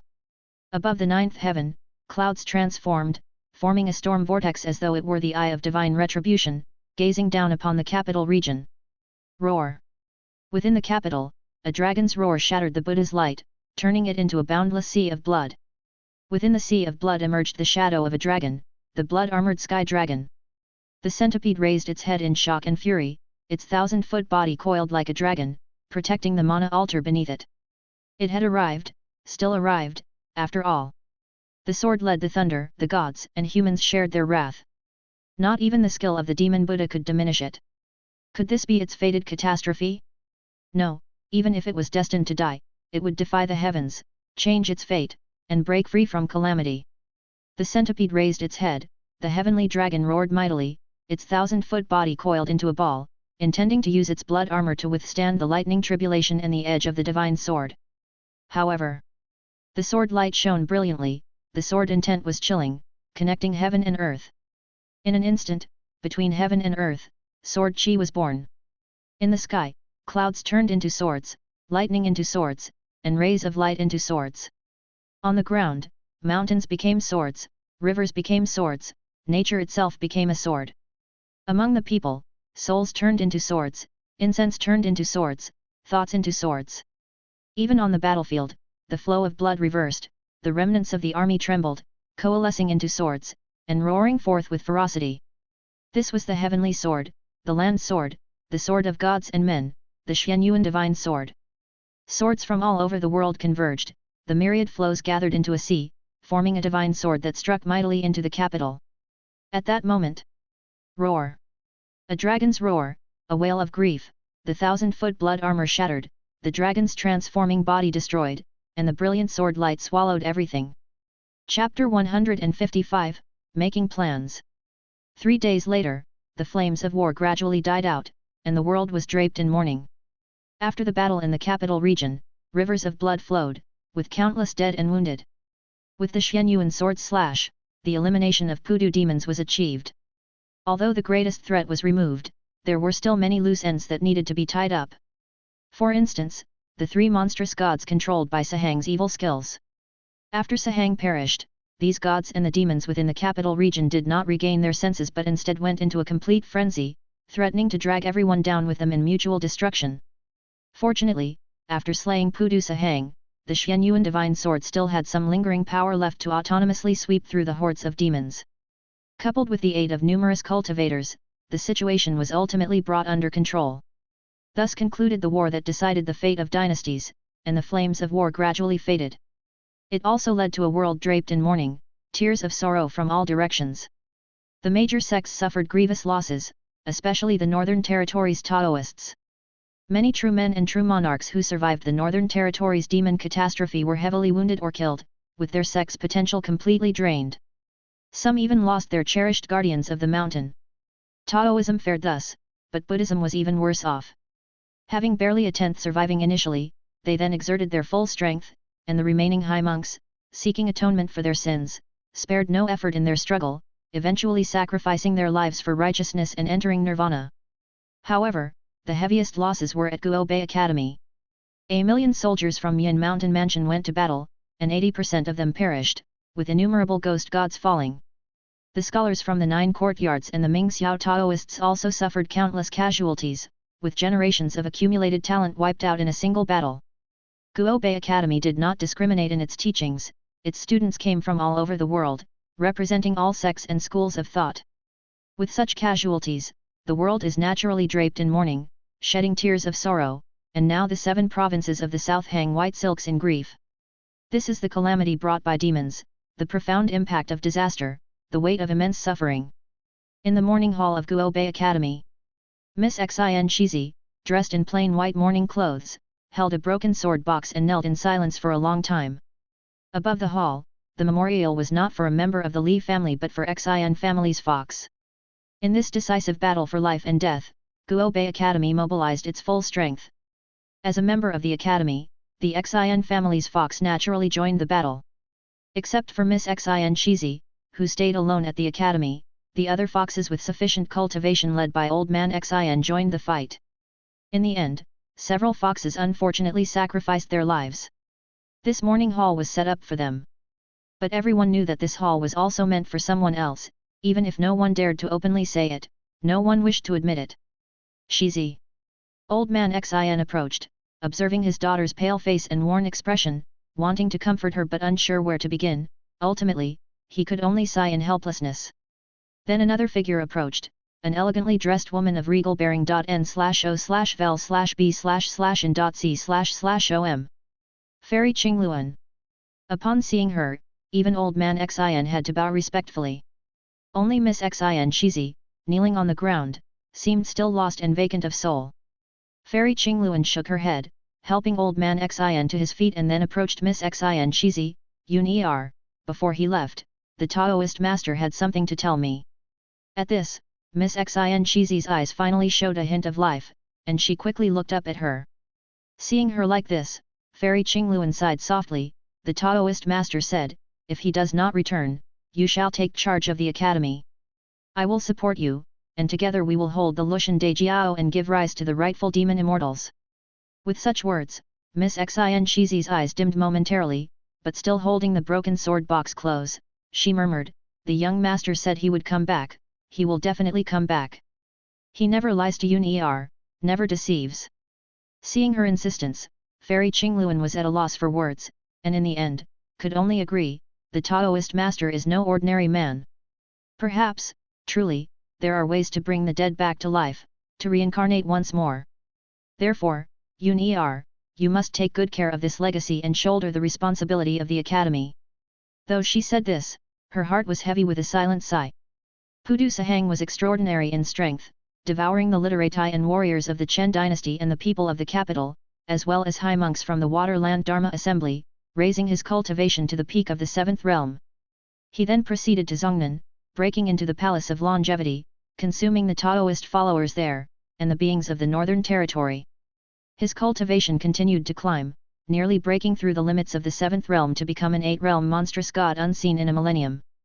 But fearing Guo Bei and the combined retribution of heaven and man, he used demon Buddha techniques to suppress his advancement from crossing the tribulation, instead turning the capital into his stronghold with layers of arrays. He also wielded the nail-head 7-arrow scripture, intending to first remove the cultivator's human tribulation before facing the thunderous heavenly tribulation. This illustrated the capabilities of the demon. In both cunning and might, he ranked among the strongest. Against such a demon, who could afford to hold back? No one could. It was necessary to use every ounce of power. Because the consequences of a near success was something nobody could afford. Not to mention Su Yang, even she, if placed in the same situation, would have no reservations and would be ready to risk her life to draw upon the mightiest of heavenly lightning, inexorably putting an end to the calamitous demon. No reservations could be made, no chances taken, because even the slightest hesitation or hope for luck could change the outcome, potentially allowing the sacrifices to be in vain. A mountain built over 9 rounds of work, only to crumble due to one basket unfinished. If she understood this, how could Su Yang not? Thus, Su Yang was undoubtedly fated to die, because he required it of himself. Sparing no chance of survival for himself, where could there possibly be any hope of survival? As for returning from the dead, reincarnation. For a 7th realm cultivator to come back to life, one would either need to carry out a Yang god possession or be saved by the intervention of an immortal. The former had no chance of happening. Slaying a demon requires all one's strength. How could one preserve one's Yang god? The latter was even more unlikely. Why would an immortal concern themselves with the mortal world? Reincarnation, however, had some hope attached to it. But that hope was merely a consolation. This world has its cycle of samsara, but it is not the same as others. If the soul of a deceased being does not perish, it becomes an underworld ghost, possessing a lifespan known as yin longevity. Once yin longevity is exhausted, they'll enter reincarnation, their soul dispersed, leaving only the true spirit to cycle through the 6 realms. Whether such reincarnation can be considered real rebirth is unclear. Moreover, there was no certainty of reincarnation at all. Though reincarnation is significant in this world, it's not fundamental to all beings. Even without the true spirit's cycle of rebirth, life in the world will continue to arise spontaneously. So, many people do not have a past life, they are true spirits newly born into the world. Otherwise, this world would have withered away long ago. After all, with the departure of the ancient immortal gods, the order of the underworld collapsed and the cycle of reincarnation was in chaos for 10,000 years, making it impossible for the cycle to sustain itself. Having no limit of reincarnation is both good and bad. The good needs no explanation. As long as there is sufficient food, the population of living beings can increase endlessly. But the bad, once dead, one enters oblivion, with no chance of rebirth. So, I'm afraid he won't be able to return. Otherwise, why would he entrust me with safeguarding Miss Xin Shizi and the legacy of the Academy until the Lushan Daijao begins again and Miss Xin Shizi becomes a demon immortal capable of ascension? Taoist Master, rest assured, Fairy Qingluan will definitely live up to the great trust. Just as Fairy Qingluan was silently making her oath, another person stepped into the hall. Heavenly Master. Upon seeing the visitor, Old Man Xin paid his respects, and Fairy Qingluan also nodded. True Monarch Chongrong, looking at the scene in the hall, remained silent for a long time before finally saying, "My condolences." Having said that, he turned to Fairy Qingluan. Before the Taoist master left, he knew the true nature of that demon. It was not a demon of this realm, nor a devil of this realm, but something from beyond this domain that somehow sneaked in and wreaked havoc on the living.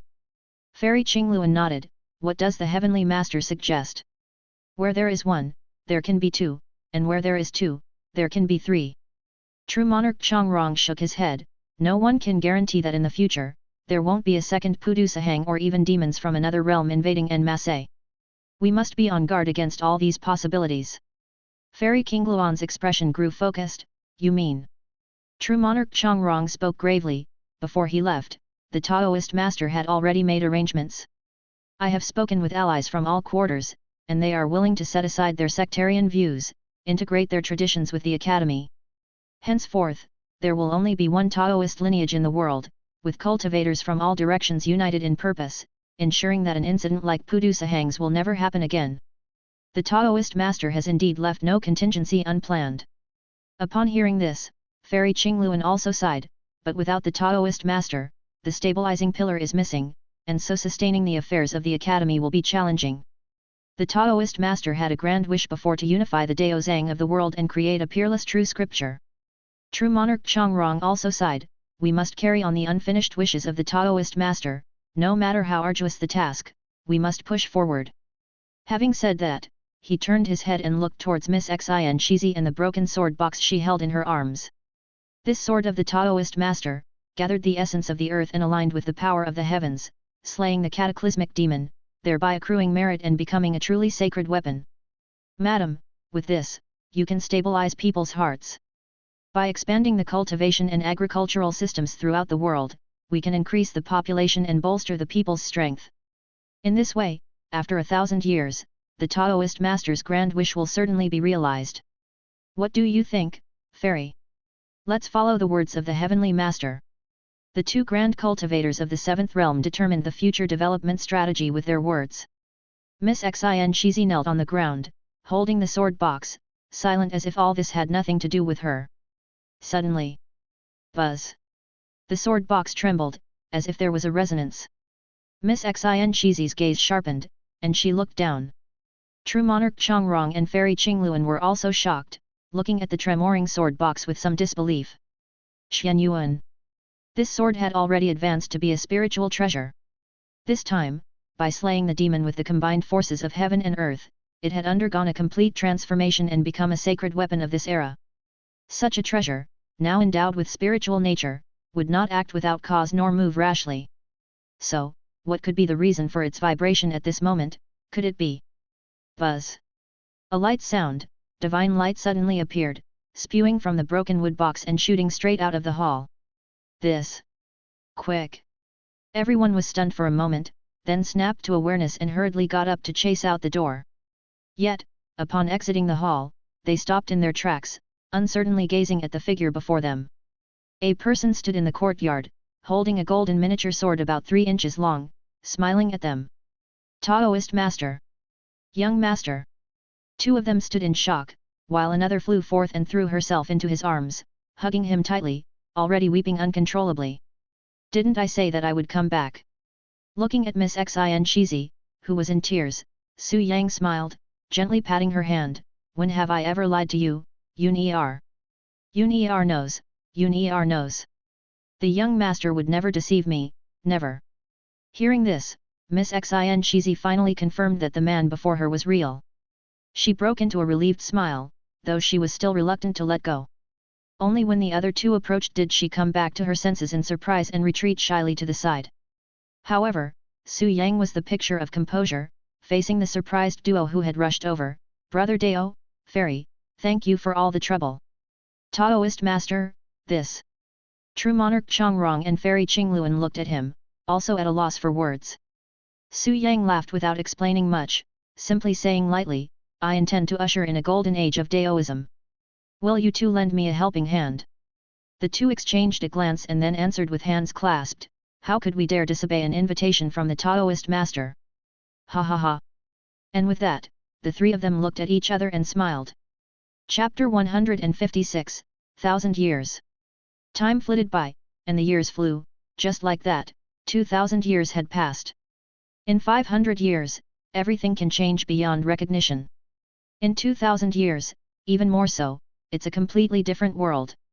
In an ancient, dilapidated temple, amongst the eerie ghost realm, a fierce battle was raging on. Is the spell ready yet? This old ghost hits so hard, I can barely hold on anymore. Of course the damage is high, it's a yin sha attack. I told you to stack up on magic defense, but you wouldn't listen. Old 5, cast another golden light spell on him, others start chanting the returning chi spell for recovery. Heavenly Master, you should stop calling yourself that and start going by Turtle Spirit. How long have you been holding on to that spell? Alright, eat my ultimate move 5 thunder spell. Boom! With a thunderous roar, lightning struck from the sky. The Yin Sha ghost, who was entangled in battle with several soldier-armored martial artists, couldn't dodge in time. He was directly blasted by the heavenly thunder on his head, exploding into dark streams and scattering his soul to the winds. The dark streams dissipated in all directions, leaving behind only a wooden chest, lying quietly on the spot. Phew! We finally took care of it. Hiss, it's so cold, Cast another golden light spell on me quickly, this yin chat is unbearable. Damn, I'm just a chi cultivation mage, where am I supposed to get so much mana from? The previous spells were all cast using talismans, you're on your own with this one.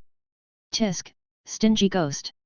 It's your own damn fault for choosing to be a martial artist robust in chi blood, full in spirit. Isn't it clear that it's a profession designed to be a meat shield? Nonsense, if I had money, who would want to be a martial artist? I would have gone for the flying sword long ago. It's both dashing and practical. That guy next door, with just his skill in the flying sword, got together with a fox lady as his cultivator companion.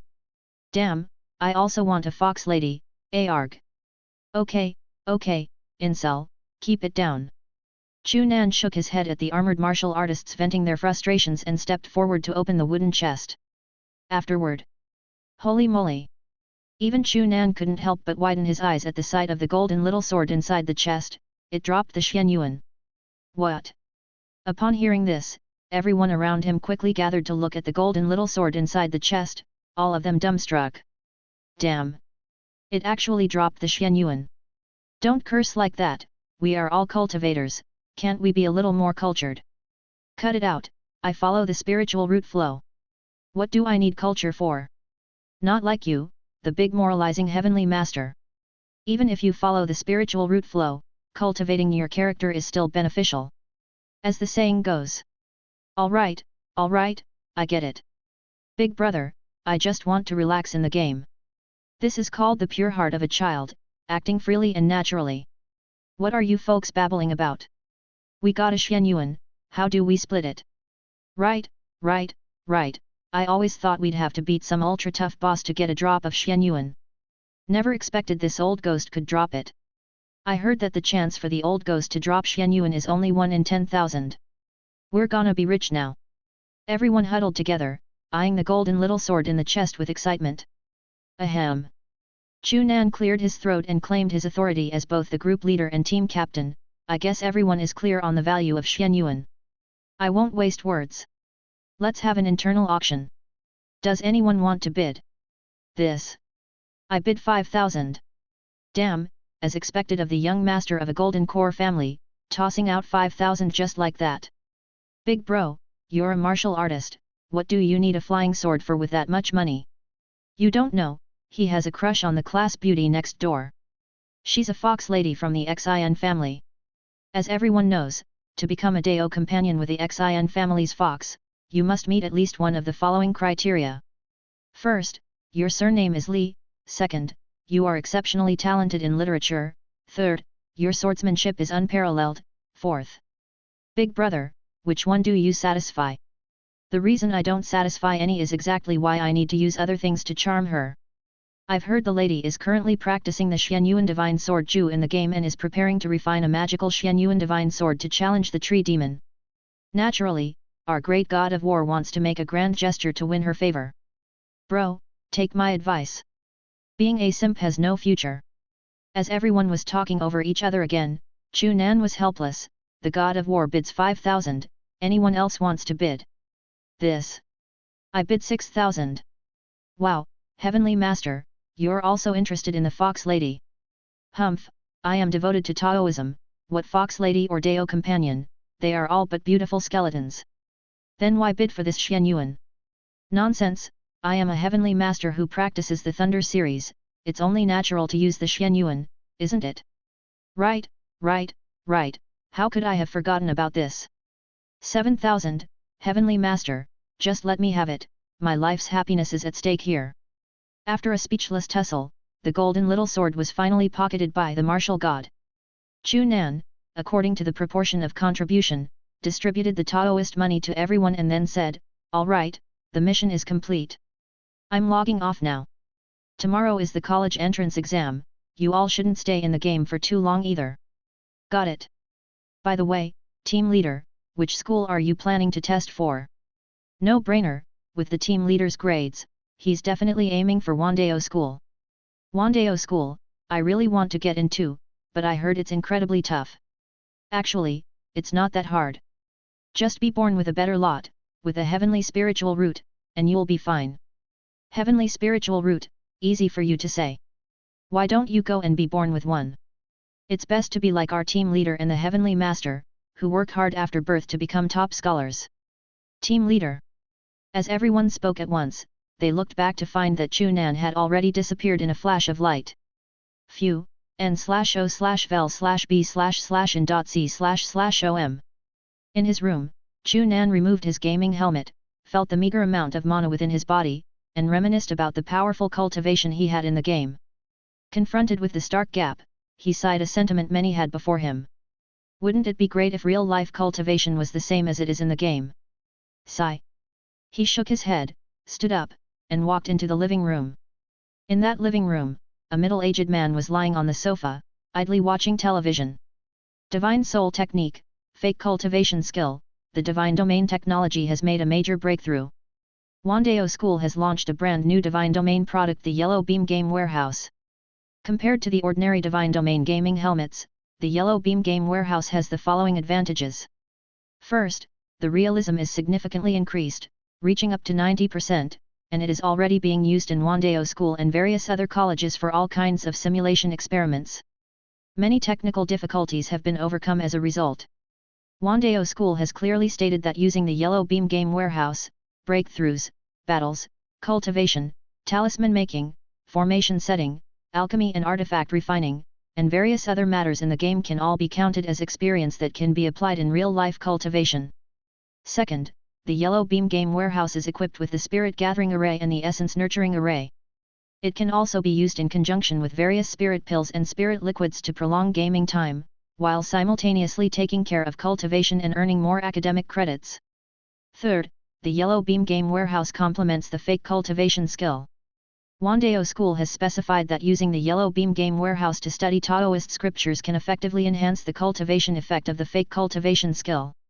Fourth, this breakthrough in Divine Domain technology, the development of the Yellow Beam Game Warehouse, was mainly by the following personnel: True Monarch Mingzhen of Wandeo School's Heavenly Craftsmanship Institute, True Monarch Meng Yang of Wandeo School's Ming Xiao Taoist Institute, True Monarch Dongting of Wandeo School's Pure Yang Taoist School, True Person Zishan of the Heavenly Craftsmanship Institute, True Person Northwind of the Heavenly Craftsmanship Institute, True Person Qingyu of the Ming Xiao Taoist Institute. The aforementioned three true monarchs are officially awarded the title of Heavenly Master, as well as the main role in the blessing ceremony of the 983rd Lushan Dejiao. The aforementioned 10 true persons are officially awarded the title of True Monarch, as well as the deputy role in the 983rd Lushan Dejiao. Now, the Yellow Beam Game Warehouse pre-sale event officially starts. Order now to enjoy a 10% discount, limited quantities available, first come first served. Watching the advertisement on television and then looking at his father on the sofa, who was excited and restless, Chu Nan couldn't help but ask, "Dad, you're not really thinking of buying one, are you?" "How did you know?" Chu Zhan sat up, excitedly saying, "The latest product from Wandeo School has so many benefits. Your mom and your grandparents all practice with the fake cultivation skill, if we buy it, our whole family can use it." "Of course, I know about this thing, but the price?" Looking at his excited father, Chu Nan helplessly shook his head, "Can we afford it?" "Well..." Chu Zhan scratched his head, then said, "We could take out a loan. After all, I am a golden core martial artist and I still have a good 100 years ahead of me. We can borrow the money and slowly pay it back. We'll definitely be able to repay it, and if not, there's always you. I believe in my son, you'll definitely get into Wandeo School, maybe even win a scholarship from the school. Go on, stop banking on Nan's scholarship." Before he could finish, a woman walked out of the kitchen. "Nan, don't listen to your dad. He's always swift to act on his impulses. Come, dinner's ready.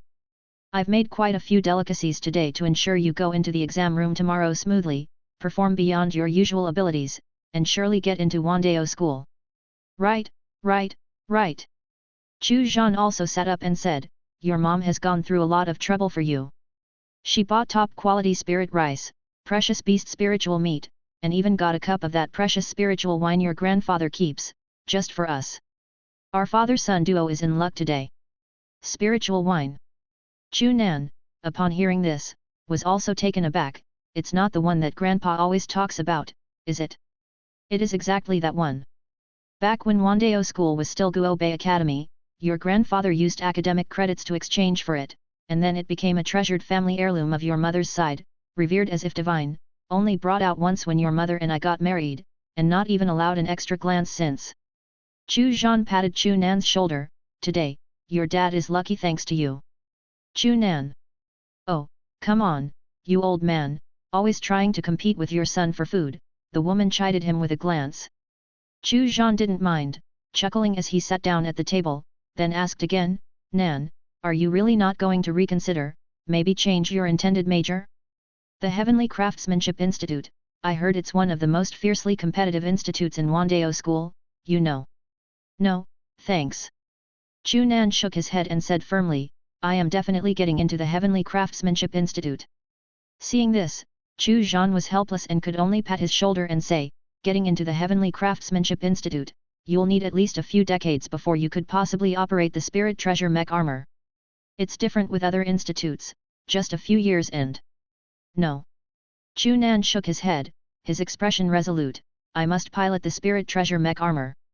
Chu Zhan fell silent, then tried to persuade again, what if you consider Yin Mountain Taoist Academy, even though it's made of paper, the Ghost God mech armor is still a mech.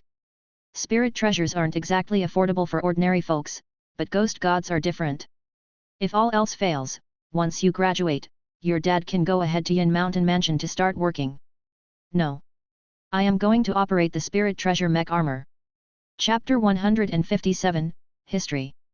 After the National College entrance exams, another 3 months passed. It was the 9th month of autumn, the season for school to begin. Wandao School, here I come. Chu Nan was filled with excitement, about to leave his home. Be careful, watch out for flying swords when crossing the road. Do you have everything? Did you check your storage bag again?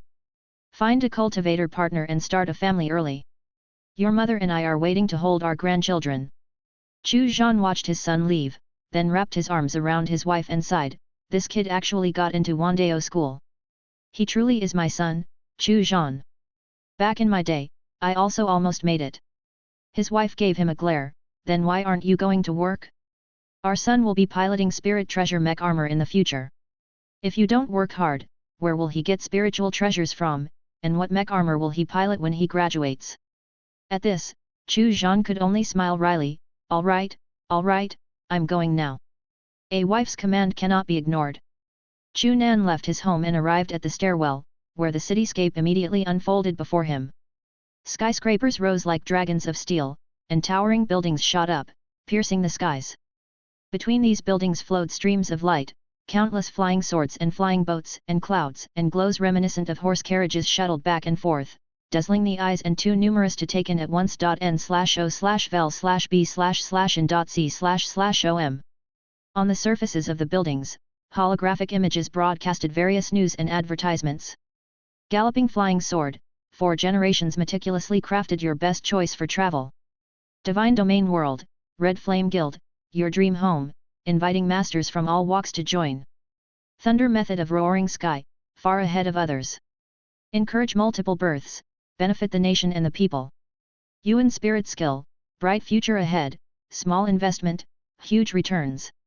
Latest version of Ghost God mech armor, the 9th generation grand release. Yin Mountain Mansion will hold a new mech armor unveiling on October 15th. Newest Spirit Treasure mech armor, Xianyuan Divine Ship grand release. Wandao School will hold a new mech armor unveiling on October 11th. The 983rd Lushan Daijiao will start in January. The following is the list of main and secondary positions. Congratulations to our lofty mountain true man from our academy for passing the Wandao School assessment and obtaining the title of True Monarch. Chu Nan arrived at the stairwell entrance, only to find many people already gathered, his neighbors from the same floor. In a world of Taoism, cultivators did not require horse-drawn carriages to travel, one could simply fly out from atop high buildings.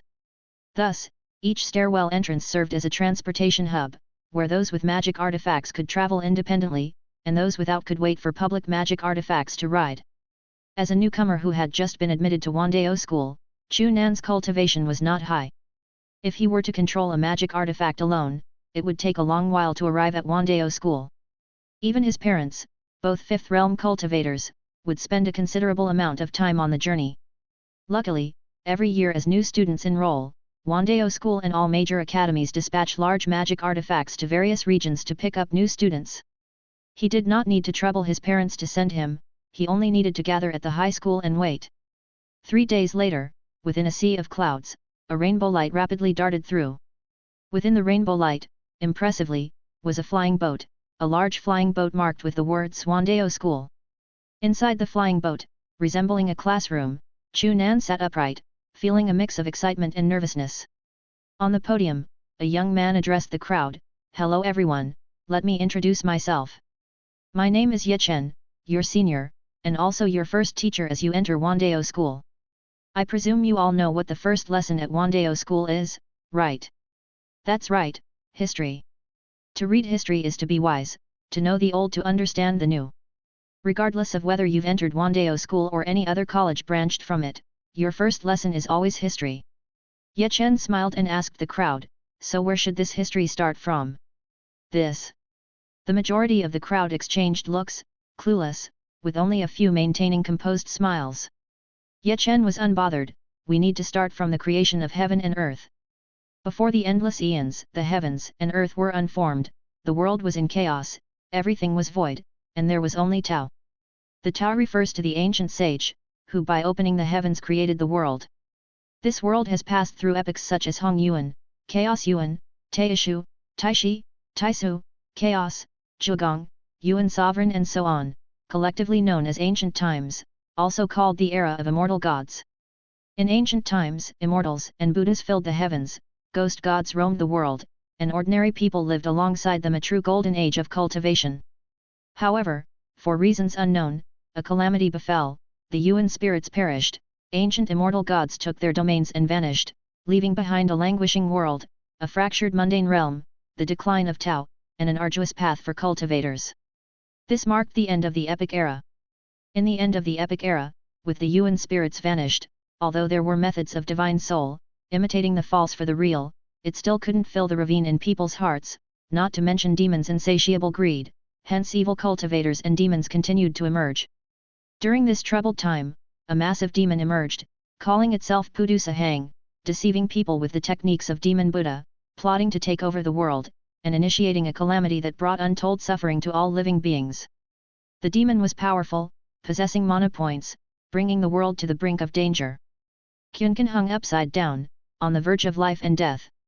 At the peak of this crisis, the founder of our Wandeo School, accumulated Thunder Heavenly Master, Ming Xiao Taoist Master, Guo Bei Sword Cultivator, and Liuxian, the Immortal Ancestor, sacrificed themselves for justice, combating the demon and restoring unity to the world. From that point on, all 10,000 Dao pathways converged upon North City. Guo Bei Academy was transformed into Wandeo School, heralding the current golden age of cultivation. Ancient times, end of the epic era, the present age. This is the history from ancient to modern times. Ye Chen narrated with a light laugh. Though it was a tale often told, his vivid portrayal prevented any sense of tedium. The establishment of Wandeo School not only brought the former territories of the Chen dynasty under control, but also added the regions of the Four Seas to its dominion. To this day, under the heavens, there is no land that does not belong to the school, and no shore that isn't touched by its scholars. Upholding the grand aspirations of the Taoist master, Wandeo School united all Taoist unity, legacies from all over the world, integrating and innovating upon them to finally create the foremost Taoist true scriptures since ancient times, the Taoist scriptures. The Taoist scriptures, encompassing all Taoist unity, traditions of the world, elixir skills, talisman, artifact skills, formation, curse spell, ritual laws, ghost and god skill, every mana point from minor cultivating skills to divine skills, all are included within. They are the culmination of generations of cultivators pouring out their hearts, the painstaking efforts of countless great individuals, who spared no thoughts. Thus, with collective efforts and pooled wisdom of the world, after blending and innovating, the Taoist scriptures came into being. Ye Chen spoke with conviction. Aside from the Taoist scriptures, there are also the martial arts scriptures, which were also amassed through collective efforts and derived through thousands of years. Their brilliance goes without saying. Wandeo School and various other academies base their traditions on these scriptures, passing on their teachings to the world, and educating all beings. Within both scriptures, there are three main methods of cultivation. The first method is the world's divine technique of immortal God's creation, a communal effort that draws on the fake cultivation skill to cultivate the divine soul. Since this is a method of creation from the ancient immortal gods, we, their descendants, are indeed inferior and thus have optimized very little, without introducing any new techniques. We have only developed a series of technologies to enhance the effectiveness of our collective efforts. For example, the divine domain. Ye Chen smiled and looked at the crowd. The divine domain game is a significant breakthrough of the fake cultivation skill that allows for more efficient collection of the divine soul's power through a special magic artifact, the game helmet. Therefore, entering the divine domain game and completing daily tasks is a duty and responsibility for all of us common people. It cannot be shirked, still less avoided, as doing so would be akin to evading taxes, breaking the law and order, and would result in a deduction of conduct points or even arrest and sentencing. The crowd, hearing this, shared a knowing smile, and the classroom atmosphere became even more lively. Although the divine domain game involves harvesting, it does not just take, it also gives back.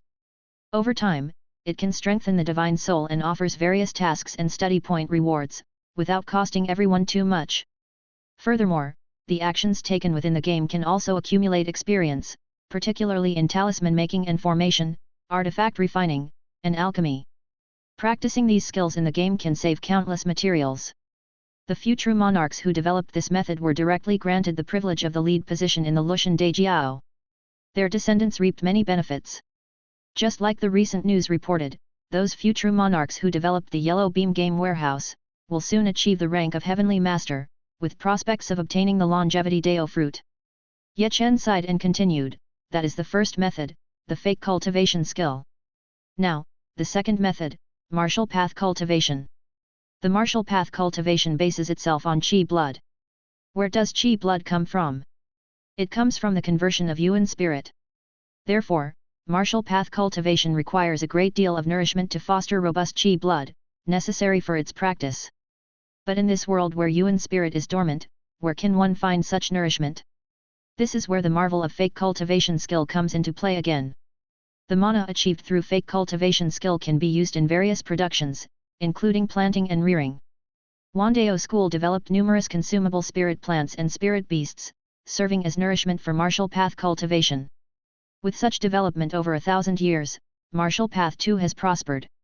Currently within Wandao School, there are two main institutes, Heavenly Martial and Warrior Martial. One primarily focuses on the internal aspects of martial path and the other on external practice, further including martial path divine skills, which, if mastered, are not weaker than Taoist skills.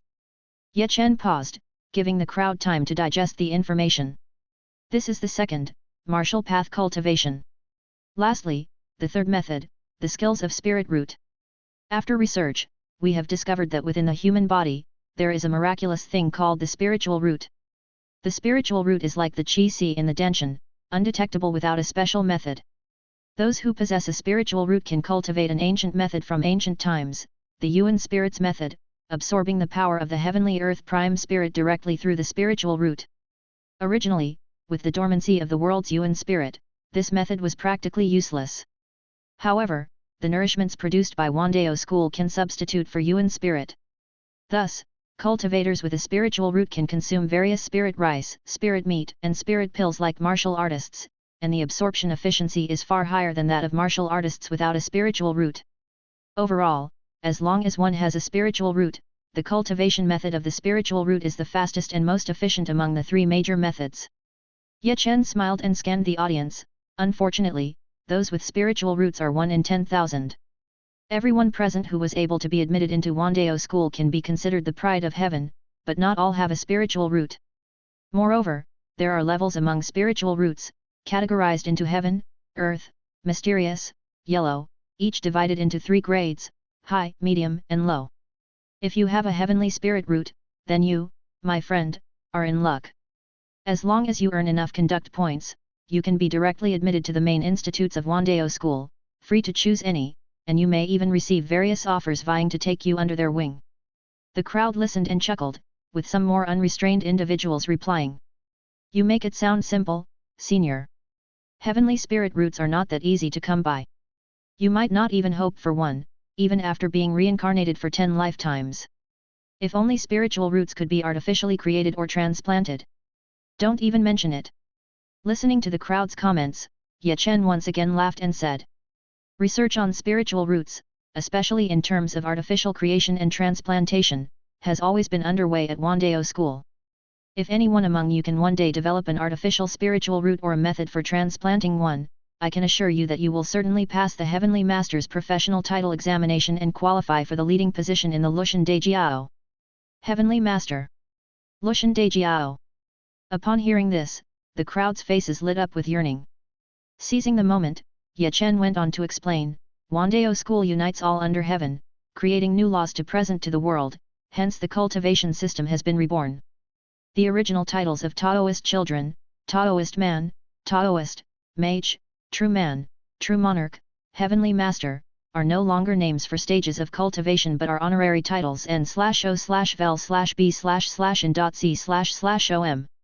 Cultivation stages are replaced by new system names like Qi cultivation, foundation establishment, golden core, nascent soul. To enjoy the various benefits of the school, one must not only look at cultivation but also at professional titles. If you're at the golden core stage, theoretically you could enjoy the benefits accorded to a sixth realm cultivator, but if you have not passed the true monarch professional title examination of Wandao School, then you cannot receive the corresponding benefits. Ye Chen looked at the crowd and said, here at Wandao School, we value not just cultivation but also temperament, conduct, and morality. The professional title examination is a test of your temperament, conduct, and morality, to see if you truly deserve your level of cultivation. Without passing the professional title examination, even if your cultivation is sufficient, you cannot enjoy the corresponding benefits. So, my fellow students, I must remind you earnestly here. Looking at the crowd, Ye Chen cautioned, no matter what skills you cultivate, you must focus on temperament, nurture integrity and morals, and absolutely must not violate the laws or discipline. For Wandao School bases its governance on law, abides by the law, stands by the law, and no one, no matter who, is allowed to break it. His solemn words and serious demeanor caused everyone to restrain their smiles and sit up straight attentively. Ye Chen nodded and continued, in this regard, Taoism practitioners have the greatest advantage, for the reading and studying of Taoist scriptures naturally cultivate temperament and ethics. Martial artists and cultivators of the spiritual root must also be aware that though power is significant, if it is not used for righteousness, it then becomes the power of demons, the way of evil cultivators. Now you understand why there is a category for conduct as early as elementary and middle schooling, right? Wandao School cultivates cultivators who are protectors of the righteous path, benefactors of all living beings, not to poison the world for one's selfish desires. Such demons and evil cultivators must be eliminated by everyone. You who have been admitted to Wandao School must be the cream of the crop, the pride of heaven. But I still need to warn you that in cultivation, morality is the foundation. Without the Tao or virtues, even those with unmatched talents will find it difficult to achieve true success. With that, Ye Chen sighed, even within Wandao School, there have been many such cautionary tales. Oh! The crowd was startled upon hearing this and then curiosity surged, there are such people even within Wandao School. Ye Chen smiled lightly, of course there are, faces are known to many, but who truly knows what lies in hearts? That's true. The crowd nodded in understanding and then curiously asked, so what happened to them? What else could happen?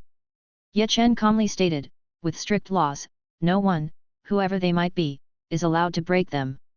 Since the establishment of Wandao School, 1937 years till today, those who tested the law and overstepped bounds, regardless of their status or talents, were executed without exception. Among them, were not only practitioners with heavenly spirit roots, descendants of the Golden Core lineage, but also descendants of heavenly masters. Even the Xin family's Fox descendants and members of the Mingxiao Taoist lineage have been splattered with blood here. Looking at the crowd, Ye Chen emphasized, therefore, you must all remember, never test the law. It is the basis of Wandao School's governance of the world, a boundary not to be crossed like a thunder pond. Chapter 158, Mecha. The serious expression and solemn words caused a slight pause in the classroom atmosphere. But soon, Ye Chen brightened up with a smile, however, such examples are in the minority. I believe that in the future, all of you will become pillars of the righteous path, using the power of cultivators correctly for the scholar's palace, for all people, and for yourselves. Having said that, he clapped his hands, and the silver screen behind him displayed a scene. That's about all for the history lesson. With a bit of time left, as both your teacher and senior, let me tell you about the various colleges at the Wandeo School. Our Wandeo School, named after the 10,000th Deo, can be said to encompass everything there is, leaving nothing out. Within the Scholar's Palace, the major colleges can roughly be divided into categories like martial path, Taoism, swordsmanship, spells, Sheneng, Tiangong, talisman, array formation, alchemy, and artifact, but a college doesn't just specialize in one area, rather it integrates and penetrates them all, culminating in the 10,000th Deo. Take the Heavenly Craftsmanship Institute where I study as an example. The Heavenly Craftsmanship Institute involves martial arts, Taoist spells, sword flying arts, talisman skills, array formation skills, and even ghost and god skill. It does not focus solely on craftsmanship. This is also a path of cultivation. With the 3,000 great daos converging and complementing each other, knowledge of one leads to understanding of another. Knowledge is power. The more you accumulate, the stronger your foundation will be, and the further you'll go on this path. The words reached the ears of the audience, sparking realizations. Chu Nan couldn't help but speak up. Senior, are you also a student of the Heavenly Craftsmanship Institute? n/o/vel/b/jn.c//om. Indeed. Ye Chen looked at him with a light-hearted laugh. Although our Wandeo school contains everything imaginable, with many small and large colleges and all kinds of heritages, the hottest and most revered are still the top 10 main colleges. The Heavenly Martial Academy focuses on martial arts and pays the most attention to the physical cultivation. The Mingxiao Taoist Institute focuses on Taoist spells, especially proficient in Thunderbolt Taoist spells. The Shushan Sword Institute focuses on swordsmanship, particularly the legendary flying swords. The Heavenly Craftsmanship Institute focuses on artifact skills, revering spirit treasure mech armor above all else. The Sheneng Main School focuses on production, the very foundation upon which the Scholar's Palace stands. The Yin Mountain Mansion focuses on divine soul, researching the ways of yin and yang, life and death. Besides, there are 4 more main colleges for talismans, alchemy, array formation, and artifacts, each specializing in their craft, each performing its own duties. With a smile, Ye Chen looked at the crowd. Which college would you like me to talk about? Well.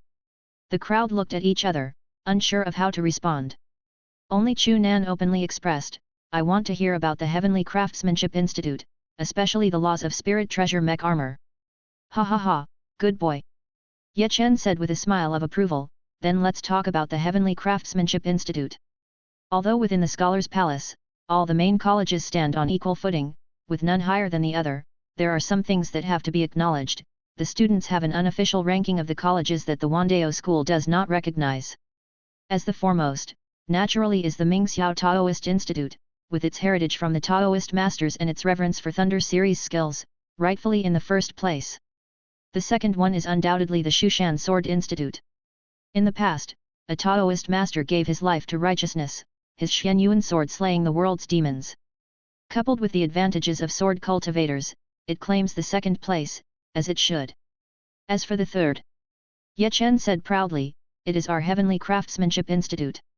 Having finished, he looked at the crowd and asked again, do any of you know why the Heavenly Craftsmanship Institute is ranked third, becoming the most popular and beloved college beneath the Mingxiao Taoist Institute and the Shushan Sword Institute in the Wandeo School? This I know.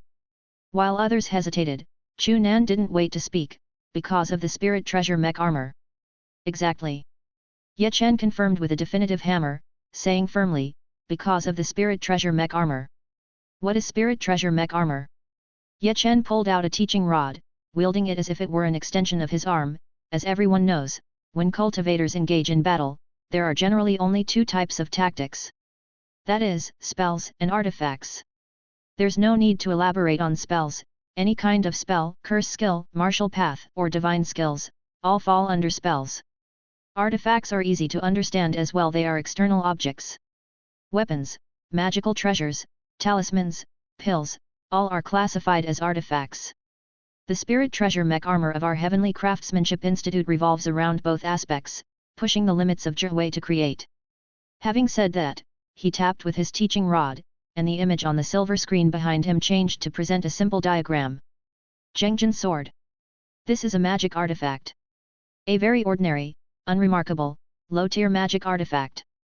For a low-tier magic artifact, even if a Qi cultivator infuses it with mana to activate it, it can only harm enemies in the mid-stage of Qi cultivation. Very average, but what if? Ye Chen tapped with his teaching rod again, and the diagram changed, revealing a massive sword artifact hundreds of feet in length and width. Within the sword artifact, there was a division, densely packed like a beehive. 1,000 Zhengjin swords, 10,000 Zhengjin swords, or even tens of millions of Zhengjin swords. What if they were combined through talismans and formations? Are they still just low-tier magic artifacts then? Is their power still limited to the early and mid-stage Qi cultivation levels? When quantity changes lead to a qualitative change, the Lushan Dejiao can gather the power of thousands of people to create a heavenly master. So, what kind of terrifying power can tens of millions of sword artifacts unleash when assembled into a formation? The so-called mech is a combination of magic artifacts, creating a whole from millions of lower-tier magic artifacts using methods like talismans and array formations. This is the mech. Ye Chen tapped with his teaching rod and looked at the crowd. The art of mech is a creation of our Wandao school based on rituals like the Lushan Dejiao and the Waterland Dharma Assembly, merging talisman, formation, and artifact skills. Countless cultivator predecessors have spent thousands of years, pouring their heart and soul, wisdom molded into form. Truly, it is the foremost great creation technique since ancient times. The crowd was shocked to hear this. Chu Nan was especially excited. Exactly, the art of the mech is unparalleled in the world, and it can even execute martial arts combat skills and Taoist divine skills. It is indeed the #1 creation technique of the Wandao school. The predecessor who created this technique was truly a peerless genius of all ages. Ye Chen glanced at him and then nodded, saying, when this method was proposed, it indeed dazzled the world. However, it was not complete in its early form and still faced numerous technical difficulties, which took 1,000 years to barely overcome. After speaking, he looked at the crowd. Among these technical difficulties, 3 stood out as the most challenging. Do you know which 3 they are? This. I know. The crowd hesitated again, allowing Chu Nan to speak up and show off, structure, energy, and divine consciousness. Seeing Chu Nan's excessive enthusiasm, Ye Chen was amused and decided to engage with him, nodding and saying, correct. It is indeed structure, energy, and divine consciousness. There's no need to dwell on the issue of structure. Combining 10 million magic artifacts for movement and attack, the complexity speaks for itself. The predecessors at the Heavenly Craftsmanship Institute tried countless methods and, finally combining the great ritual with talisman formations and artifact refining, created a stable, efficient, and powerful construction method. This construction method is fundamental to mecha, and only by using it can the 10 million scattered magic artifact components be assembled into a mecha. Having said that, Ye Chen pointed with his teaching rod, and an image immediately appeared on the screen behind him. In the image was a high altar, the 9-ceremony high altar used in a great ritual. On top of the 9-ceremony high altar stood a person alone, waving their large sleeves and conjuring streams of spirit light, within which were magic artifacts thousands upon thousands, beyond count. 10 million magic artifacts fell into place, and the cultivator stimulated mana, and the 9-ceremony high altar shone brightly, connecting the floating magic artifacts around it, like building with blocks or piling bricks, combining them together. The cultivator stood on the altar, continuously stimulating mana, casting spirit talismans. In the void, array patterns flickered in and out of sight, and under multifaceted cooperation, within the dazzling spirit light, 10 million magic artifacts gradually became one. Although the students present were all exceptionally gifted, having seen such images countless times before, it did not prevent them from being amazed once again. This is our Heavenly Craftsmanship Institute's heavenly crafting technique. Ye Chen held his teaching rod and said solemnly, only this technique can combine 10 million magic artifacts into a whole, with talismans connected and formations linked. 10 million components become one entity, mana transmission is unhindered, and they even enhance and support each other, like a formation, unified in strength, leading to a qualitative change induced by a quantitative one. Nov. L. B/JNN. The emergence of the heavenly crafting technique solved the structural problems of the spirit treasure mech armor. But there are still 2 major technical challenges ahead. Energy, divine soul. Ye Chen tapped his teaching rod, and the image changed, energy equivalent to provisions. A cultivator can't cultivate without resources, and a mecha can't operate without energy. The spirit treasure mech armor, assembled from 10 million magic artifacts, has terrifying power, but its consumption is not to be underestimated. What can be used as the energy source to drive the spirit treasure mech armor? This is a huge problem. Ordinary magic artifacts are powered by the mana supplied by the cultivator. But the spirit treasure mech armor is not an ordinary magic artifact, it's a behemoth made from 10 million magic artifacts. If it relies on the cultivator's own mana supply, not to mention Foundation establishment golden cores, even a nascent soul of the 7th realm or a divinity transformation of the 8 realms wouldn't last long. If we can't solve this problem, then the purpose of the spirit treasure mech armor is lost. It won't be able to help in battle and will instead become a burden. Ye Chen looked at the crowd. So, does anyone know how to solve this problem? This. I know. This time, it was not Chu Nan who spoke up, but a girl in a red dress who stood up. Use external objects as an energy substitute for mana consumption. Exactly.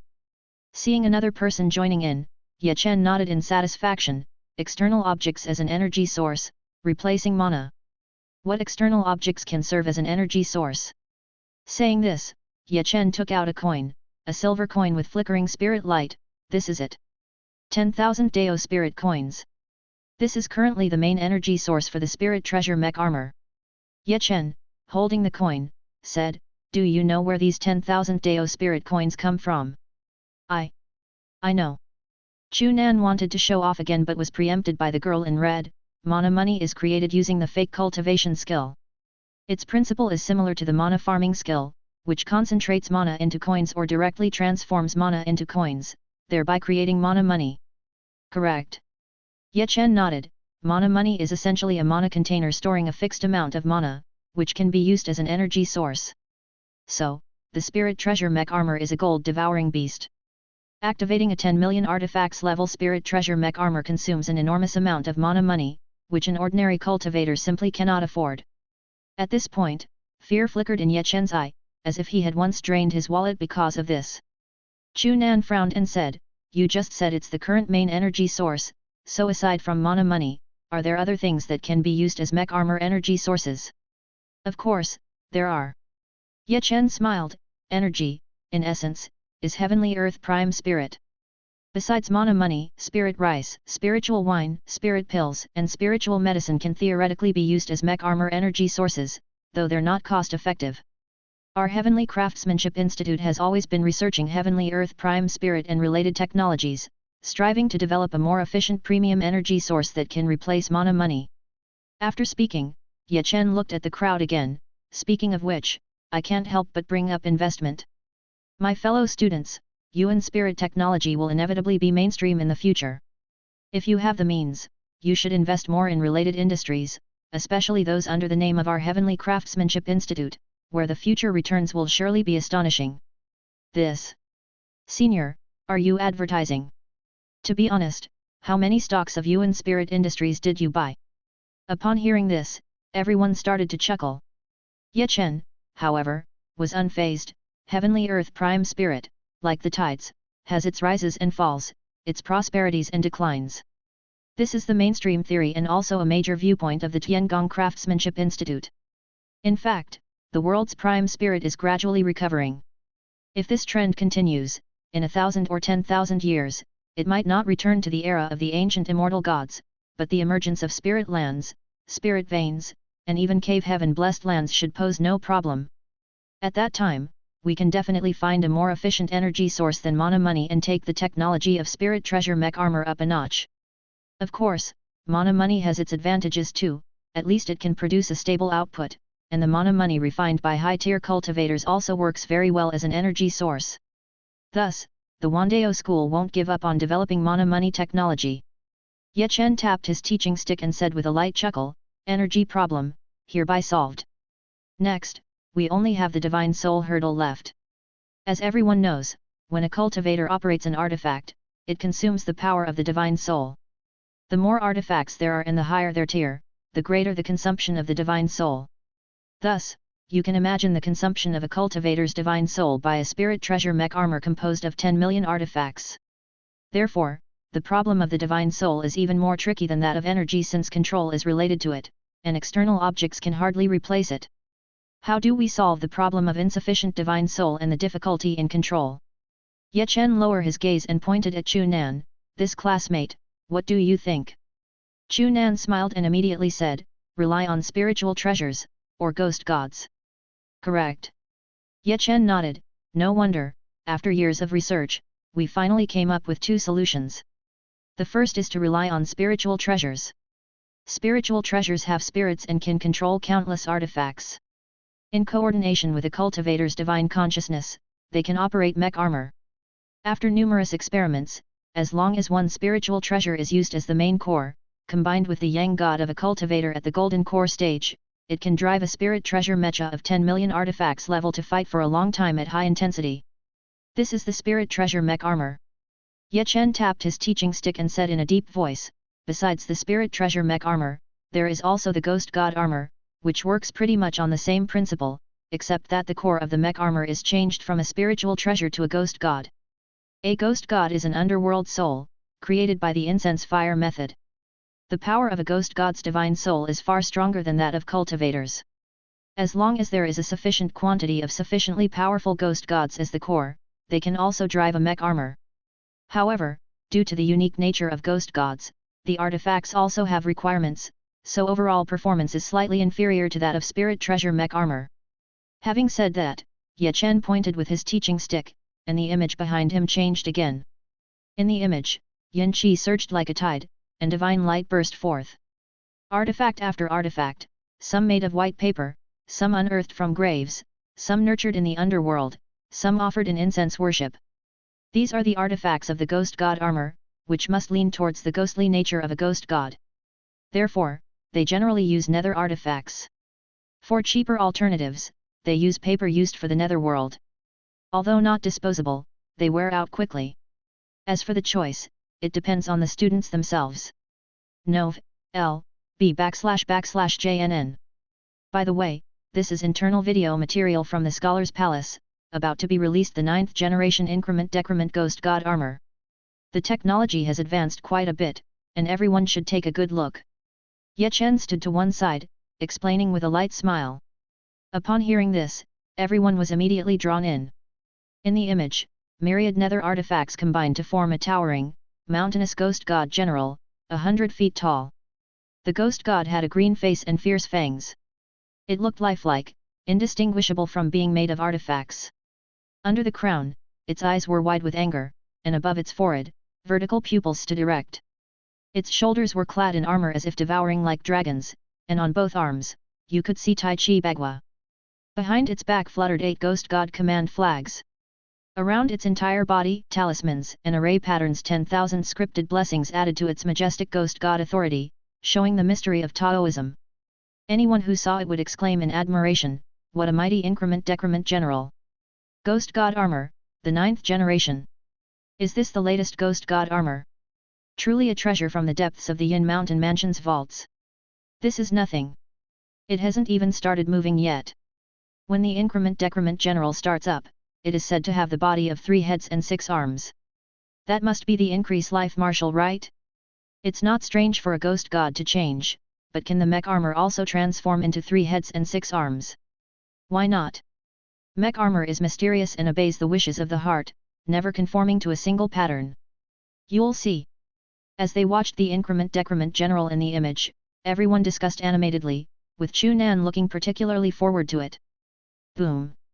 Amidst the discussion, a ghost god descended from the heavens, a 3-headed, 6-armed ghost god, merging into the mech armor, becoming one with it. It's the increase life marshal. It's actually him. What a pity, it is just the increase life marshal and not the increase life and damage fate great marshal. If both marshals merged into one, in their strongest state with the ghost god mech armor, they could probably battle evenly in the 8 realms, couldn't they? Nascent soul of the 7th realm, divinity transformation of the 8 realms.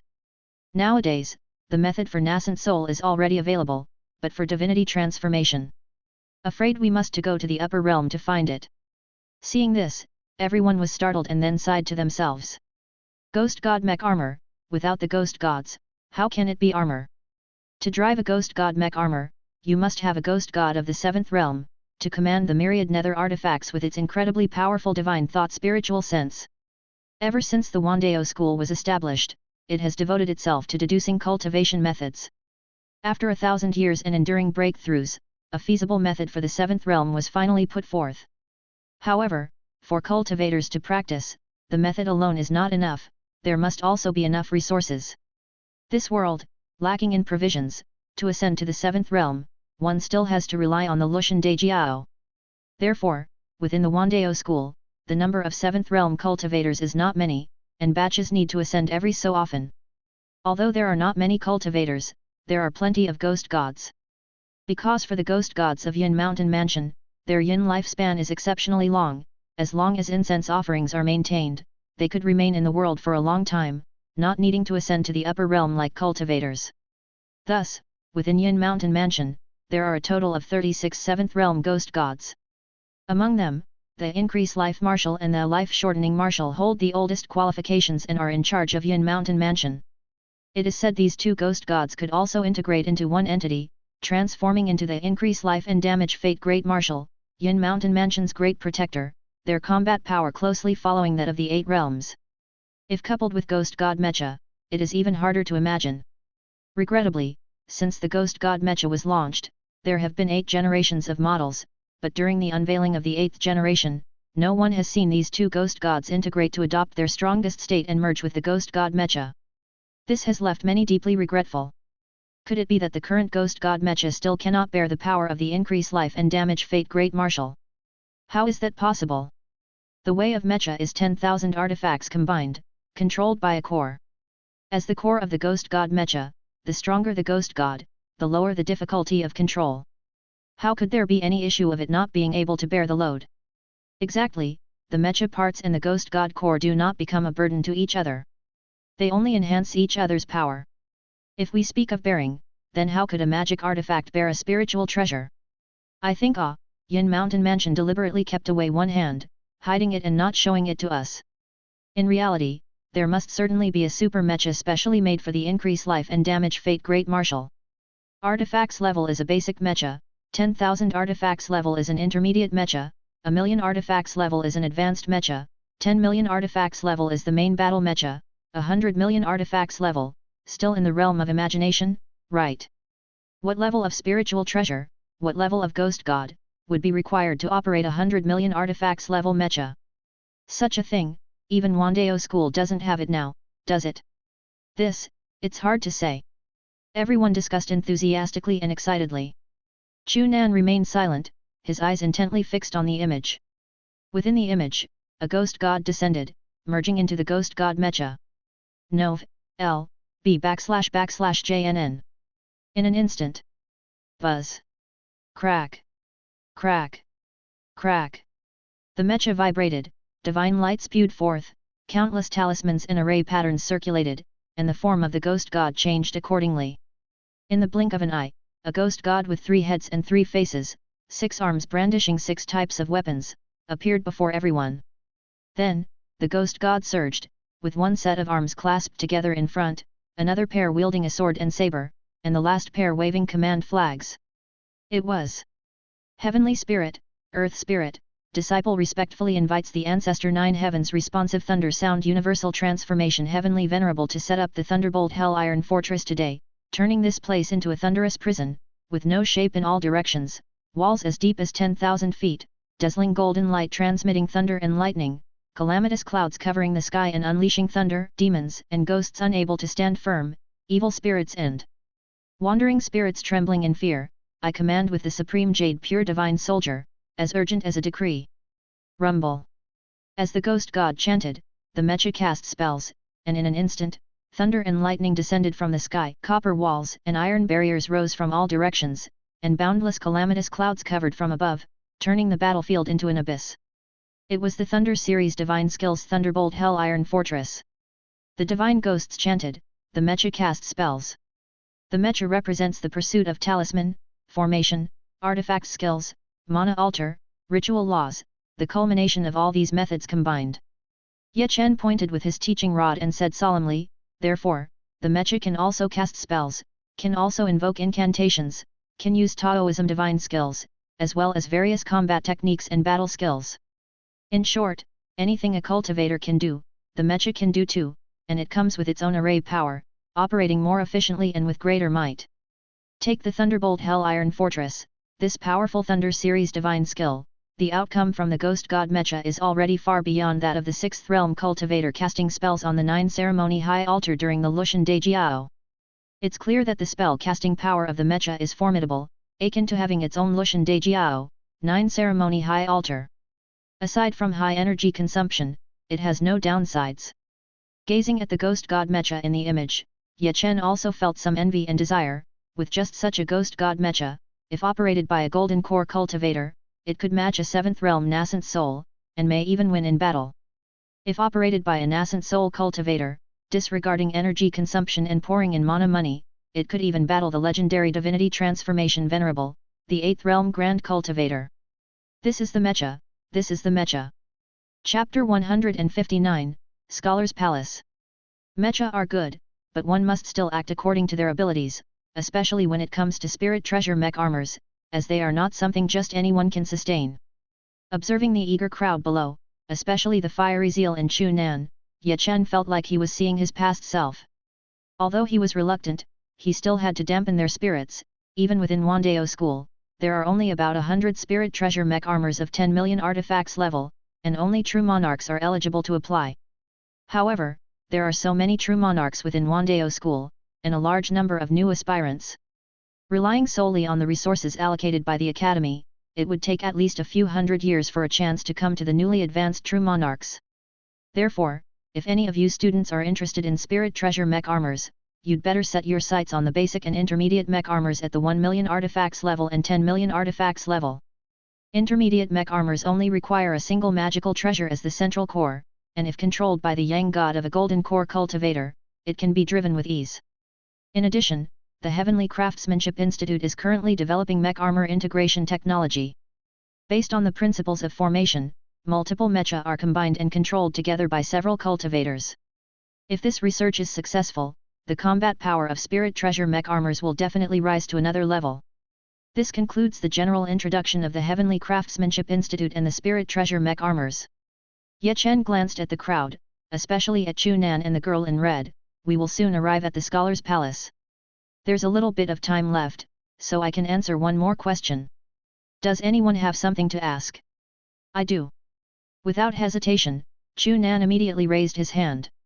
Ye Chen smiled and didn't mind. What do you want to ask? Chu Nan looked at him with utter seriousness. I want to know if the legendary Xian Yuan really exists. Xian Yuan. Upon hearing this, everyone's gaze sharpened at once. Xian Yuan. Within Wandeo School, no. Within the entire cultivation realm, there circulated a legend about an immortal spirit mech armor. A mech is composed of countless magical artifacts, and the number of artifacts determines the quality of the mech. Therefore, the class of the mech is divided into artifacts levels, with 1 million artifacts level, 10 million artifacts level, 100 million artifacts level, and 10 million artifacts level. The highest spirit treasure mech armor currently launched by Wandeo School is the Duotian Supervisor Spirit Officer of 30 million artifacts level, with the 5 evident Spirit Officer seals, the former treasured core of the Palace of Longevity, and 30 million artifact components making up the school's flagship mech armor. Beyond the Palace of Longevity, there are Pure Yang Palace and Misty Cave. The top treasures of the 3 grand ancestral courts of Taoism in the past have made up the 3 flagship mech armors of Wandeo School today, each of which exists at the 30 million artifacts level. But there has always been an external legend that aside from these 3 flagship mech armors, there are 2 myriad artifacts level immortal spirit mech armors hidden within Wandeo School. Myriad here refers to 100 million. A mech armor made up of 100 million artifacts? Does such a thing truly exist in this world? No one dares to conclude. But there have always been rumors that inside Wandeo School, 2 such immortal spirit mech armors are concealed, one centered around the great increment-decrement marshal of the Yin Mountain Mansion, and another centered around Xian Yuan, the treasured core of Wandeo School. Chu Nan stared at Ye Chen. 2,000 years ago, demons wrought havoc upon the world and endangered all living beings. The Taoist master sacrificed his life for righteousness, blood consecrated Xian Yuan, and slew the demon. As a result, Xian Yuan achieved mastery over the laws of heaven, earth, and humanity, transforming into the world's foremost spiritual treasure, and even aspired to the ranks of immortal artifacts. Such a spiritual treasure, if used as the core, Could it possibly support a myriad artifacts level immortal spirit mech armor? Chu Nan looked intently at Ye Chen, and so did everyone else, all awaiting his response. Myriad artifacts level, immortal spirit mech armor? Does it truly exist? If it exists, then its power. This question, I cannot answer for you. Ye Chen shook his head and said with a wry smile, I am just an ordinary student of the Heavenly Craftsmanship Institute, not a true man or true monarch. I have hardly been in touch with even 30 million artifacts level spirit treasure mech armor, let alone an immortal spirit mech armor. This. The crowd looked at each other, equally helpless. This answer, you can only seek it when you have achieved academic success in the future. Ye Chen smiled, then continued, but one thing, I can assure you. What? The crowd was curious.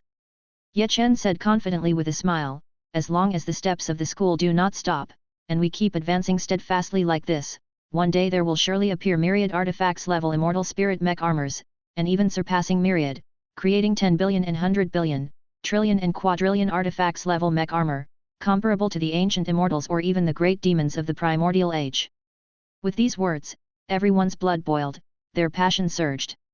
However, it's a pity that will surely be after 10 million years, or even an eternity. Ye Chen sighed deeply, life is short, even if one cultivates a nascent soul and steps into the seventh realm, it's just 1,000 years of lifespan. I wonder if I will live to see an immortal spirit mech armor, or even a mech armor of Wandeo, emerge in my lifetime. Hearing this, everyone's heated emotions cooled down, and they returned to reality, feeling slightly downcast. But no matter where or when, there will always be a few extraordinary individuals who emerge. Senior, have you considered taking a position at the Yin Mountain Mansion? Right.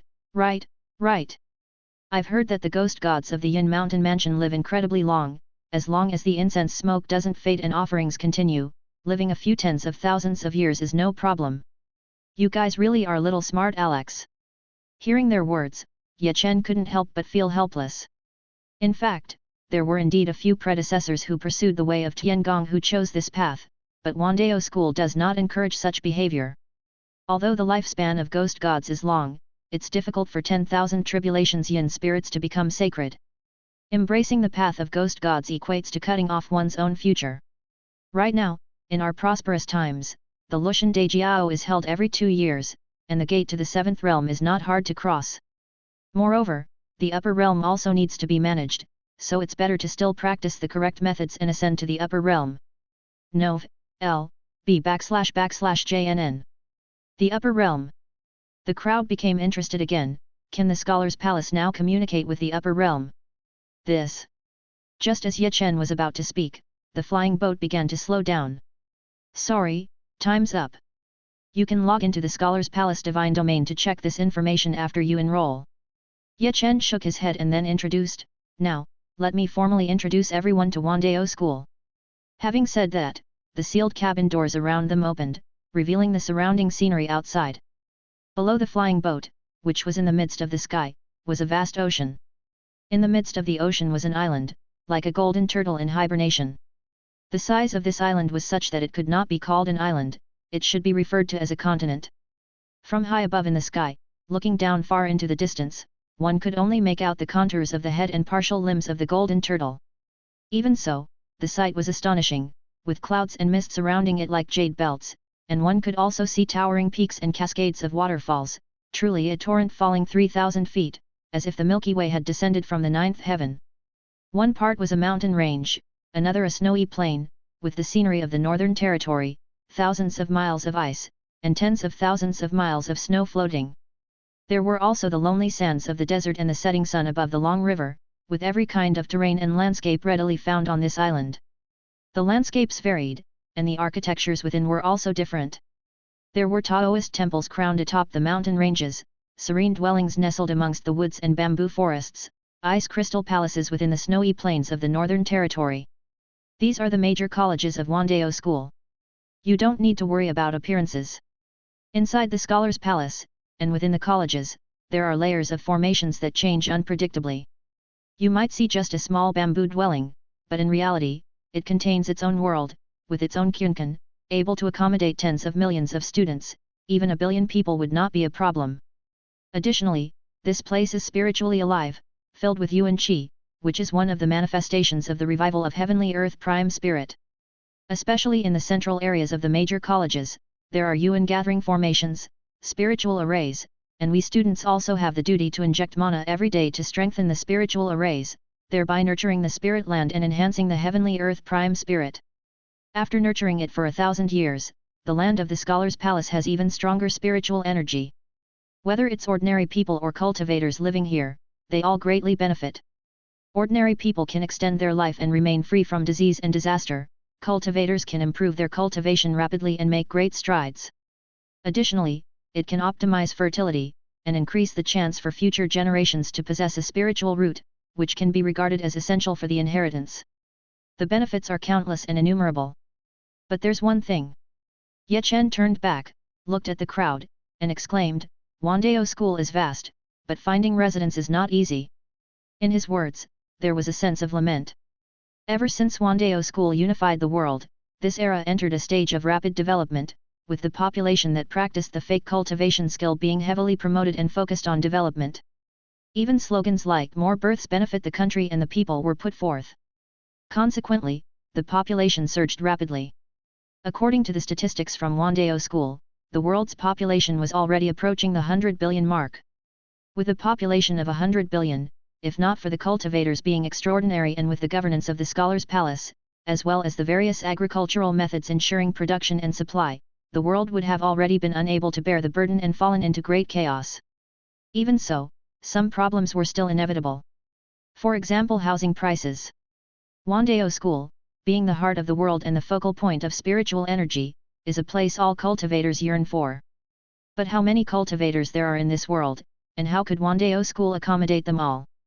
Out of necessity, certain measures had to be implemented. Over time, a saying emerged. While Wandao School is vast, finding residence is not easy. Truly, it is not easy to find residence. Even students who passed the exams could only live there rent-free for 10 years. After 10 years, they have to take on various work duties assigned by the Scholar's Palace, rotating periodically outside to work in exchange with faculty from the branch colleges. To live stably in the Scholar's Palace, you either need enough mana money to buy a cave mansion or pass a true man's credentials examination to be assigned a cave mansion by the Scholar's Palace. Furthermore, every 2 years, Wandao School holds a Lushan Daijiao, and during the ritual period, all the major colleges send teams to gather at Wandao School and engage in a great ritual battle. Cultivators from the civilian population can also participate. If they perform exceptionally and win places, they also receive cave mansions from the Scholar's Palace along with a series of rewards. All 3 options are difficult, and countless golden core and even nascent soul cultivators toil and work hard for this. Ye Chen had a deep understanding of this because he was also one of them. Heavenly Earth Prime Spirit, Heavenly Earth Prime Spirit. They say the Heavenly Earth Prime Spirit is reviving, so why, after 1,000 years, is the Scholar's Palace still the only place with a spirit land? Could there be some hidden secrets? Ye Chen pondered silently. The crowd below, however, did not notice his thoughts and just looked at the increasingly close Wandao School, imagining the campus life that was about to begin. Chapter 160, Rotation. In the Scholar's Palace, there is a lake called Dongting. Above Dongting, there is an island named Fish and Dragon. On Fish and Dragon Island, there is a tree, the 3 treasures Bodhi. The 3 treasures, Buddhist law, monks and the Buddhist community. In the past, Pudu Sahang brought disaster to the people, leaving barely 1/10 of Buddhism and Taoism intact, and the tradition of the Northern Territory was completely wiped out. This 3 treasures Bodhi tree was once the treasure that guarded the mountain for a great Buddhist temple in the Northern Territory. First falling into the hands of Pudu Sahang, it later came into the possession of Guo Bei Academy, and to this day, it has become the property of the Wandao School, planted atop this lake in Dongting, on Fish and Dragon Island. It is said that this tree, being the Bodhi true seed and possessing the power of the 3 treasures, can aid cultivators in enlightenment, much like the world-honored Tathagata beneath the Bodhi tree, achieving great enlightenment upon proving the Dao. How the world-honored Tathagata achieved enlightenment in the past, nobody knows. But today, beneath the Bodhi tree, Su Yang sits casually, caressing the beauty in his arms, and asks, "Are you ready?" "Yes." Miss Xin Shizi lies in his arms, with a pair of snow-white fox ears hidden amidst her flowing black hair trembling slightly, then she propped herself up and kissed his lips, her affection boundless. Wait for Yun my lord. Su Yang smiled as he watched her, over 2,000 years flowing by like water, leaving hardly a trace upon her, still as she was when they first met, her beauty like jade, her spiritual energy adding to her immortal charm. Indeed, an immortal charm. Her cultivation had reached the 7th realm. She was, in this world, a demon immortal. Since the establishment of the Wandao school, with Taoism governing the world, the human population grew exponentially, greatly reducing the difficulty of performing the Lushan Dejiao ritual. Now it could be held every 2 years, each time helping several 7th realm cultivators and over a dozen 6th realm cultivators achieve breakthroughs. When one person obtains the Dao, even chickens and dogs can ascend to heaven, let alone the beloved by one's side. 2,000 years ago, Su Yang used the Lushan Dejiao ritual to help Miss Xin Shizi become a 7th realm demon immortal. Not just Miss Xin Shizi, but also the Xin family's couple and the Xin sisters benefited from the Lushan Dejiao, producing several demon immortals in succession. This propelled the Xin family to become a renowned and prominent household among the demon race, rivaling Qingluan of Phoenix Song Mountain. The name of the Xin family's fox became known to all without exception. Spirit monsters, once cultivated, often have lifespans much longer than human cultivators. Some species possess nearly immortal capabilities. For example, the old demon of this world has a lifespan of 10,000 or even tens of thousands of years while only being a 6th realm cultivator, equivalent to a human golden core immune to disaster. They could live for hundreds of thousands of years without issue. This is the advantage of spirit monsters. However, the Xin family's fox is not one of these species, but merely a common spirit monster of the fox kind. Therefore, Miss Xin Shizi's lifespan isn't exaggerated. Even stepping into the 7th realm only grants her a lifespan of a little over 2,000 years. And now, those 2,000 years have passed. Her life has come to an end. In contrast, Su Yang is still in his prime, ascending like the noonday sun. Since ancient times, beauties and heroes alike are not allowed to show their white hair to the world. On the path of cultivation, separation and death are inevitable. Especially for someone like Su Yang. But the couple do not feel sorrow. Because Su Yang had already given her the choice, and she had made her decision early on. The choice Su Yang offered was simple, one was ascension, the other was reincarnation. Her cultivation had reached the 7th realm, even the peak of the 7th realm, no weaker than Pudu Sahang of the past.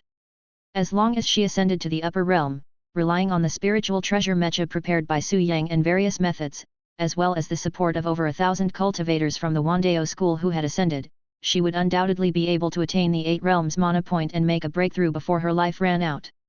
With the breakthrough in cultivation, the lifespan increases naturally. As long as progression continues, there is hope for longevity. This was the first choice Su Yang gave her. The advantages were obvious. But there were many risks as well. Firstly, the situation in the upper realm was still unclear to the Wandao school. Although over the past 2,000 years, the Wandao school had sent over 1,000 7th realm cultivators to ascend, these ascended ones also carried various magic artifacts developed by the Wandao school in an attempt to establish a connection between the upper and lower realms and to understand the state of the immortal gods in the upper realm. However, like a clay ox entering the sea, there was no news at all. All the cultivators, after ascending, sent no messages back. The various communication methods developed by the Wandao school also lost their effect, they simply couldn't establish contact. Nov. L. B //JNN. Therefore, to this day, Su Yang has no knowledge of what the upper realm is like, whether it's safe or dangerous. Thus, ascending to the upper realm carried a great deal of uncertainty, even being quite perilous. Miss Xin Shizi was not afraid of danger, but she was very resistant to the idea of ascension. Because Su Yang had informed her of his origins and had made it clear that he himself would not be ascending to the upper realm anytime soon. This short time was at least tens of thousands of years. Therefore, Miss Xin Shizi did not wish to ascend but leaned more towards the cycle of life and death, reincarnation and rebirth, as mentioned by Su Yang. To go through reincarnation, find him, and be together again. That was the little fox's thought. In response, Su Yang could only nod and agree. The cycle of life and death, reincarnation and rebirth may hold mysteries within the womb. Even without these mysteries, as an infant, you will be defenseless and may face many perils and dangers. You must take care in what you do, do not hasten unduly. Tread as if on thin ice, plan before you act. Su Yang held her in his arms, carefully giving his advice. Miss Xin Shizi leaned against him, listening quietly without a word. These words had already been spoken thousands, perhaps millions of times, but neither of them tired of them. Never tiring of speaking, never tiring of listening. After a long while, Su Yang finally stopped speaking, gazing at her and leaning down. Just a kiss, a light touch, and brilliant radiance flashed, as the beautiful figure gradually turned ethereal. As for this, Miss Xin Shizi didn't panic or resist, only looking at Su Yang and reaching out to grip his hand tightly. Wait for me, my lord. Su Yang chuckled lightly and nodded his head. Bang! After that, light and shadow fluttered and dissipated. Beneath the Bodhi tree, only one person remained. Su Yang looked at his empty palm and remained silent for a long time.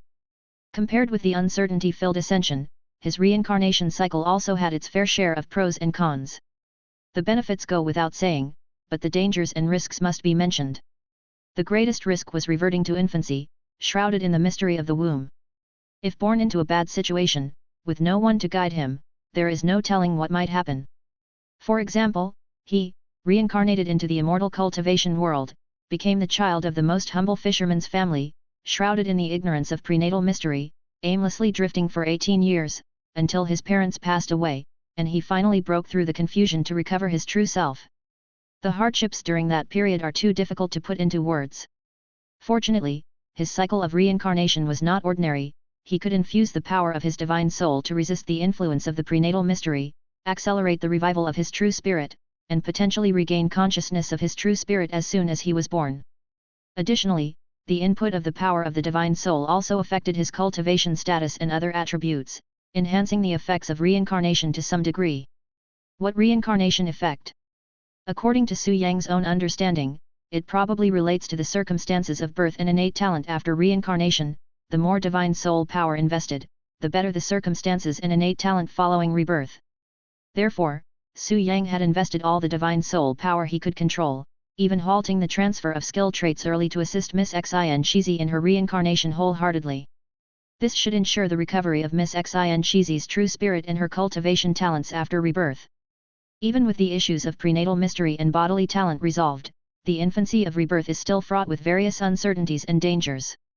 In this regard, Su Yang had no better solution but could only instruct Miss Xin Shizi to be careful, act after thorough planning, and not to rush and expose her unique nature, attracting dangerous assaults. Miss Xin Shizi, although naturally pure-hearted, was nonetheless a seventh realm cultivator who had lived for more than 2,000 years. The ways of human interaction, the dangers and intrigues of the martial world had long been clear to her. With his teachings, the martial arts scriptures, and various methods, securing a foothold should not be difficult.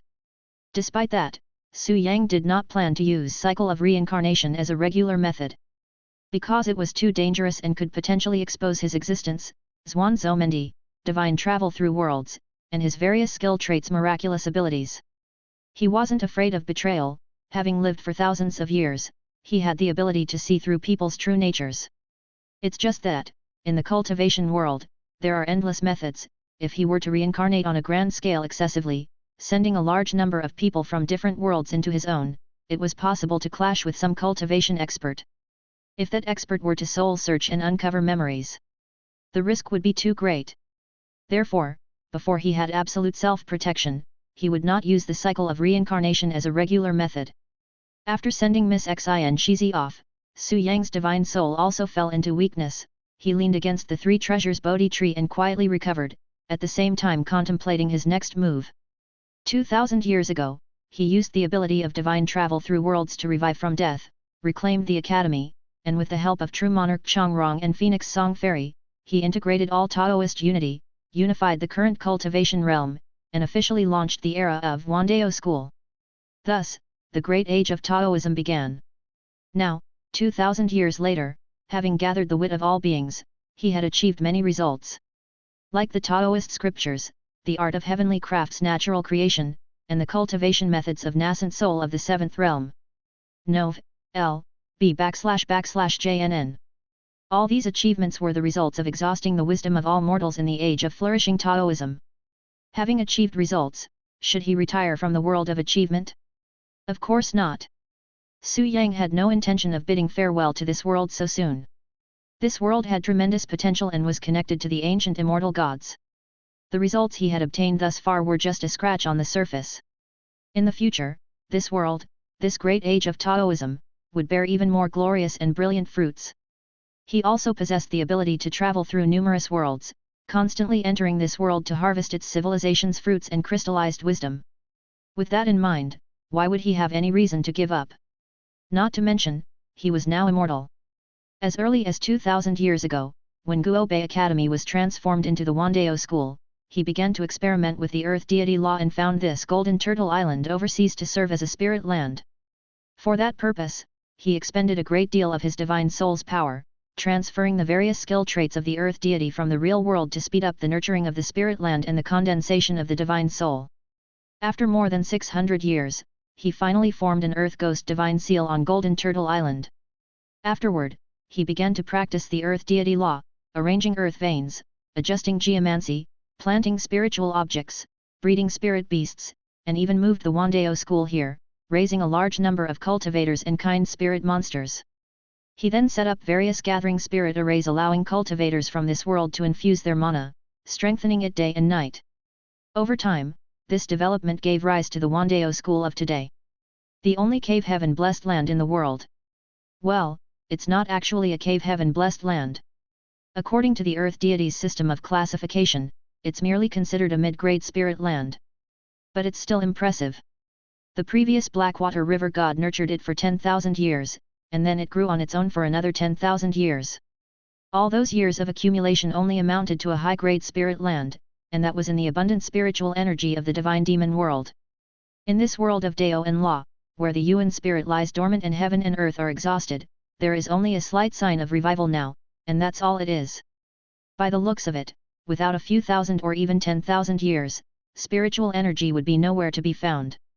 For him to create a mid-grade spirit land in such a world, one relied on skill traits and the other on using the fake cultivation skill. There's no need to elaborate on skill traits, as their existences that defy nature. Given enough time, breaking through the limits of heaven and earth is not out of the question. As for the fake cultivation skill, it's also miraculous. As long as the population is large enough, that almost translates to infinite resources. Su Yang governed the world with the Wandao school, greatly increasing the population, using the spiritual power of billions to enhance the fake cultivation skill, and transforming the mana obtained from this method into mana money, to replace spiritual energy for production, research, combat, and nurturing of the spirit land. It was practically more efficient than nature's spiritual energy itself. With the cooperation of skill traits and the fake cultivation skill, Su Yang's earth deity cultivation method progressed rapidly, creating a mid-grade spirit land in just over 1,000 years. Continuing at this rate, in a few thousand years more, Golden Turtle Island could rise to a high-grade spirit land, on par with the Blackwater River of the divine demon world.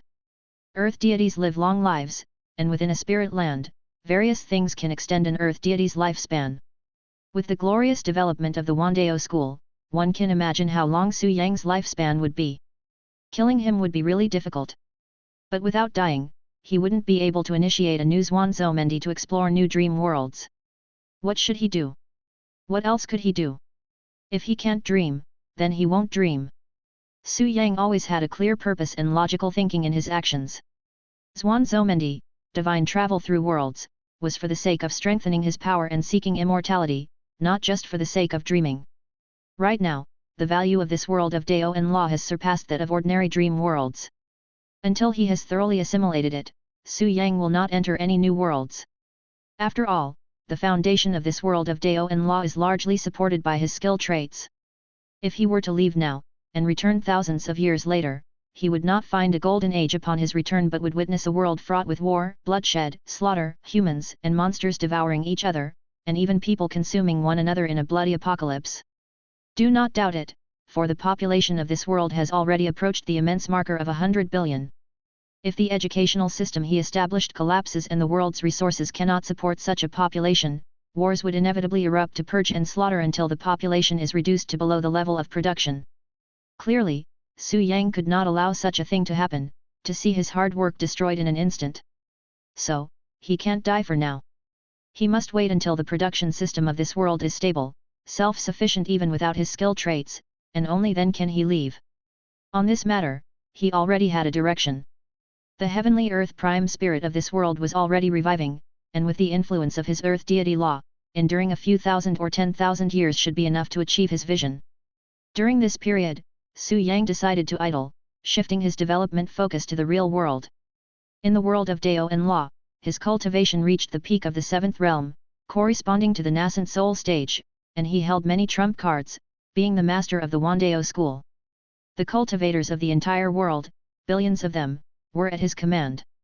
He could truly turn clouds with a flip of his hand, and rain with another, and even if 8 realms divinity transformation practitioners or 9th realm powerhouses descended to the lower realm, he would have the confidence to wrestle with them.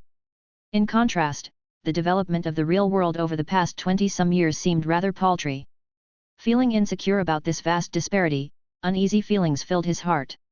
Therefore, Su Yang decided that for the next period, he would focus on developing the real world, elevating his strength, expanding his influence, and enhancing his own security.